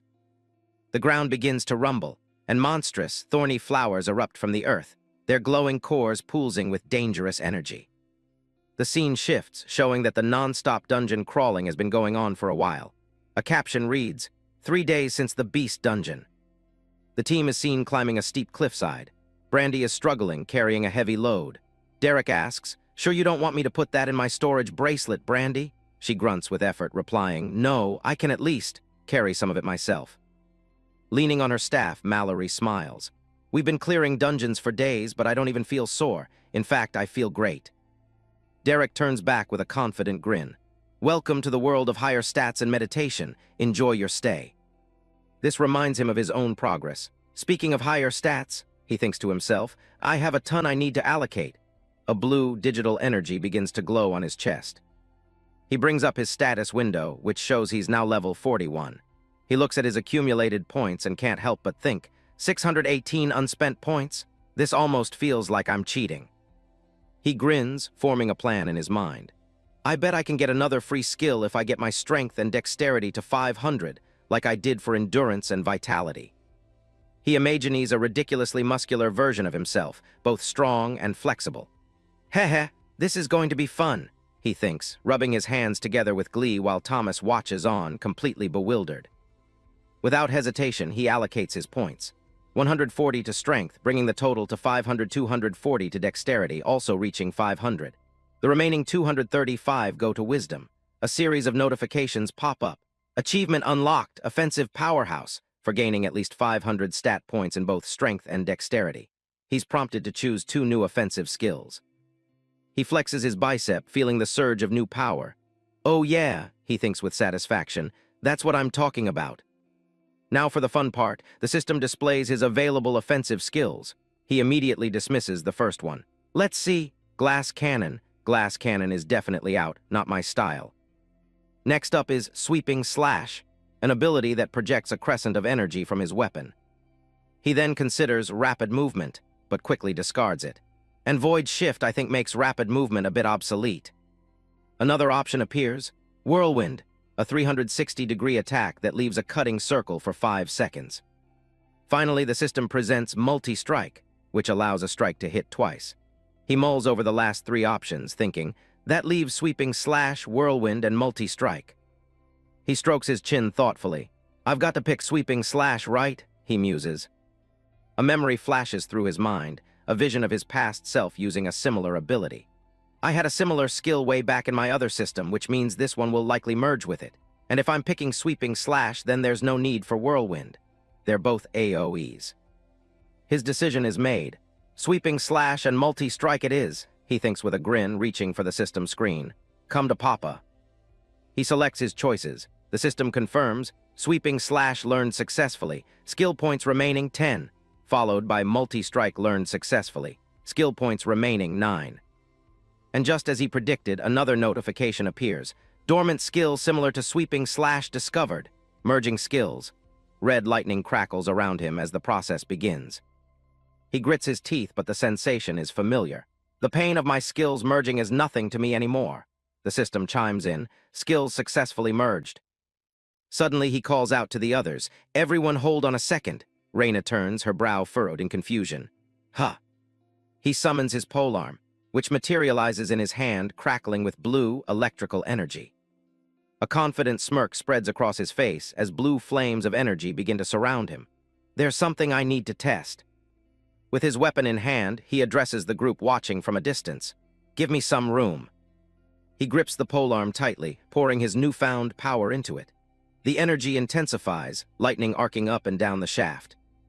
His eyes glow with power as he lets out a battle cry, R-A-H-H-H. The energy around him explodes outwards. He swings his weapon, activating his new merged skill, Sweeping Slash. A colossal wave of blue energy tears through the landscape with a deafening boom. The ground itself trembles from the force of the attack, rocks and earth exploding into the air. His companions can only watch, completely stunned into silence by the incredible display of raw power. The attack carves a massive, glowing canyon into the earth, the sheer destructive force leaving a permanent scar on the terrain. Standing in the glowing aftermath of his attack, Derek looks back with a faint smile. Oh yeah, I think we're ready for the undying dungeon. The scene shifts to a grand, dark hall, where a formidable-looking lord with a thick beard dines, alone at a long, candle-lit table. He chews his food slowly, his expression unreadable, the only sound in the vast room being the clinking of his fork. After a moment of silence, he speaks, his voice low and steady. Still no word from my son. A timid servant peeks into the room, bowing his head. No, sir. The last message we received was when he told us he was an hour out from the village. The lord's calm demeanor shatters. I see, he mutters, before violently stabbing the piece of meat on his plate. His eyes narrow with a dangerous glint as he calls out a name. Bronson. A knight in full armor who had been sitting quietly in the corner rises to his feet. Yes, my lord, Bronson replies, his voice full of deference. The lord's face contorts with barely suppressed rage, his voice a low growl as he gives his command. Find my son. A sinister energy hums in the air as a swirling red portal opens before a twisted, ancient tree, unleashing streaks of ominous power into the world. Derek Hunt and his team step out of the portal's light. As they arrive, he immediately senses the danger, nodding. This one feels different than the others. His companion agrees, confirming, it is different, it's far more dangerous. Putting his hand over the glowing core of energy, Derek makes a firm decision, telling his team, I'll be doing this one on my own. You all will just stay in the safe house for the dungeon rewards. With the plan set, Derek asks his team, everyone ready? United, they all respond with a simple ready. The portal flares with intense light as the system announces their entry with a countdown. Entering dungeon in 3, 2, 1. The group is transported into a vast, eerie, blue-lit hall covered in cobwebs. Derek leads the way up a grand staircase, leaving his team at the entrance. Before proceeding alone, Derek turns to his team with a stern warning. No one is to open this door, understood? The monsters out there can likely kill you without a second glance. With a heavy grating sound, the massive stone door slides shut, sealing Derek off from the rest of his party. He steps out into the dungeon proper, finding himself alone in a vast, desolate graveyard under the pale light of a full moon. Taking in the grim scenery, a slight smirk appears on his face as he mutters to himself, "A graveyard? Fitting." Just as Derek begins to wonder, where are all the... A skeletal hand violently bursts from the earth, cutting him off mid-sentence. He casually stretches his arms, completely unfazed by the emerging threat. "Skeletons," he says with a groan. "I always hated fighting them back in my old system." From the ground, an entire army of the undead rises, their eyes glowing with a menacing green light. A system window pops up, identifying them as level 100 skeleton warriors. And the threat wasn't just on the ground. A screech fills the air as a swarm of level 98 vampire bats descends from the moonlit sky. Sighing, Derek gets into a combat stance, already anticipating the outcome. Dang it! This dungeon is going to level me up a bunch, isn't it? Without wasting a moment, the first skeleton warrior charges forward, raising its massive sword to strike him down. Relying on his monstrous defense stats, Derek swiftly raises his arm to tank the hit while simultaneously gearing up for a seamless counterpunch. But this skeleton is unexpectedly fast and powerful. Its blade manages to graze Derek's arm, leaving a crimson gash. He stares down at the bleeding wound, a flash of genuine surprise crossing his face. Angered, Derek retaliates with a powerful, glowing slam, smashing the skeleton warrior into a pile of bones. His eyes begin to glow with a brilliant blue light. "Damn, I guess they're level 100 for a reason, huh?" he remarks. "I might need to take this a tiny bit more seriously." He begins to summon his greatsword, and a brilliant blue energy crackles to life in the palm of his hand. With a mighty roar, he unleashes a sweeping strike, sending a massive arc of energy tearing through the skeleton horde. The skeletons are ripped to shreds by the force of the attack, their bones scattering across the battlefield. He crashes forward, driving his fist directly into the chest of another skeleton warrior, shattering its ribcage with raw power. The fist, now glowing with an intense purple aura, cracks and completely obliterates the monster. In the wake of its destruction, a new notification appears. Level up. Derek continues his assault, effortlessly tossing aside another destroyed monster, its parts dissipating into purple smoke. He spins his weapon with blinding speed, creating a vortex of blue energy that pulls in all the nearby enemies. The vortex acts as a shield, deflecting the swooping attacks of the vampire bats as they try to swarm him.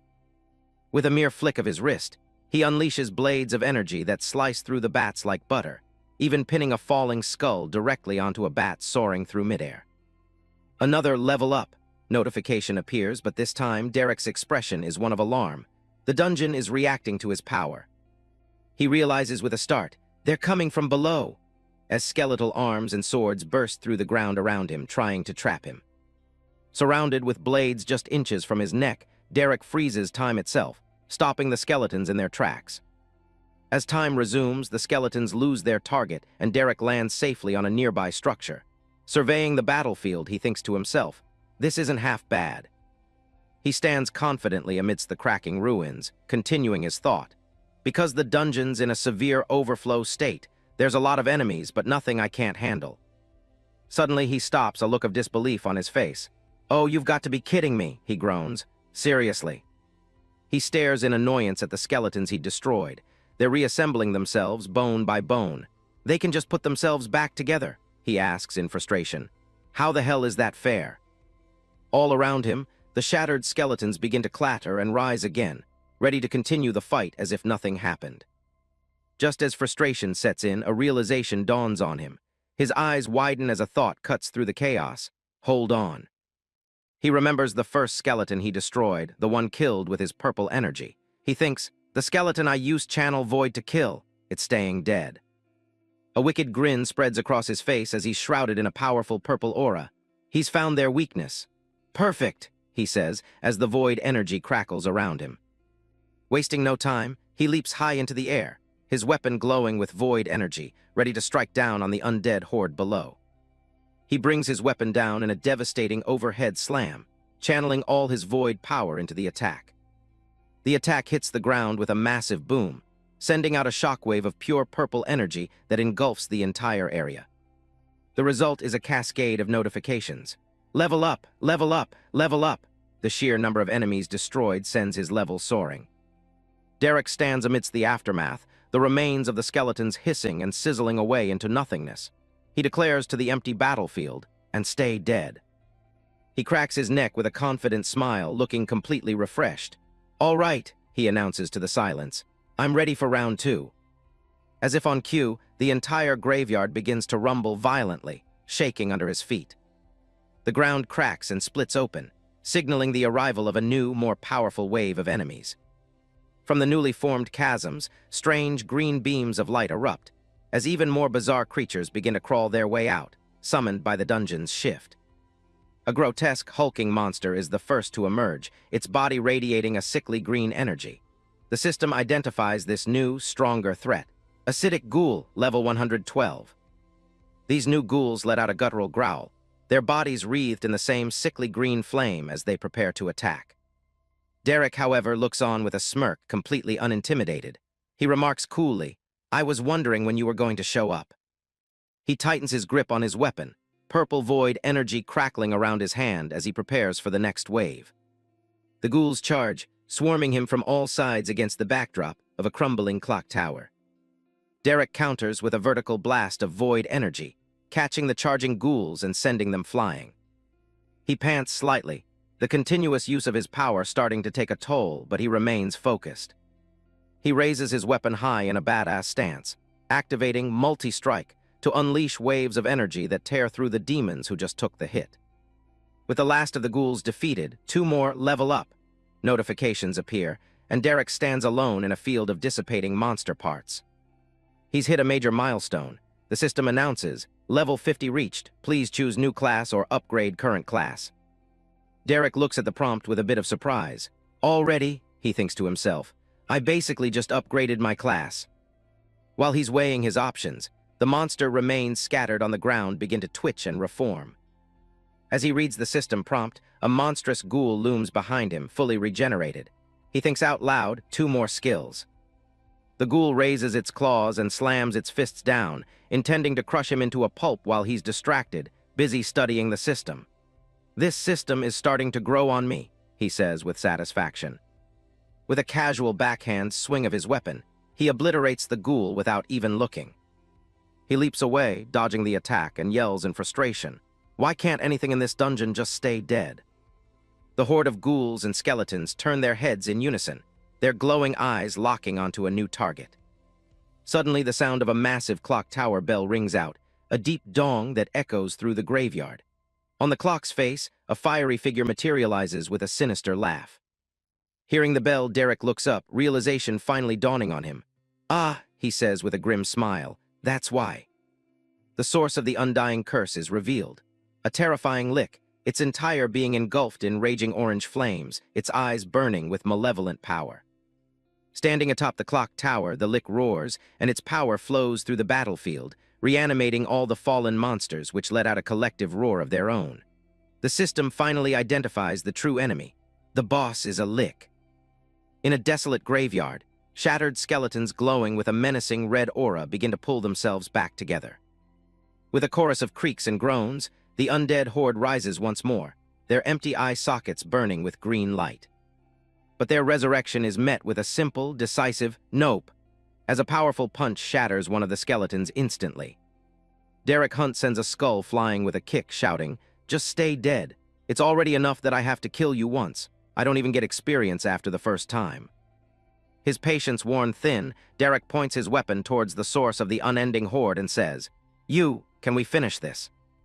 Atop a clock tower, silhouetted by the full moon, the lick boss floats menacingly. It seems to taunt him, I'm sure everyone's getting tired of waiting on me. The Lick Boss unleashes its power, its flaming skull head roaring a single command. Die. On its command, the resurrected skeletal minions let out a collective roar and charge forward. In response, Derek dashes straight into the fray, his eyes glowing with purple energy. He leaps into the air, unleashing a whirlwind of slashes that cuts through the entire horde in an instant. With a final, devastating downward slash, he activates his skill, Multi-Strike, reducing the remaining skeletons to nothing but bone fragments. His eyes narrow, focusing his power as he prepares his next move, Channel Void. The Lick Boss watches, its fiery skull crackling with rage at the sight of its minions being destroyed. With a resounding clap of its skeletal hands, it begins to cast another spell. Red tendrils of energy shoot out, gathering the shattered pieces of bone and reassembling them with eerie green magic. Once again, the skeleton warriors are revived, standing ready as the Lick Boss hovers above, preparing to continue the endless fight. Seeing the horde rise yet again, Derek's face contorts with utter annoyance. "Oh, hell no," he mutters. Ignoring the minions completely, he charges directly at the Lick Boss, shouting, "We are not doing this again." With a single, powerful slice, Derek's void-infused weapon cuts straight through the Lick Boss. The attack is so immense it doesn't just vaporize the boss. It tears through the entire clock tower behind it in a massive explosion. As the purple energy from his strike fades away, a brilliant blue light begins to crackle in Derek's hand while he coolly retracts his weapon. He stands atop the crumbling remains of the tower, the battle finally over. With a final toll, the ruins of the ancient clock tower collapse, scattering debris across the silent battlefield. Derek looks down at the lifeless body of the Lick Boss, his gaze fixing on the glowing phylactery hanging around its neck. The source of the Lick's power shines with a brilliant golden light, completely exposed. With a decisive stomp, Derek crushes the phylactery under his boot. "Dumbass," he scoffs, "don't wear your phylactery around your neck." He stands over the now permanently defeated Lick Boss, shaking his head. "You're supposed to hide it. That's licking 101. Walking away from the scene, Derek casually notes, "Hey, I hit level 50. I can upgrade my class again." He dismisses the thought just as quickly. I'll do it later. Is this gonna become like a daily occurrence?" Turning towards a large crypt, Derek calls out, "You guys can come out now." With a heavy creak, the stone doors begin to open, bathing the entrance in a bright blue light. His companions step out, taking in the sight of the now-cleared battlefield. A young blonde boy named Thomas looks around in amazement, uttering a single, "Whoa." Mallory, a woman with reddish-brown hair, is already inspecting a dead monster bat with glee. "Oh my gosh, these will make great materials," she exclaims. Derek gives a small smile and a peace sign, saying, "Part 1 of the plan is done. Let's see what the dungeon reward is before Part 2.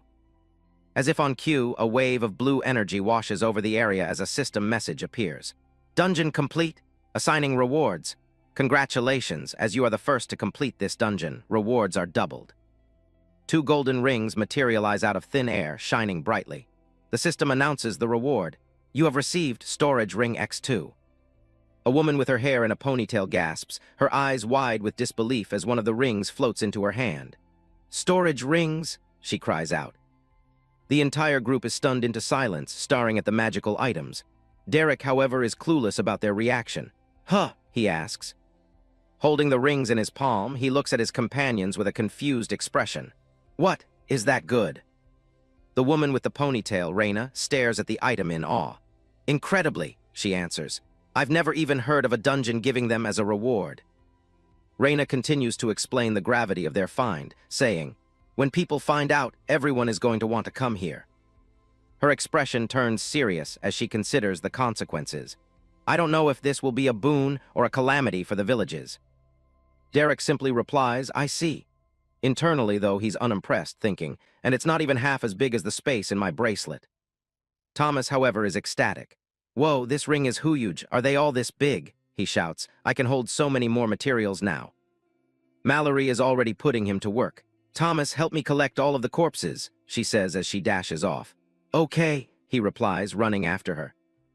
Raina clicks her tongue, still worried. "Damn, they're large storage rings, too. This will cause an even greater commotion." But the other woman beside her offers a different perspective. Or an even greater boon, the village isn't so weak anymore, Reyna. We don't have to always be afraid. After a moment of thought, a small smile appears on Reyna's face. You're right, she concedes. Reyna looks over at Derek and adds, thanks to him. Derek overhears and gives a confident wink, chuckling to himself as he thinks, they consider this big. He smugly imagines the tiny storage ring compared to the vast space inside his own storage bracelet, which is filled with all sorts of items. I wonder what they'd think if they saw the inside of my bracelet, he muses. Panting, Thomas and Mallory return. And that's the last one, Thomas says. Can you make me something cool because I helped, please? Mallory playfully replies, Maabe. With the battlefield cleared, Derek gathers everyone and gets right to business. All right, for step 2 of the plan, I'm going to need someone to give me one of their storage rings. He holds his hand out, beginning to explain. Now, I know that's a big ask of all of you, but I promise I will more than. Before Derek can even finish his sentence, his entire team offers him their rings without hesitation. Just take one, you oaf, Reyna says, catching him completely off guard. With a sparkling grin, Derek takes the ring from a very reluctant Thomas. This one will do, he says as Thomas sighs, aw man. The group places their hands together over a glowing spot on the ground, channeling a powerful red energy to exit the dungeon. A system message confirms their departure. Exiting dungeon. Dungeon status lowered from extreme overflow to stable. The red energy dissipates, leaving them standing outside the dungeon, where the land is still dark and blighted by its corrupting influence. Thomas looks around at the twisted trees, confused. Why is everything still so diseased? Shouldn't it be better now? Reyna places a reassuring hand on his shoulder. It will take time, she explains. We've stopped the cause, but the forest still has to heal. Thomas understands, replying, oh, okay. Derek ruffles the boy's hair with a smile. Patience, Tommy. His expression then shifts, becoming serious and focused. Time to do what we came here for. As he gets to work, one of his hands begins to shine with an intense, holy-looking light. The rest of the group reacts with disgust at the sight before them. Thomas grimaces, "Ew, gross," while one of the women covers a younger girl's eyes, saying, "Close your eyes, sweetie." With a chilling grin, Derek lifts the body of a fallen, silver-haired hunter named Wallace, revealing the true nature of his plan. Let's make Wallace here look like a hero. With the scene set, he props up the corpse, muttering, "Come on, sit up straight." He carefully applies the ghoul's acid to the body, explaining his methods out loud. Some wounds from the ghoul's acid for authenticity. Make it look like this is what killed him. The potent acid sizzles as it melts through the armor, creating the perfect illusion of a desperate battle. He places 2 potions beside the body, adding another layer to the fabricated story. Got to make it look like he tried using some of his supplies. Finally, he places the last piece of the puzzle. And of course, your reward, oh valiant hero, one from me and one from Thomas. With his work complete, he stands back, hands on his hips, and asks his companions, "On. Done. How's it look, everyone?" His companions are impressed by the morbidly realistic scene. One stammers that it looks great, while another adds, "Very convincing. Remind me not to piss you off in the future." The scene is perfectly staged. The fallen hero, slumped against a dead tree, evidence of a brutal fight all around him. With a final, sickening flop, the head of the corpse falls forward, completing the gruesome display. One of his companions cringes at the sight, and he casually pats her on the back, saying, "They're there." Several days later, the sun sets over a quiet village. With a loud groan, the village gates swing open. The group returns and young Mallory Fields yells out, "We're back. I'm going to tell my grandparents. I'll see you all for dinner," before running off into the village. Watching him go, one of the women asks, "Does that boy ever get tired?" To which he simply replies, "Never." The female warrior looks around, letting out a sigh of relief. "I'm just glad to see the village is still standing," she says before adding, "Leon's done a solid job holding down the fort while we were gone. Speaking of which, I need to go check in with him." With that, she strides ahead, taking a step forward and leaving Derek's group behind. Suddenly, the child grabs Woman B's arm. "Can I finally choose it now?" "Choose what?" her mother asks. The girl insists, "Don't play around. I hit level 10 on the walk back, and you said I could select my class once we got home." She eagerly pulls them along, buzzing with excitement. "Come on, let's see what I get."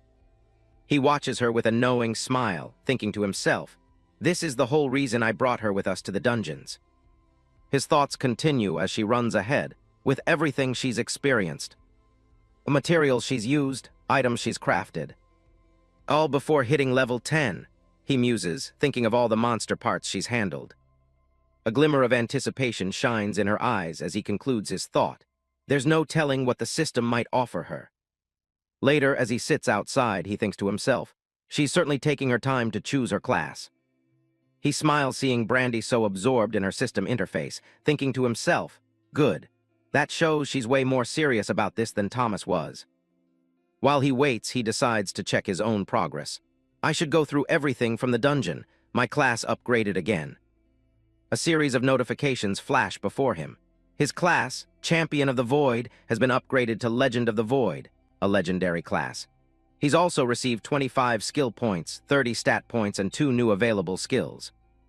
He can't hide his excitement, a grin spreading across his face. Holy shit, a legendary class. The first new skill available is Absolute Nullify, a wall of void magic that absorbs any and all magic that touches it. It costs 11 skill points. He's stunned by the sheer power of the ability, muttering any and all magic, as he immediately learns the skill. The second skill is Void Storage, a simple but useful ability to store items within the void. He learns that one too.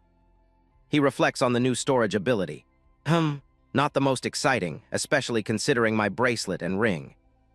But it never hurts to have more storage, he concedes. Clenching his fist, he turns his attention to his stats. Now for my stats. As he allocates his points, 2 more dings ring out. He successfully increased both his intelligence and wisdom to 500 points, unlocking the Magical Glass Cannon achievement. The achievement rewards him for gaining at least 500 stat points in both stats, granting him a choice of 1 new active magic skill and 1 new passive magic skill. He instantly selects Chain Lightning as his active skill, picturing the arcs of electricity decimating hordes of enemies. For his passive, he learns Physical Resistance, a skill that will surely come in handy for a magic-focused build. He lets out a satisfied sigh, feeling the surge of new power course through him.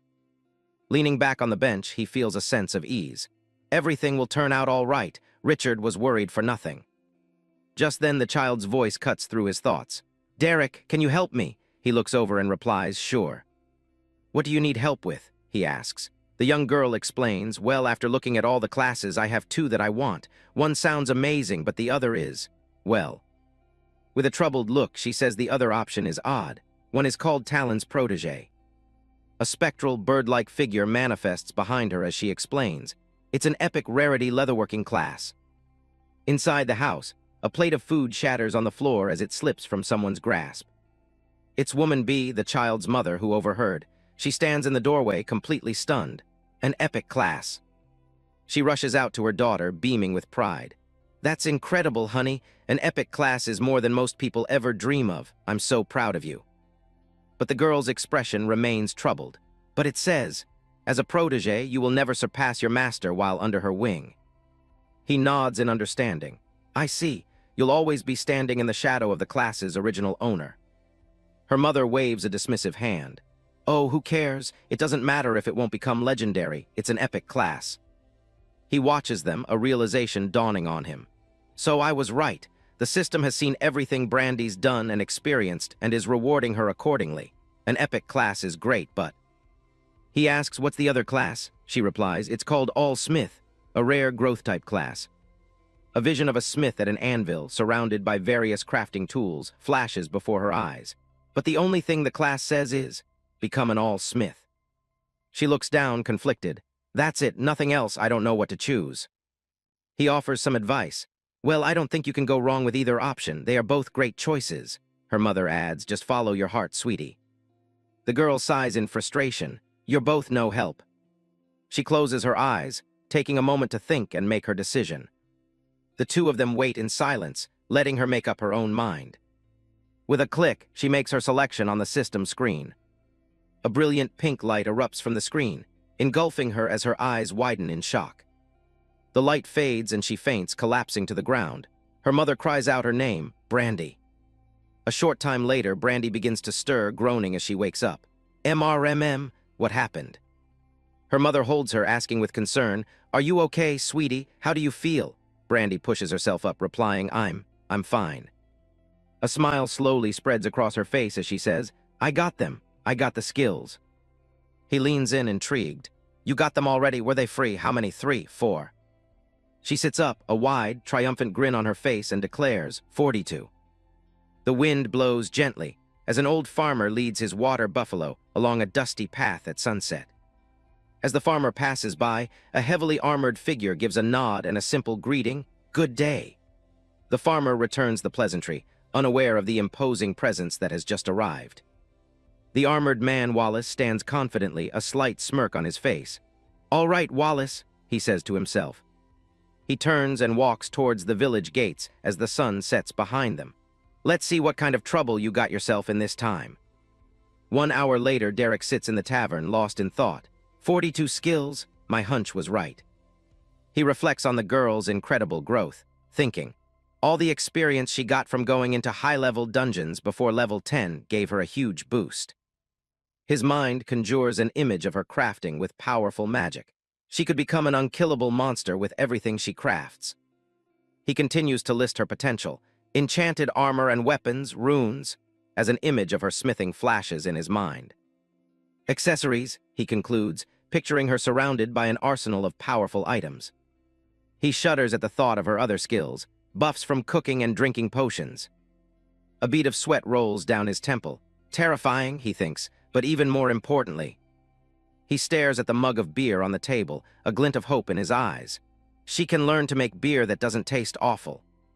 With that thought, he grabs the mug and chugs the entire thing in one go.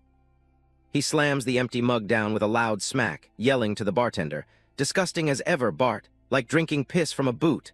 The bartender, Bart, simply replies, glad you like it. Suddenly, the tavern door swings open and a voice shouts, Derek! His eyes dart towards the entrance. Derek turns back to the counter and asks, Thomas.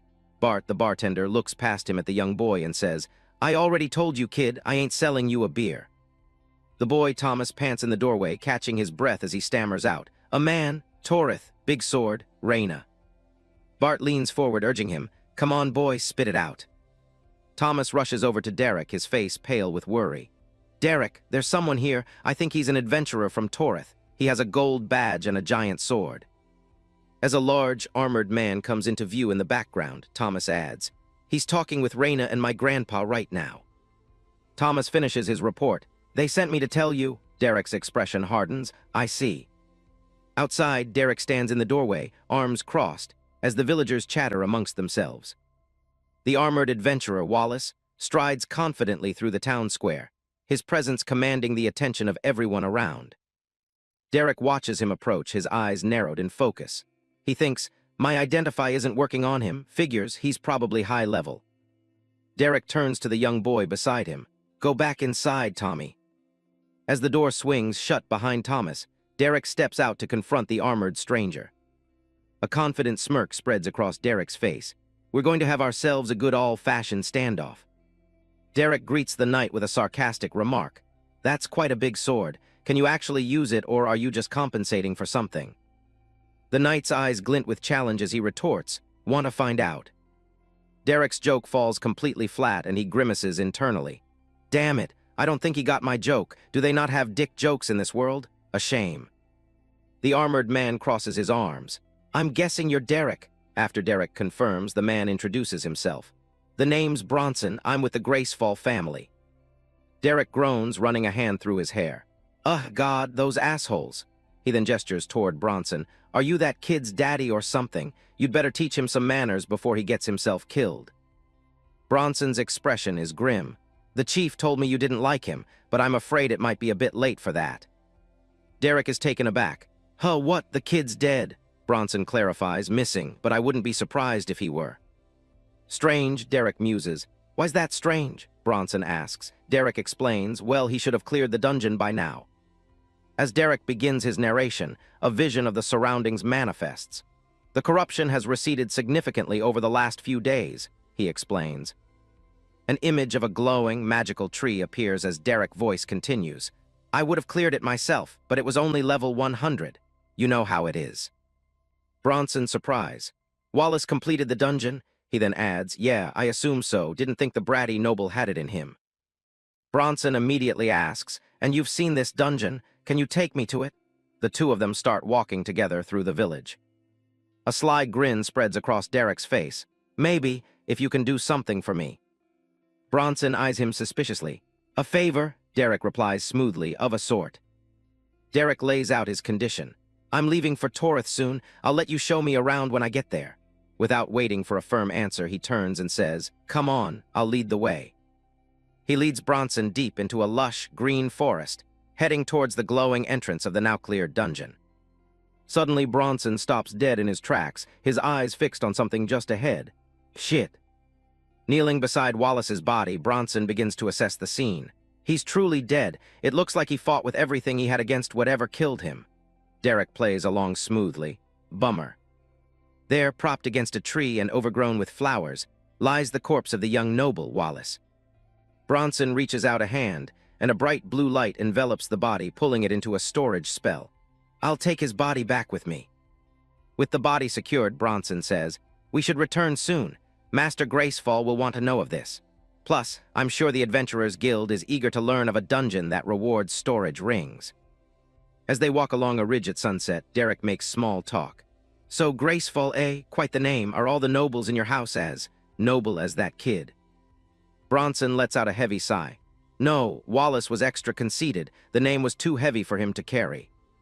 He continues with a somber look. The master always feared his actions would do him in. Who would have thought the boy would die trying to save others? A bead of sweat trickles down Derek's face as he remembers the truth. He forces himself to agree, yeah, who would have thought?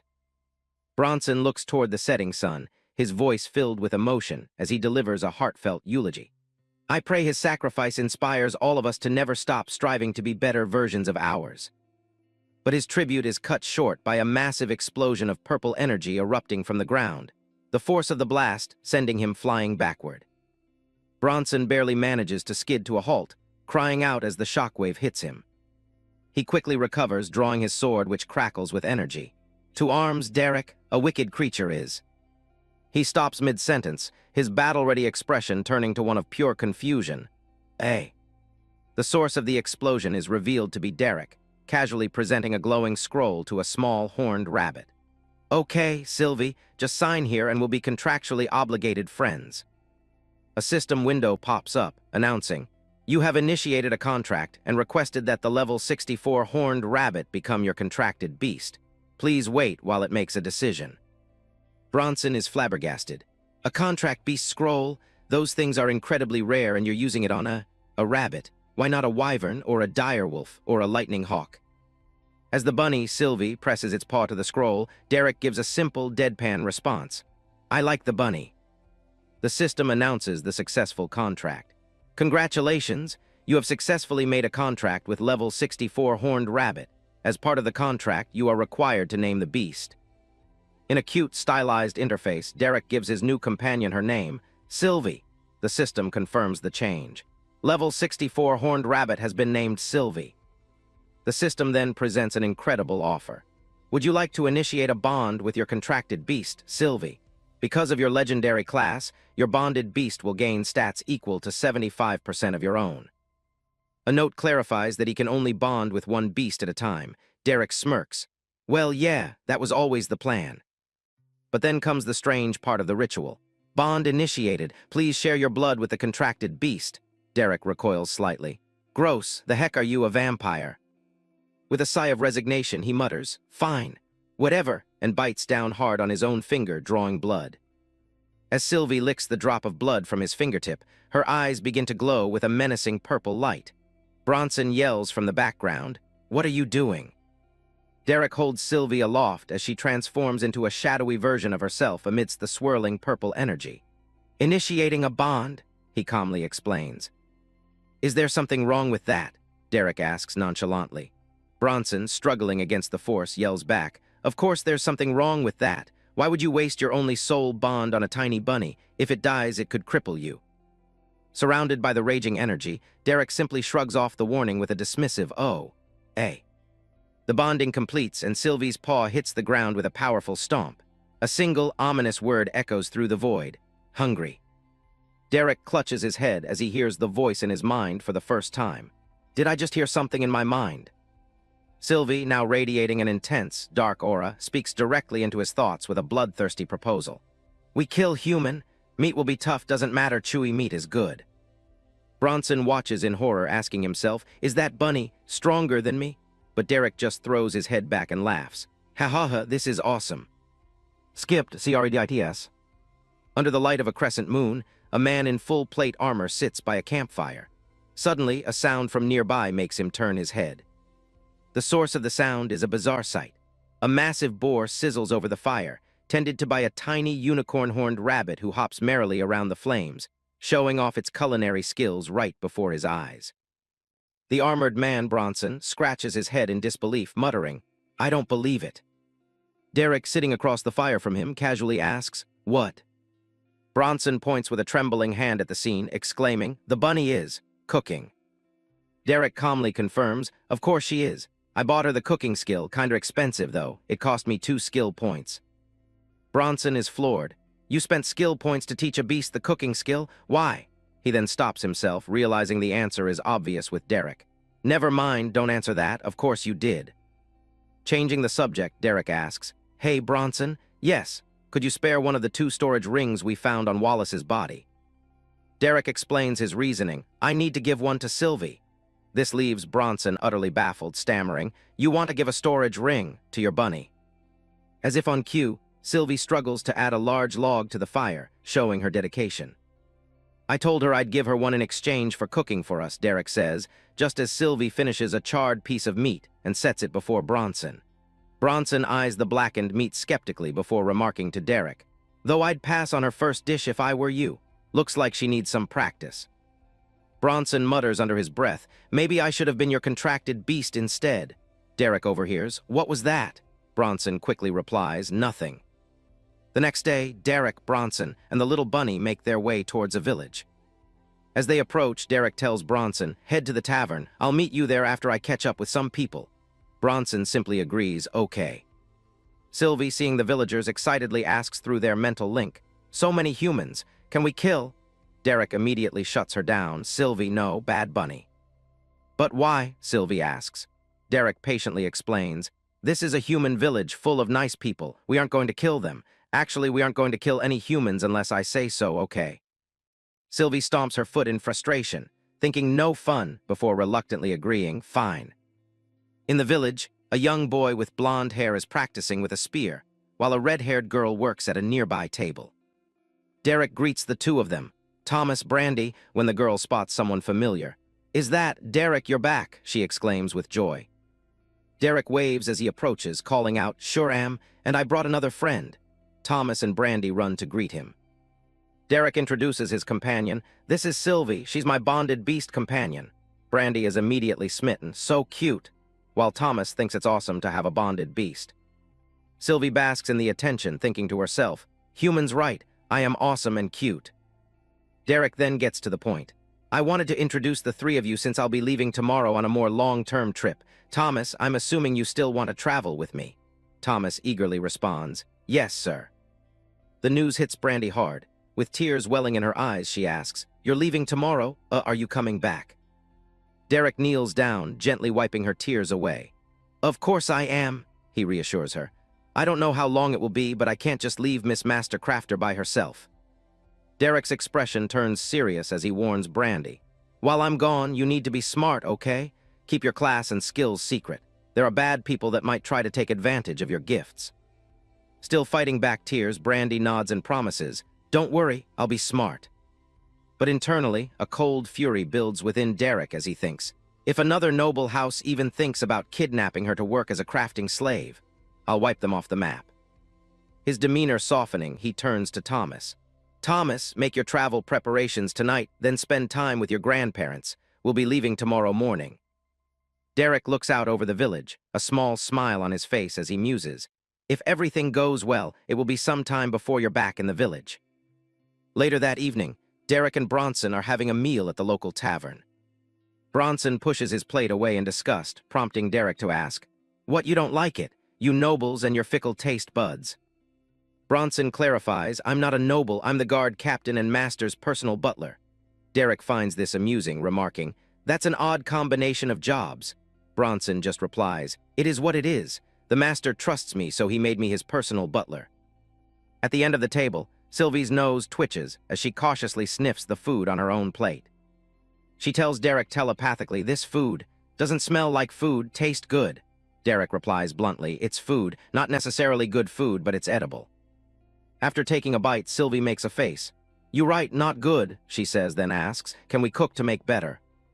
Derek grins, finding her question funny. "Huh, it's already cooked." Sylvie shudders in horror, the realization dawning on her as she thinks, already cooked. The tavern owner, Bart, overhears the complaints.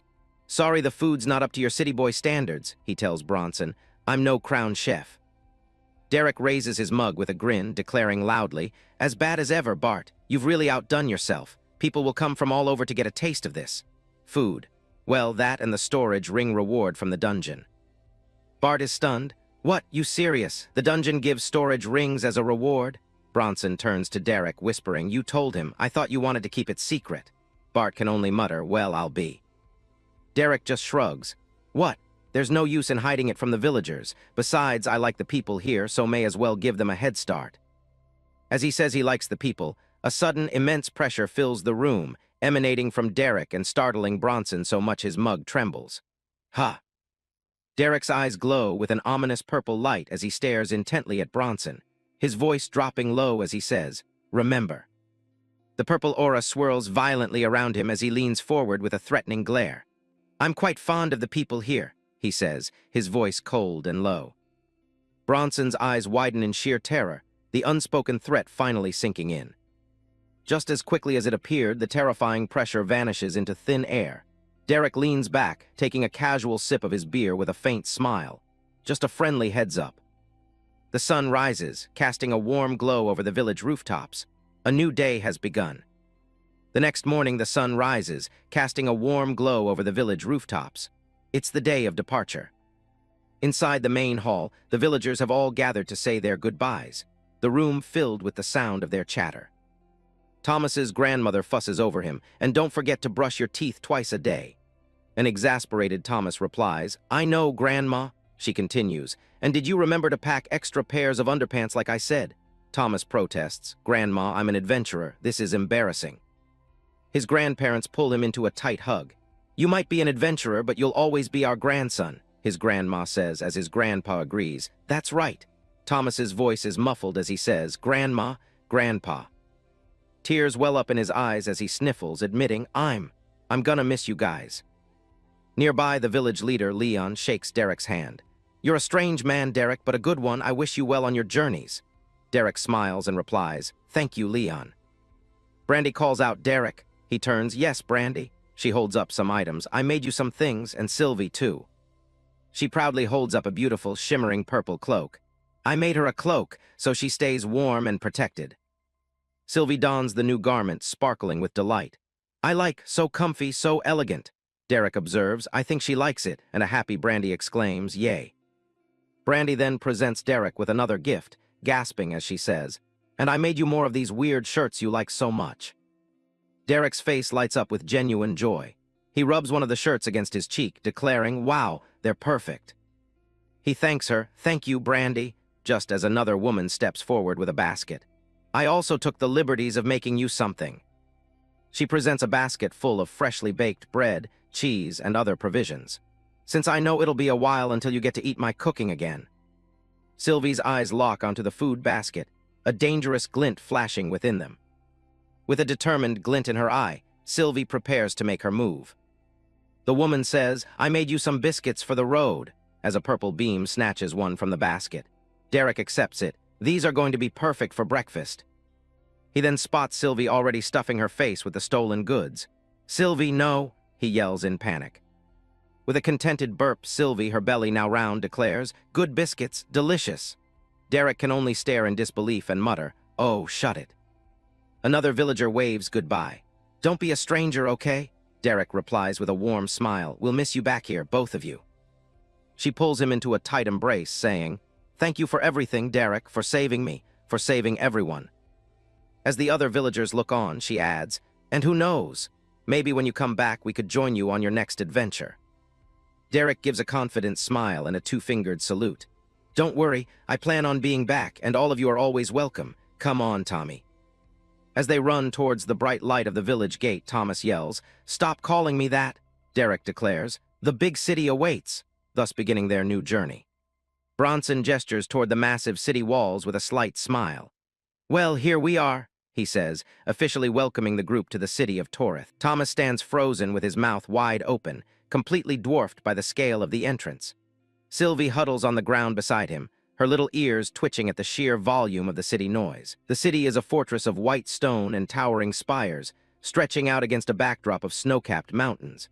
It's a massive jump in scale from the quiet village life they just left behind. They step into the main thoroughfare, which is packed with stone houses and a constant flow of people. The air is thick with the smell of wood smoke and the general chaos of a bustling urban center. A street vendor waves a smoking skewer in the air, shouting about his fresh meat on a stick.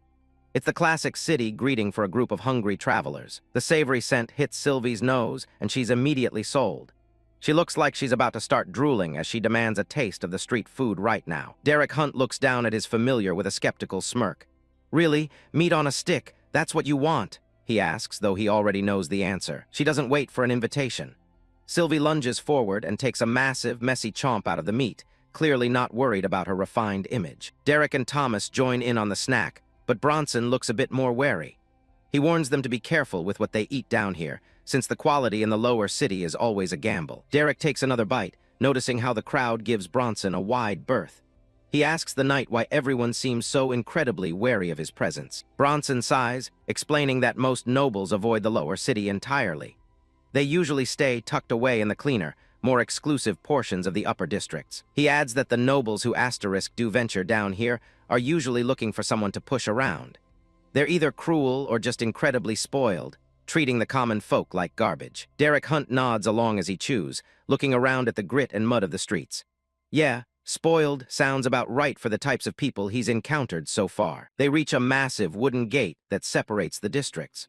Bronson tells them they're entering the middle-class section and warns Derek not to start any trouble. The heavy doors creak open to let them through. One of the guards bows his head respectfully, welcoming Bronson back and asking how his long journey went. Once they're inside, the change is immediate. The streets are cleaner and the buildings look far better maintained, feeling a lot more like the tidy villages they passed through. It's a sharp contrast to the lower city they just left behind, which was mostly mud and misery. The divide between the social classes is literally built into the stone walls. Derek realizes that if it weren't for Bronson leading the way, they'd look completely out of place in this neighborhood. Their travel-worn gear doesn't exactly scream high society. Bronson seems to be well known around here, even stopping to greet a baker named Violet. It's clear the man has a solid reputation within the city walls. While Derek talks, Thomas and Sylvie are busy working through the rest of their snacks.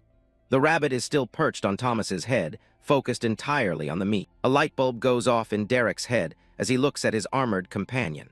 He realizes he should probably start taking full advantage of having a noble's servant around. He calls out to Bronson, who stops and looks back with a curious expression. Derek Hunt has a certain glint in his eye that usually means trouble for someone. Derek rubs his stomach, admitting that the street food didn't quite hit the spot. He's still hungry and wants to grab a real lunch before they continue. He mentions there's a specific restaurant he's heard quite a lot about and really wants to try. He's clearly aiming for a high-end experience for their first meal. The scene shifts to the Crown, a high-end restaurant where everything is polished and pristine. A chef named Bates stands at attention, nervously waiting for feedback on her work. At a massive desk, a woman with long red hair named Stella is finishing off a steak. She looks composed, elegant, and very much in charge of the establishment. She takes a slow, deliberate bite, savoring the flavor while the room remains deathly quiet. Every eye in the room is on her reaction. Bate is practically sweating bullets, watching Stella's expression for any sign of disapproval. Serving someone this important is high-stakes work for any chef. Stella dabs her mouth with a napkin, her expression remaining unreadable for a few tense seconds. The silence in the dining room is heavy. Finally, she smiles and gives her approval to the nervous chef. Bate practically deflates with relief, thanking the system that she lived to cook another day. Suddenly, the peace is shattered by loud banging and shouting at the entrance. Someone is trying to force their way into the exclusive restaurant. The main hall of the Crown is massive, with a giant chandelier and multiple levels of dining.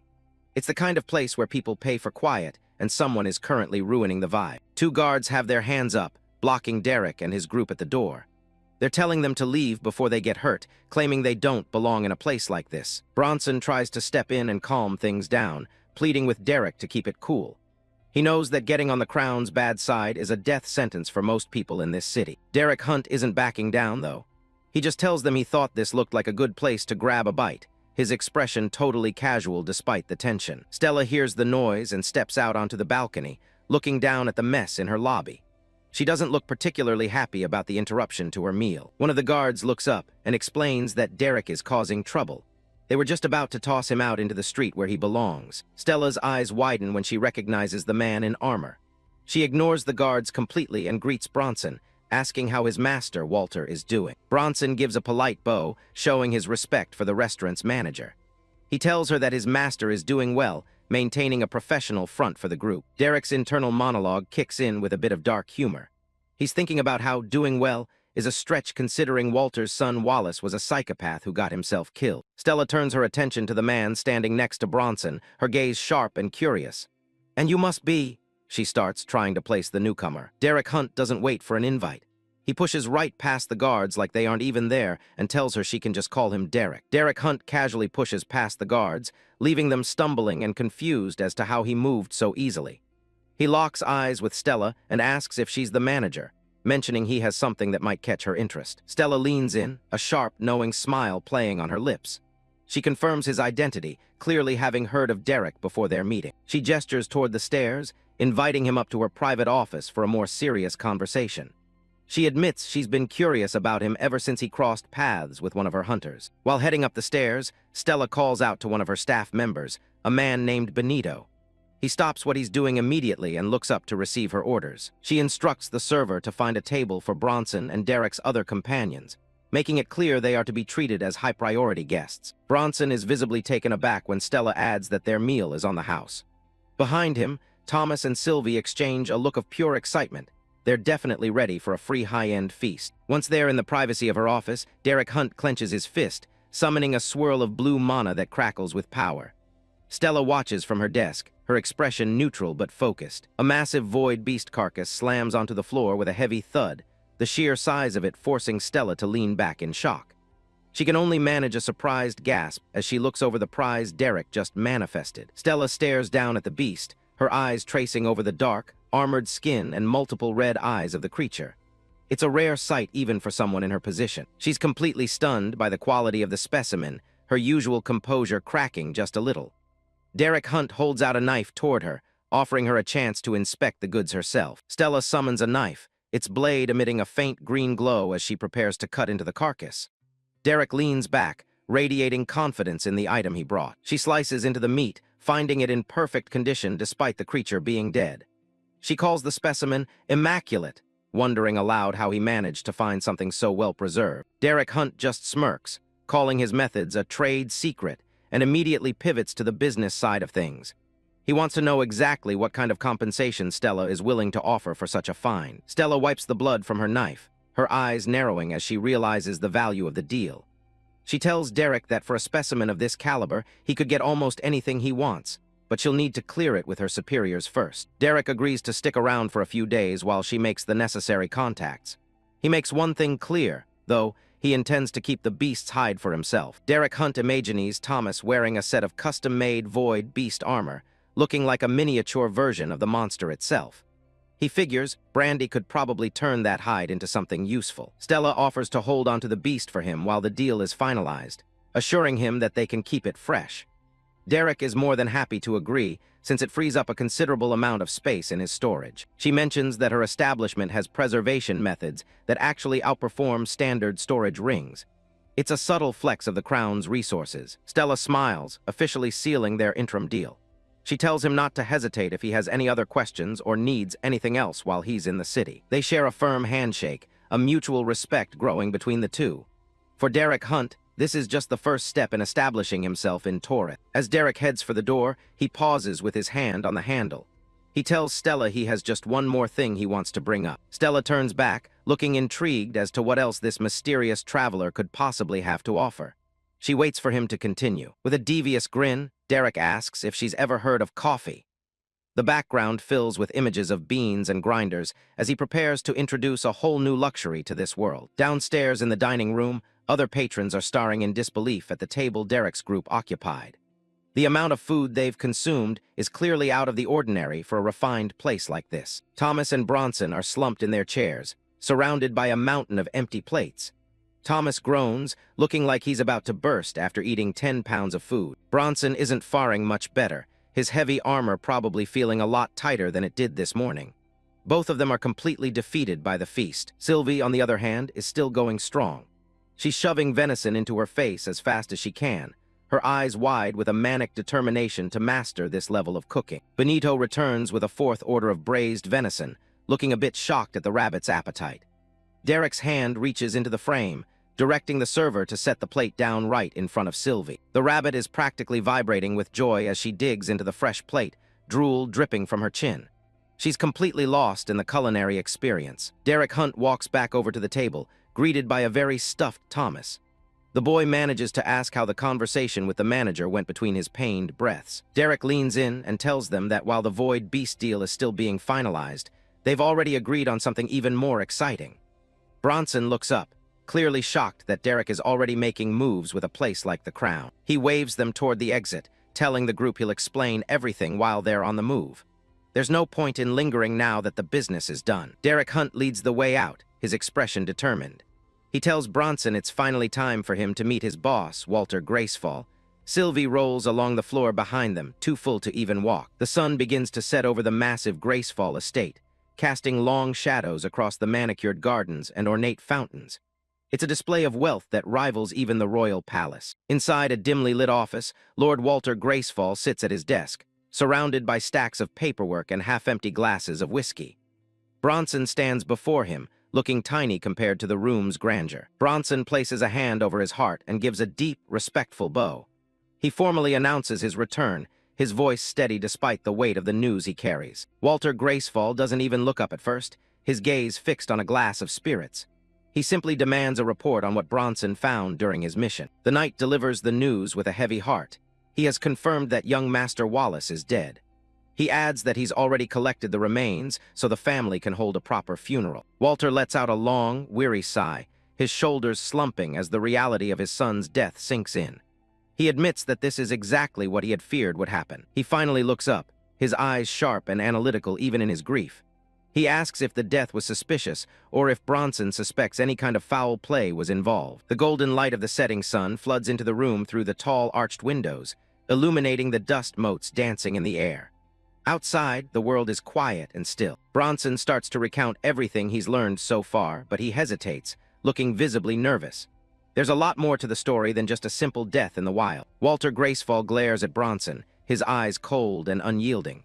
He demands that the knight spit it out and tell him the truth about his son's fate. Bronson lowers his head, unable to meet the Lord's gaze. He points out that Wallace was never the type to take unnecessary risks, suggesting that his death doesn't fit his personality at all. Walter's expression hardens, his brows furrowing in suspicion.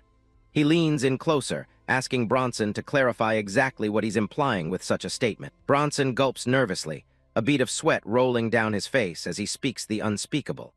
He believes Wallace offended someone incredibly powerful, someone who wants the family to believe he died as a hero rather than a victim. The room falls silent as Walter Gracefall processes the claim. He looks up from his desk, asking for a direct confirmation. "You believe Wallace was murdered?" Bronson confirms with a simple, "Yes, sir." Walter's gaze is piercing as he listens to the rest of the report. Bronson adds that the killer is one of the strangest and most dangerous men he has ever encountered. Walter looks thoughtfully at the knight, his face partially in shadow.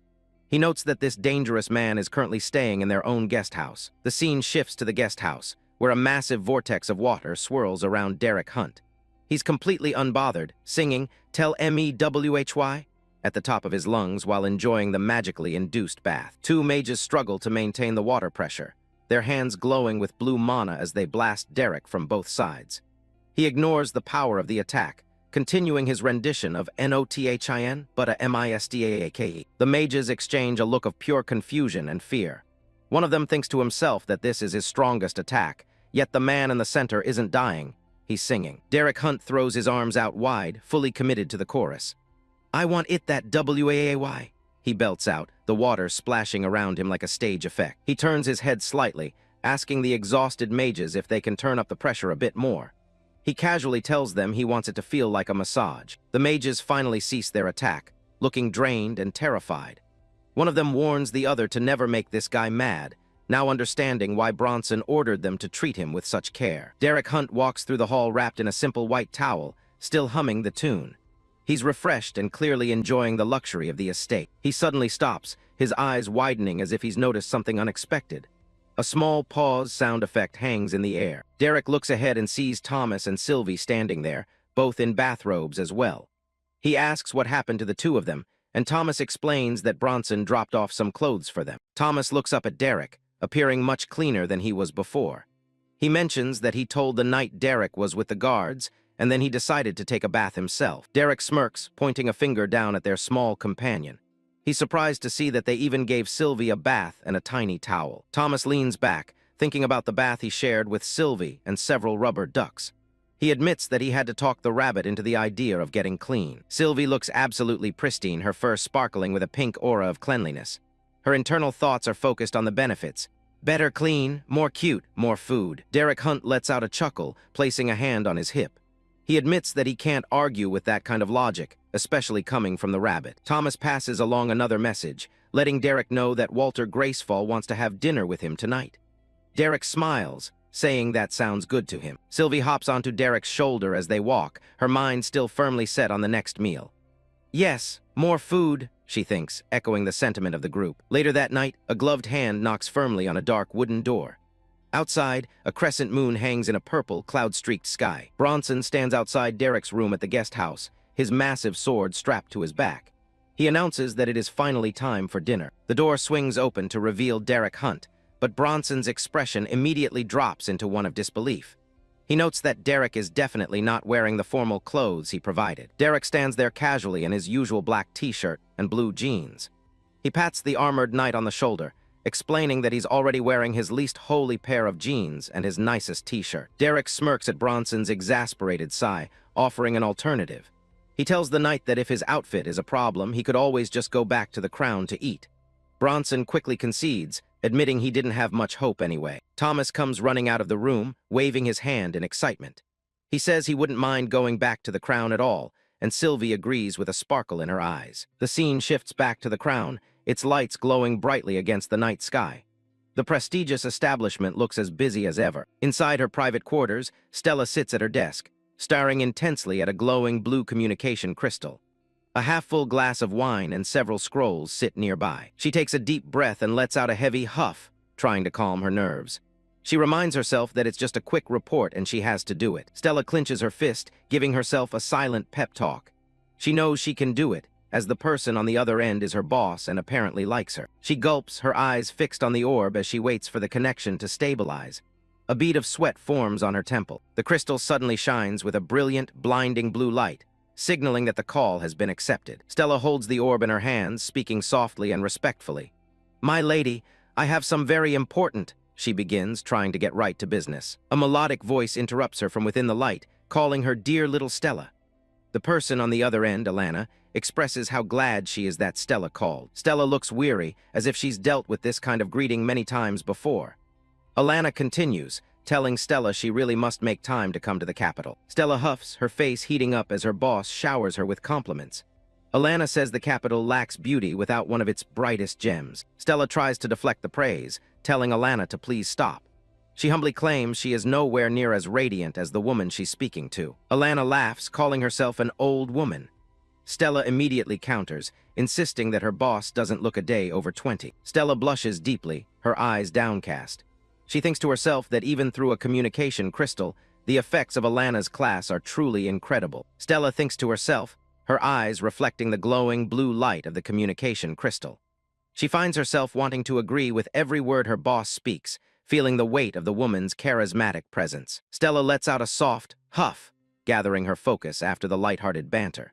She speaks into the orb, informing her lady that she is contacting her regarding a contract she's made with a very interesting individual. Within the crystal, a hand holds a glowing orb, a soft sigh appearing in the air. Alana's voice drifts through, complaining that everyone only ever calls her about business and asking if they can't just chat for once. Alana eventually gives in, her voice sounding through a pink-tinged thought bubble. She tells Stella to go ahead and tell her, but she playfully demands that the next time Stella calls, it better be just for a chat. Stella's voice is firm as she explains the situation, her words appearing in a large white bubble. She tells her boss that she needs approval for a void beast contract for a man named Derek Hunt. Stella sits at her desk, the room bathed in the blue light from the crystal and floating mana motes. Alana's response is immediate and enthusiastic, as she finds the prospect of a void beast very good and gives her approval instantly. Alana's voice continues, her tone shifting to a more casual and familiar one. She tells Stella to drop the "my lady" formality and just call her Alana, then asks about the details of the other contracts Stella mentioned. A close-up of the crystal shows the swirling energy inside as the connection remains strong. Stella is prepared to explain the next part of her deal with Derek Hunt. Stella looks down at the orb, her expression soft as she recalls her meeting with Derek. She tells Alana that he had a type of beverage on him that she had never tasted before in her life. A vibrant image of Alana, a beautiful woman with flowing dark hair and a regal presence, floats through a void filled with coffee beans. Stella's voice describes the drink as incredible, bitter yet sweet, earthy and chocolatey, and providing a surge of energy and focus. Brown coffee beans and gold coins rain down through the dark space as Stella continues her report. She believes that if her botanists can successfully reverse engineer the dried beans Derek had, the product could easily outsell their current tea. More gold coins sparkle as they fall, representing the massive potential profit of the new venture. Stella explains the terms she offered. Derek will receive 3% of all profits generated from the coffee. The gold and beans continue to tumble over a blurred image of the crown sign. The final part of the deal includes Derek receiving an unlimited supply of the product for his own personal consumption. Derek Hunt is shown in a stylized, triumphant pose, standing atop a pile of gold sacks and coffee beans. Alana's voice echoes, nodding that it sounds like a fantastic deal for both parties, as 3% will likely net him tens of thousands of gold pieces every month. Alana's face is partially visible through the crystal, her eyes filled with pride as she looks at her subordinate. She tells Stella that her instincts have always been immaculate and instructs her to treat Derek well. Stella nods in agreement, the blue light reflecting off her face as she listens to her boss. She adds that she suspects Derek will be making quite large waves within the city in the very near future. The scene shifts to a wide view of the city, with sunlight streaming between the clustered buildings. Alana's voice notes that Derek's actions are sure to draw the attention of City Lord Malcolm Toreth. A man in a dark green cloak stands on a high balcony, his back to the viewer as he looks out over the bustling streets of his city. Alana comments that she highly doubts the two men would ever get along, as Derek seems like too decent of a man. The City Lord, Malcolm Toreth, is shown from the front, throwing his hands up in a dramatic, arrogant gesture with a sharp grin. Alana refers to him as a brat who always stirs up trouble, urging Stella to trust her gut when it comes to Derek. Stella looks determined, her eyes narrowing slightly as she accepts her orders. She gives her final confirmation, simply saying, "Yes, Alana," as her boss grants her permission to assist Derek whenever he might need it. The scene shifts to a massive, dark estate lit by lanterns. It's late at night, and the group has finally reached the heart of House Gracefall's territory. Bronson stops the group in front of a massive set of double doors.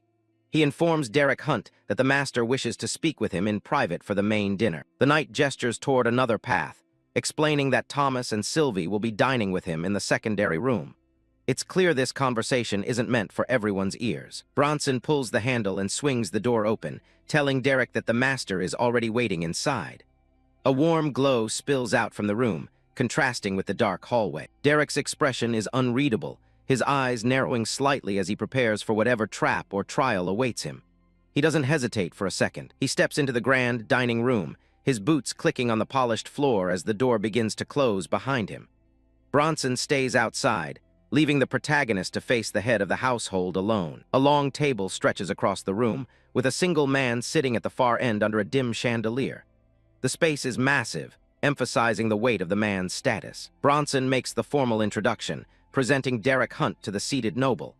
Before he can say another word, a raised hand from the head of the table dismisses him. Walter Gracefall leans forward, gesturing with an open palm for Derek to take a seat. He looks every bit the powerful noble, draped in fine fur and regal purple. Derek takes his seat at the opposite end of the long table, looking across the vast space at his host. He keeps his posture relaxed, even as he realizes the gravity of the situation. The two men lock eyes across the table, neither one flinching or looking away. It's a silent battle of wills before the first word is even spoken. Walter doesn't waste time with pleasantries, cutting straight to the point. He asks Derek Hunt directly if he's the one who killed his son. The camera zooms in on their intense gaze, highlighting the sharp contrast between Walter's seasoned authority and Derek's cold, calm stare. The silence in the room is deafening. Walter repeats the question, leaning back in his chair with a heavy presence that fills the room. He's not looking for a denial, but a confession. Derek remains silent for a moment, his face a mask of indifference. He's clearly not intimidated by the man's rank or his direct accusation. A small, knowing smirk finally plays across Derek's lips. The tension in the air snaps as he realizes how well the night Bronson had hidden his suspicion. He suddenly bursts out into a genuine laugh, throwing his head back in amusement. It's probably the last reaction Walter expected in this situation. Walter's expression doesn't change, his eyes remaining fixed on Derek Hunt with a cold, judgmental stare. He's waiting for a real answer, not a joke. Wiping away a mock tear, Derek apologizes, saying he was just thinking Bronson deserves a medal for his acting skills. He's genuinely impressed by how the knight played his part. He continues to chuckle, noting that the guy did a great job hiding his suspicion about the whole situation. It seems the whole charade of the knight leading them here had its own irony. Walter's patience is clearly wearing thin as he brings the focus back to the matter at hand. He asks again if Derek Hunt is disputing the fact that he killed Wallace. Derek settles back into his chair, his gaze sharpening once again. He tells Walter that since he sounds so convinced, there's no point in dragging things out anymore. He looks Walter straight in the eye and confirms it without a shred of hesitation.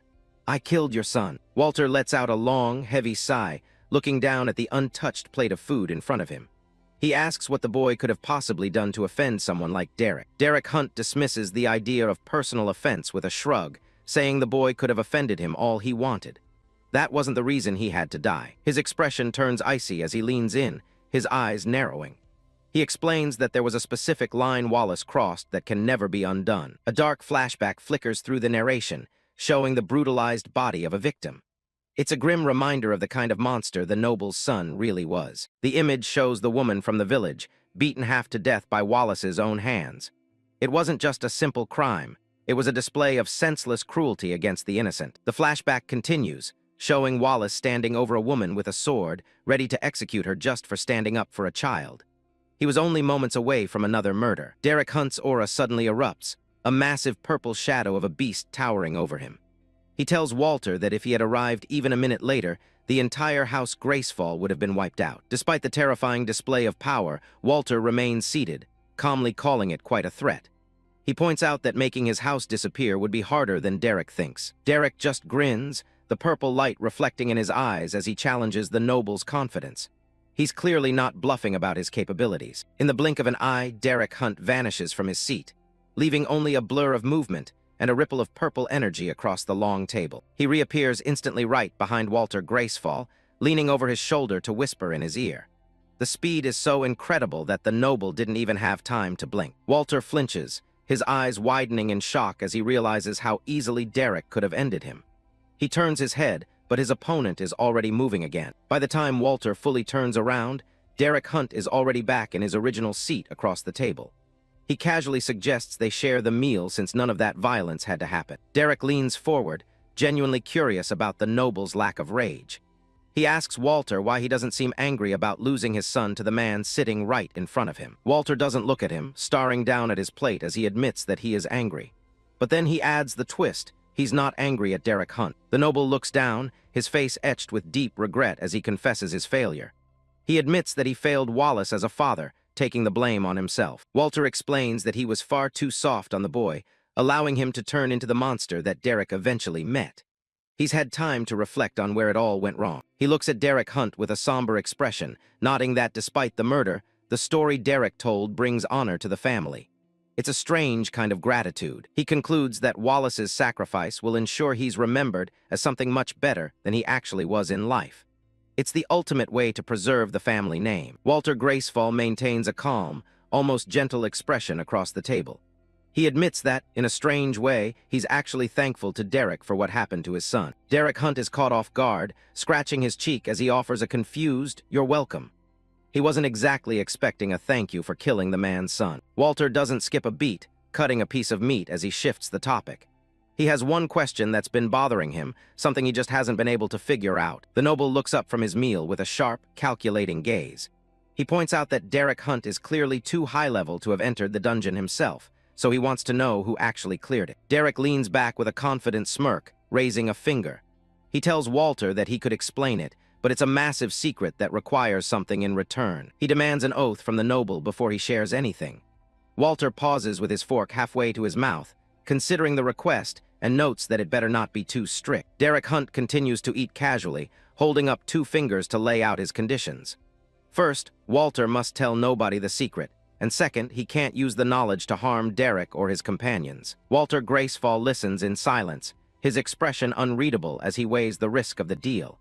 The air in the room feels heavy as he processes the conditions. Finally, the noble agrees, stating that the terms are acceptable to him. He's made much worse deals for far less valuable information in the past. Walter places a hand over his heart as a brilliant, blue light erupts around him.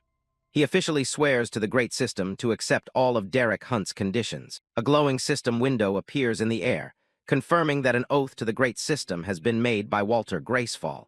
The magic of the system ensures there's no going back. The system message clarifies that the oath is binding until death. If Walter breaks it, he'll lose every single class and skill he's ever worked for. With the oath secured, Derek Hunt goes back to his meal, looking completely at ease. He casually asks Walter what he knows about legendary classes. There's a sharp freeze as Walter stops mid-motion, his knife hovering over his plate. The mere mention of such a rare status is enough to stop a high-ranking noble in his tracks. Walter looks at Derek with a somber intensity. He admits that he knows they exist, but he's never actually met anyone who possessed one. Derek Hunt just keeps chewing his food, offering a simple, "Well, now you do." He says it so casually that it takes a second for the weight of the reveal to sink in. Walter stares at him, completely stunned by the admission. He slowly asks if Derek Hunt would mind answering a few more questions about this legendary class. Derek gives a non-committal shrug, leaning back in his chair. He tells the noble that his willingness to answer really just depends on the questions. Walter leans forward, resting his chin on his hand as he thinks. He wants to know if Derek Hunt knows why the class was offered to him or what specific conditions he met to earn it. He theorizes that it might have something to do with everything Derek did before even choosing a class. It's a level of dedication most people can't even imagine. Derek Hunt looks serious for a moment, his hands clasped in front of him. He explains that to be rewarded extremely, a person has to be willing to go to extremes themselves. A vision of a young swordsman appears, surrounded by a whirlwind of blades under a full moon. Derek explains that someone who wants to be a legendary swordsman must live and breathe their weapon. Another image shows a woman meditating deep underwater, surrounded by glowing bubbles. To become a legendary water mage, one must fully immerse themselves in the element long before selecting a class. Derek Hunt's face is split with a dark, intense grin as he finishes his point. He believes that if someone devotes themselves with the passion of a zealot, the system will grant them greatness. Walter takes in the massive, quiet dining hall as he considers this theory. He asks Derek Hunt if he's actually tested this idea with others to unlock high-tier classes. Derek Hunt continues eating, admitting that there is one other person he's testing it with.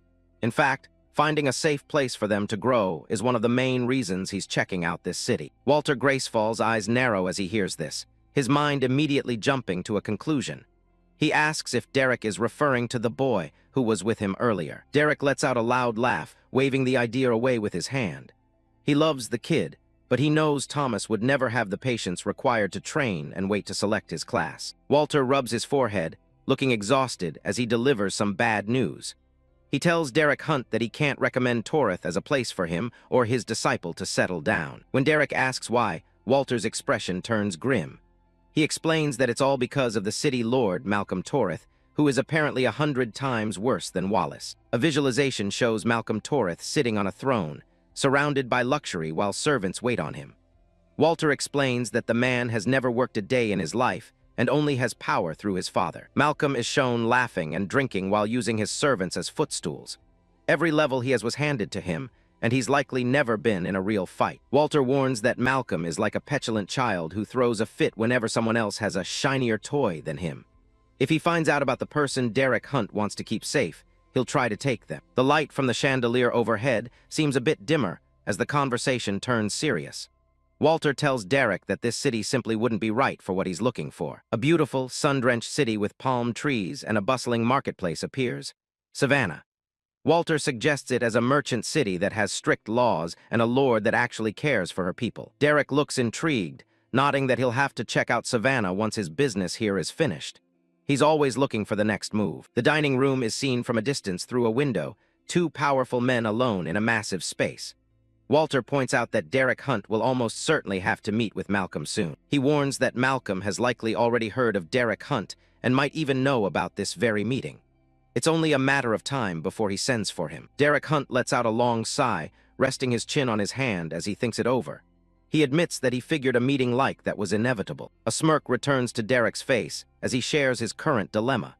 He's trying to decide if it would be more entertaining to offend Malcolm by just ignoring his invitation. He raises a hand, his eyes glinting with mischief.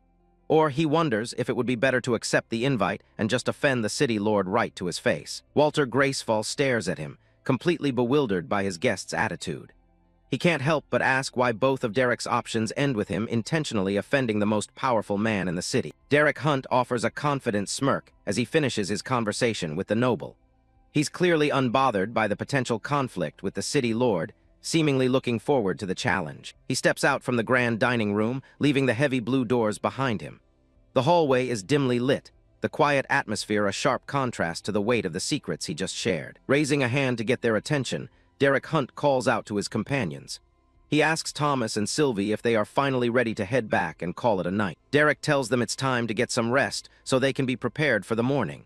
He notes that tomorrow is going to be a big day, likely anticipating his upcoming encounter with Malcolm Torreth. Thomas struggles through the doorway, grunting as he tries to move. He's clearly exhausted, and the guard standing behind him seems equally tired of dealing with the group's antics. Derek Hunt stares at them in silence, his expression turning to one of pure confusion. He wasn't quite expecting his student and his pet to be in such a sorry state after a simple meal. With a heavy thud, both Thomas and Sylvie collapse onto the red carpet in the hallway. Derek and the guard look down at them, watching as they huff and puff from the exertion of simply walking. Thomas wipes sweat from his forehead, looking like he's just finished a marathon instead of a dinner. He looks up at Derek and manages to gasp out that he's ready to go, despite his obvious fatigue. Sylvie lies flat on her back, her belly comically round and full from overindulging in the noble's food. Surrounded by sparkling pink flowers, she basks in her contentment, declaring this the best day she's ever had. As pigeons take flight over the estate, the lead guard stands at the massive iron gates. He thanks Derek Hunt and his group for dining with the master, seeing them off with professional courtesy. Bronson offers a parting gesture of hospitality. He tells them they're more than welcome to return to the guest house if they find the city life isn't to their liking. Derek turns back with a casual grin, declining the offer. He'd rather find a standard, boring inn to stay in so they can get the authentic city experience instead of being pampered. The guy jokes that constant heated baths and fancy meals would probably spoil Thomas and Sylvie in record time. Thomas just stands there with Sylvie on his shoulder, looking a bit confused by the sudden change in plans. Derek waves a final goodbye as the sun shines down on the path ahead. It's time to move on and find a place of their own in Torreth. They head down the long road away from the mansion gates, leaving the luxury of the noble district behind. Thomas follows close behind, with Sylvie hitched along for the ride. The view opens up to show the sprawling rooftops of Torreth as they descend into the more crowded parts of town. The architecture is dense, with houses packed tightly together along the hillside. They reach the lower streets where the local market is in full swing. People are out shopping at stalls, and the air is thick with the mundane energy of city life. Thomas mentions that he actually liked Bronson, calling him a decent guy. He can't help but wonder if Bronson's master is just as respectable or if he's more like his spoiled son. Derek reassures him that the master is a respectable and trustworthy man. He's walking with his hands in his pockets, completely unbothered by the high-stakes company they just left. Thomas leans in and lowers his voice to a whisper. He's worried about what might happen if the master finds out what really happened to his son. Derek leans back with a smirk and tells him he's overthinking it. He casually drops the bombshell that the man already knows everything. Thomas freezes in his tracks, his eyes going wide with pure terror. The realization that they just had dinner with a man who knows they killed his son hits him like a freight train. Panic starts to set in as he stammers out questions, wondering how the master could possibly know and why they would even go near him. His face is pale and dripping with sweat. Before Thomas can cause a scene, Derek reaches out and clamps a hand over his mouth. He tells him to knock it off as they continue walking past the city's residents. He explains that the master was a smart man who knew exactly what kind of person his son was. The old man had long ago accepted that the boy's character would eventually get him killed. Derek lets go and tells Thomas there's no reason to worry.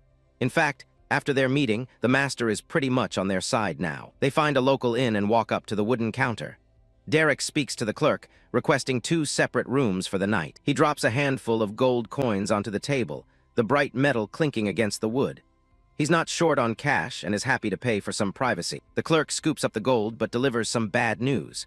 They only have 1 room left available, and Derek lets out a tired sigh before agreeing to take it. With a polite smile, the clerk hands over a single silver key.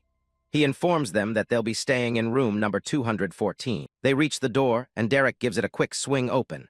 Thomas and Sylvie peek inside from behind him, curious about their new living quarters. The room is basic but clean, furnished with a single bed and a heavy wooden wardrobe. It's a far cry from the noble estate, but it suits Derek just fine. Derek takes one look at the lone bed and makes a quick decision. He knows there's going to be a conflict over who gets the comfortable spot. The bed sits alone against the stone wall, looking remarkably ordinary. It's clear it wasn't designed for 3 guests. Derek points toward the bed and tells Thomas he's stuck on the floor tonight.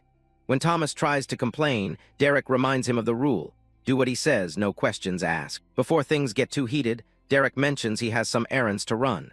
He pulls a glowing pouch out of his inventory, light spilling from the bag as he opens it. He tosses a heavy pouch of gold to Thomas, suggesting that he and Sylvie take the opportunity to explore the city.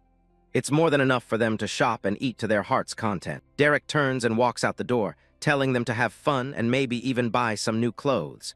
He waves dismissively over his shoulder as he heads back into the hallway. He stops for a second and glances back toward the room. He has one more thing to say before he disappears into the city. He tells Sylvie to keep Thomas safe while they're out. Sylvie looks back with a determined, grumpy expression and sends a mental confirmation that she'll handle the mount. Derek walks down the cobblestone street alone, feeling a bit lighter without the group. He's finally free to take care of his own business. He wonders if they'll really be okay on their own, but then he catches himself. He knows Sylvie is more than capable of handling herself. Derek remembers that Sylvie actually has 75% of his own strength. That little rabbit could take down someone as strong as Bronson without even breaking a sweat. He concludes that they'll be perfectly fine. However, a small worry starts to gnaw at him as he imagines Sylvie being the one to actually start trouble. He glimpses a terrifying vision of Sylvie's power spiraling out of control. A chilling thought, knowing exactly what she's capable of.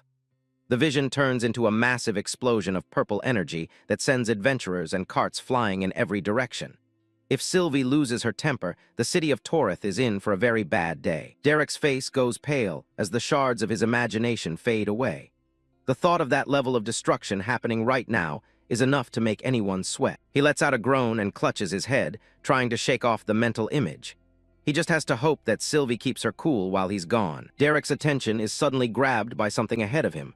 He looks up, surprised by the sight of his next destination. He stands before a massive building, decorated with a gargantuan stone skull with sharp tusks. It's the quintessential look for a city's adventurers' guild. Inside, the place is buzzing with rowdy energy and the smell of ale.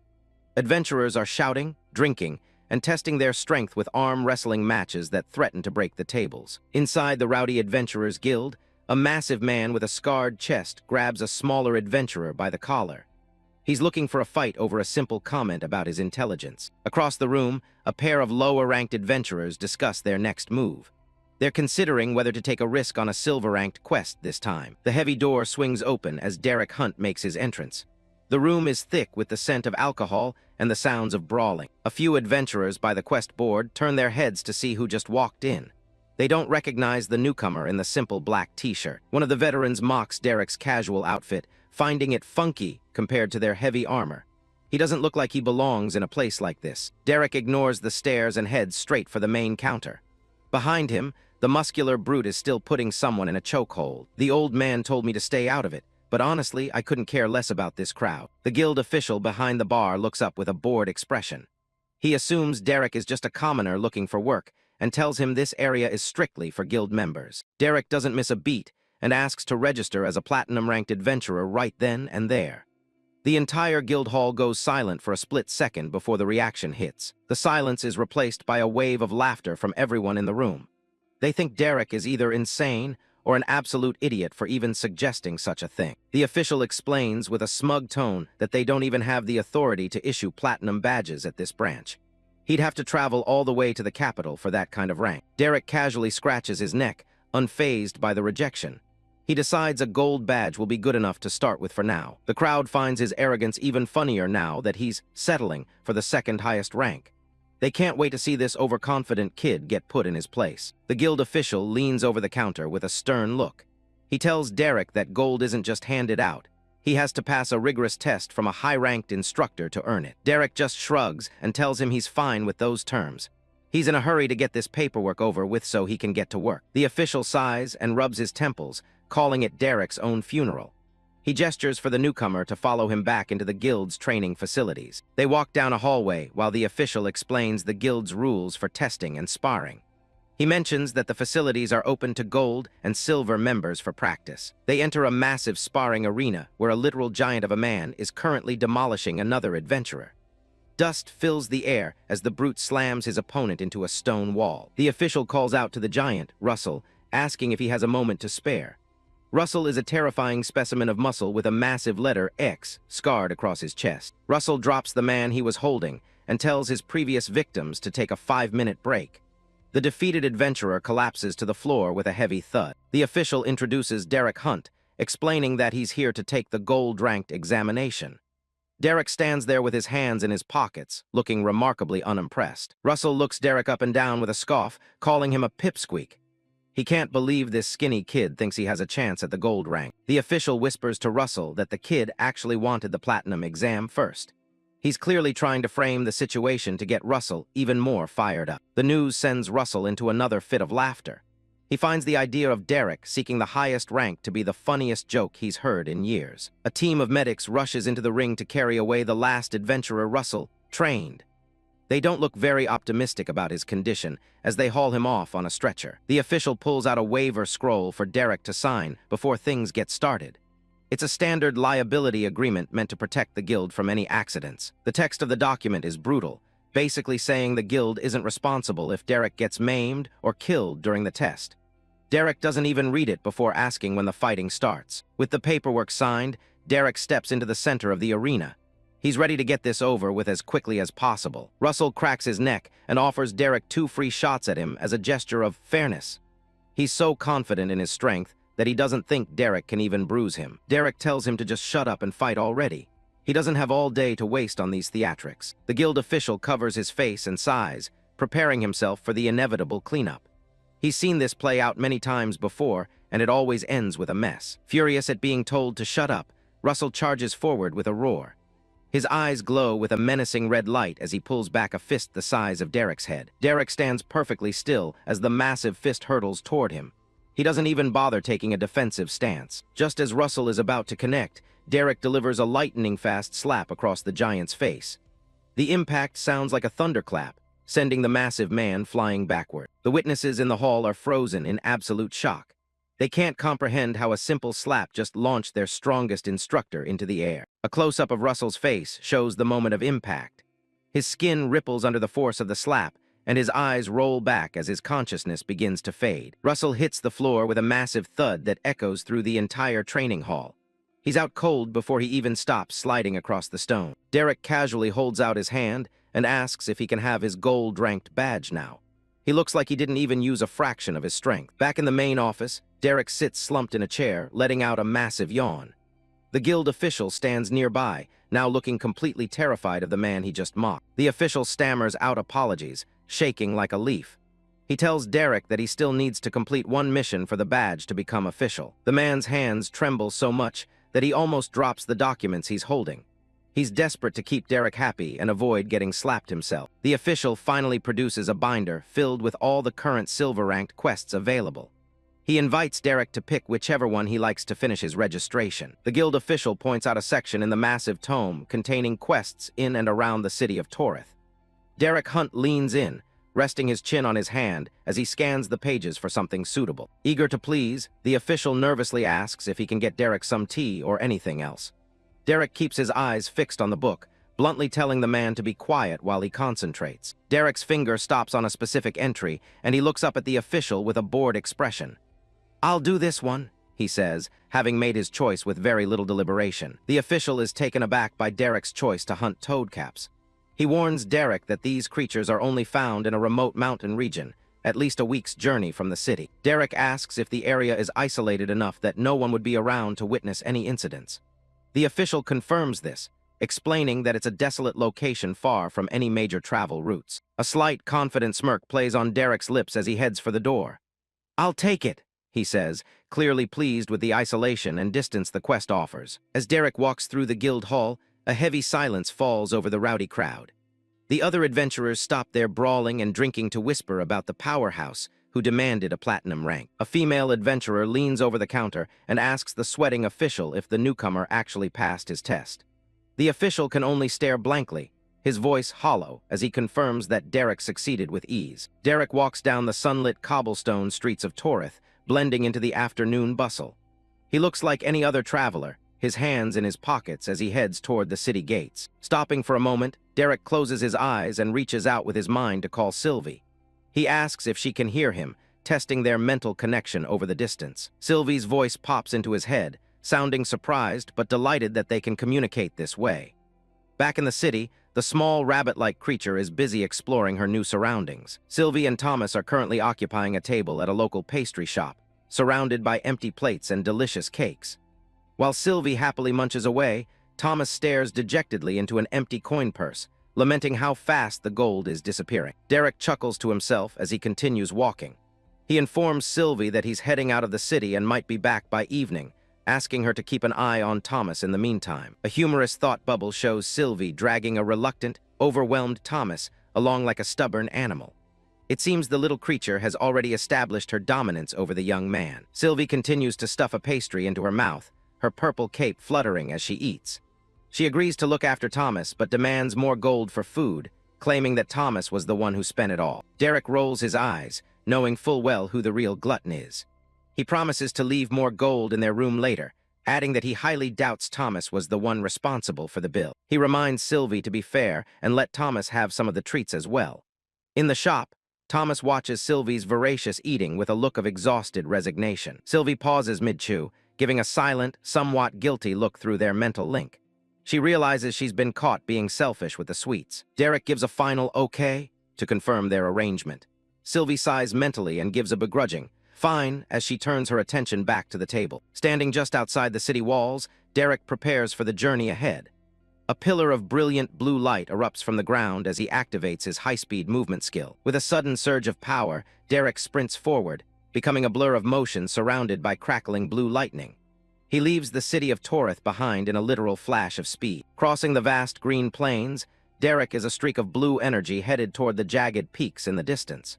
The sheer force of his movement kicks up massive clouds of dust in his wake. His feet skid across the rocky terrain for a split second as he makes a sharp turn at full speed. The impact of his steps leaves deep gouges in the earth, showing the power behind his stride. Arriving at the base of the mountains, Derek comes to a stop and looks up at the towering cliffs.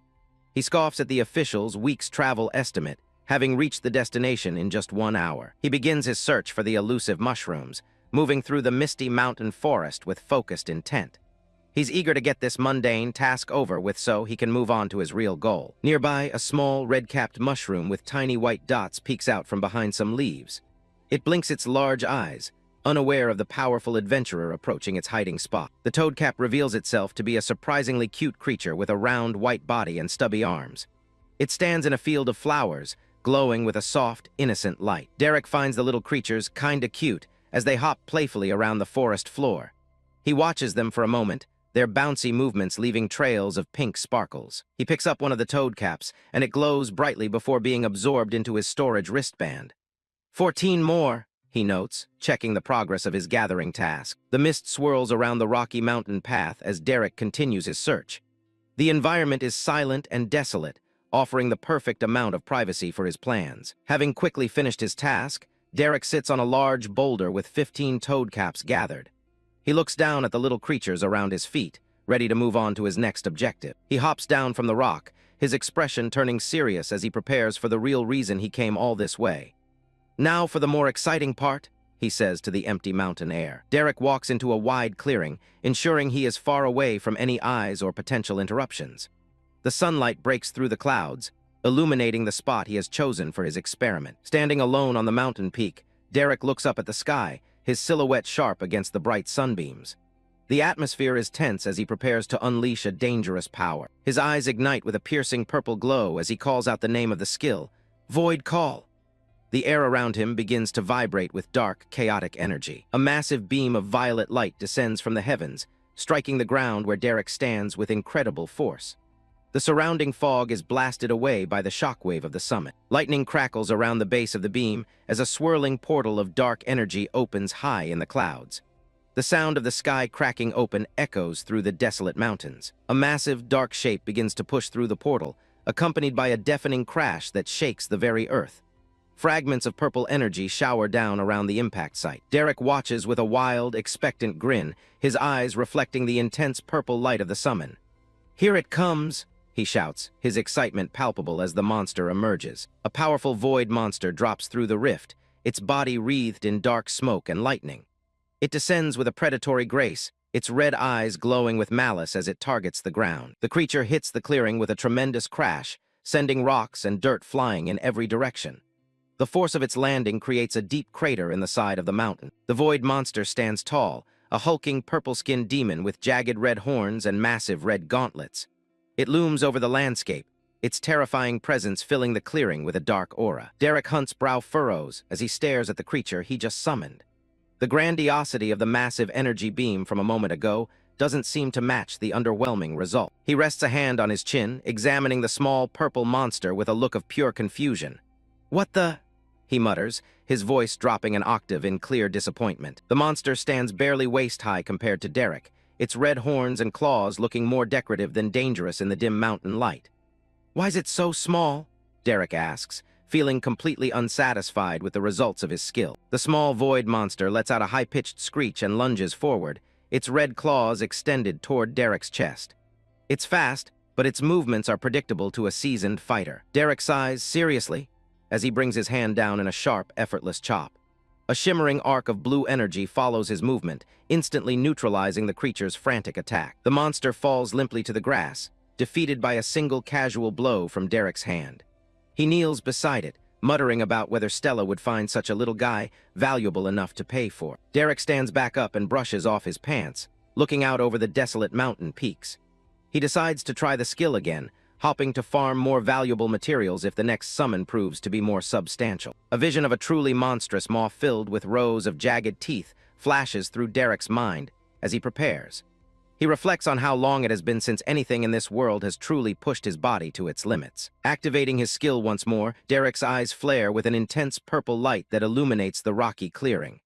"All right, hopping for better this time," he says, refocusing his mana on the call. A massive bolt of purple lightning tears through the darkened sky and slams into the ground with enough force to crack the mountain's surface. The air itself begins to ripple and distort violently around the impact point. The clearing is filled with a blinding white and purple light as the portal expands to a massive size. Violent shockwaves of energy blast outward, flattening the surrounding grass and kicking up a storm of dust. Derek watches the spectacle with a wide, eager grin as more cracks spiderweb across the fabric of reality itself. "Way more cracks this time. That's gotta mean this one's stronger," he notes, his posture tightening with readiness. The sky literally shatters like glass, revealing a dark, swirling abyss within the growing rift. Large fragments of purple energy fall away as a much larger entity begins its powerful descent. A massive, four-armed beast drops from the heavens, its descent marked by a deafening THOOM that echoes through the valley. It is far more imposing than the previous summon, its muscular frame covered in dark purple scales. The creature lands heavily on a nearby cliff face, its long claws digging deep into the solid stone. Derek stands on the path below, looking up at the towering monstrosity that now looms over his small frame. A close-up of the monster's head reveals a terrifying array of 3 glowing red eyes on the side of its face. It lets out a low, rumbling growl, its jagged teeth bared in a snarl as it smells the air. Derek doesn't flinch. Instead, he draws a glowing blue energy blade that crackles with intense power. "Let's do this," he says, his fighting spirit finally ignited by the presence of a seemingly worthy opponent. The monster begins to turn its massive head, its multiple eyes narrowing as it scans the ground nearby. It has noticed something in the grass that momentarily distracts it from Derek's presence. Derek pauses, his energy blade held at the ready as he watches the beast's strange behavior. Huh? He asks, wondering why the monster hasn't initiated its attack yet. The giant creature steps forward, its heavy footsteps shaking the mountain path beneath it. It walks past Derek, its focus entirely fixed on the body of the smaller monster lying lifeless in the grass. Reaching down with its secondary pair of arms, the beast lifts the carcass of its predecessor with surprising care. The contrast between its massive, armored hands and the small, limp body is stark. The four-armed monster crouches over the fallen creature, its long purple tail twitching with agitation. A heavy, oppressive aura begins to bleed from its hulking form as it realizes what has happened. The monster's face contorts, its red eyes burning with a hateful light as it fixes its gaze on Derek. "You!" It growls, its voice a guttural, terrifying sound that echoes off the canyon walls. Lightning flashes in the dark sky behind Derek as he stares back at the beast with a cold, unwavering gaze. The monster lets out a roar of absolute fury. "How dare you!" A close-up of the monster's snarling face, its red eyes glowing with intensity. It lets out a single, menacing word as it stares down its opponent. Derek Hunt stares back, his expression calm despite the lightning crackling behind him.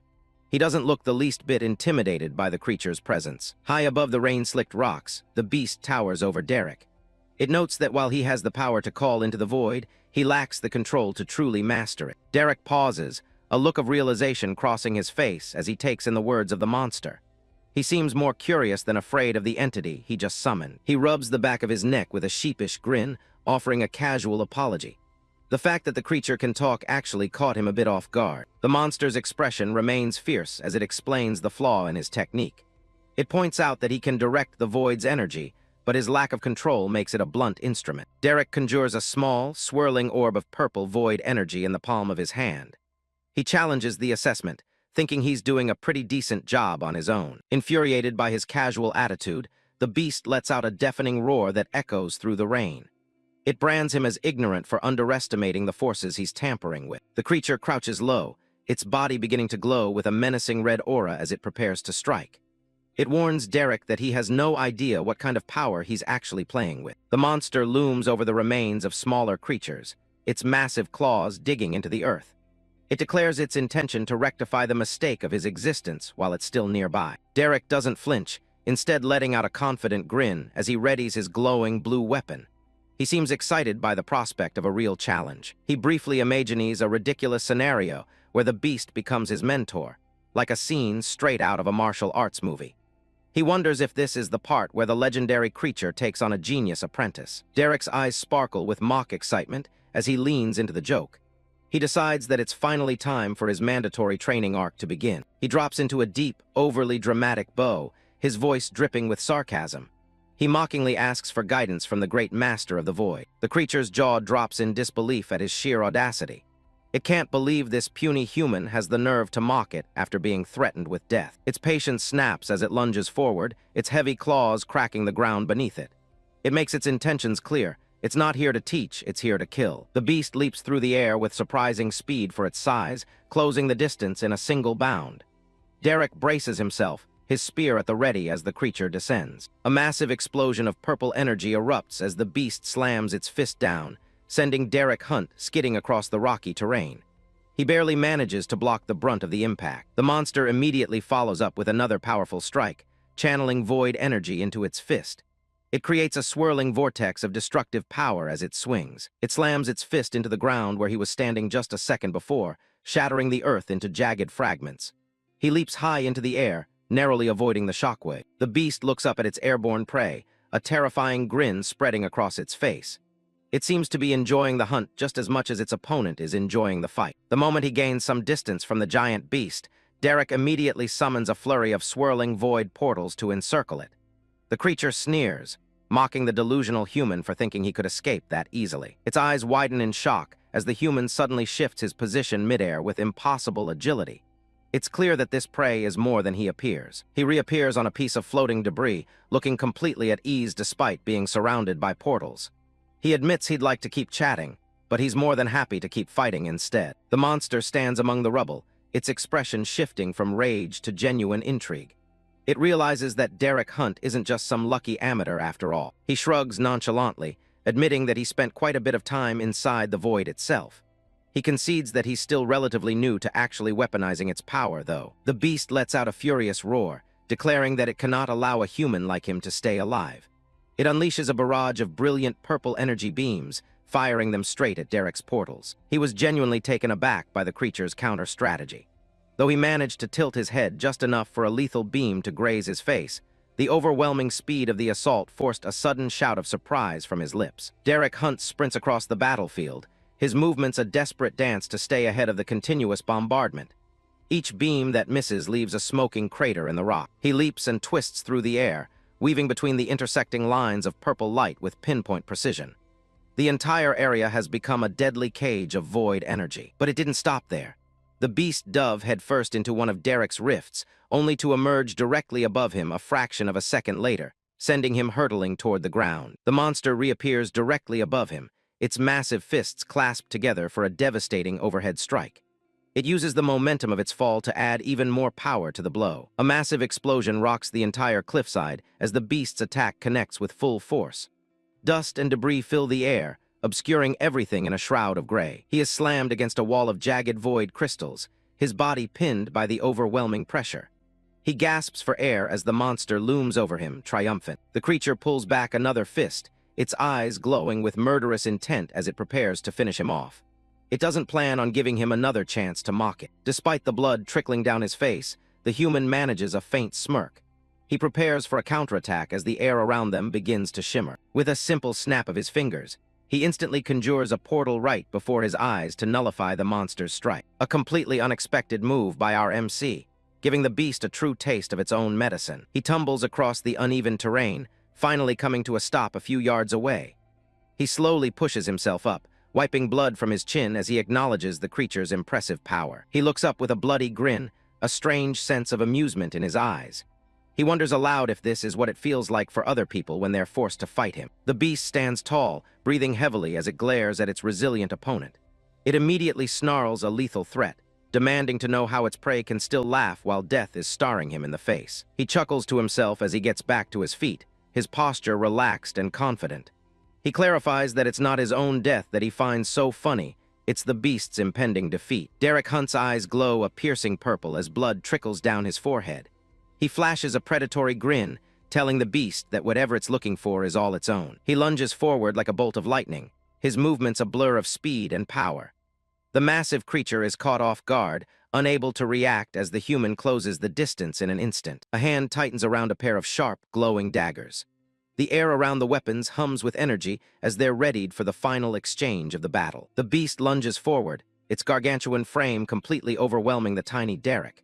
It swings a heavy blow straight down, but our MC slides away just in time to evade the strike. The moment he regains his balance, Derek instantly fires 2 arrows straight into the portals. In a split second, 2 portals materialize right above the beast as it lunges toward him, letting out 2 energy arrows that pierce straight into its back and send the massive creature staggering. Refusing to let the beast regain its footing, Derek channels his remaining mana into one decisive surge.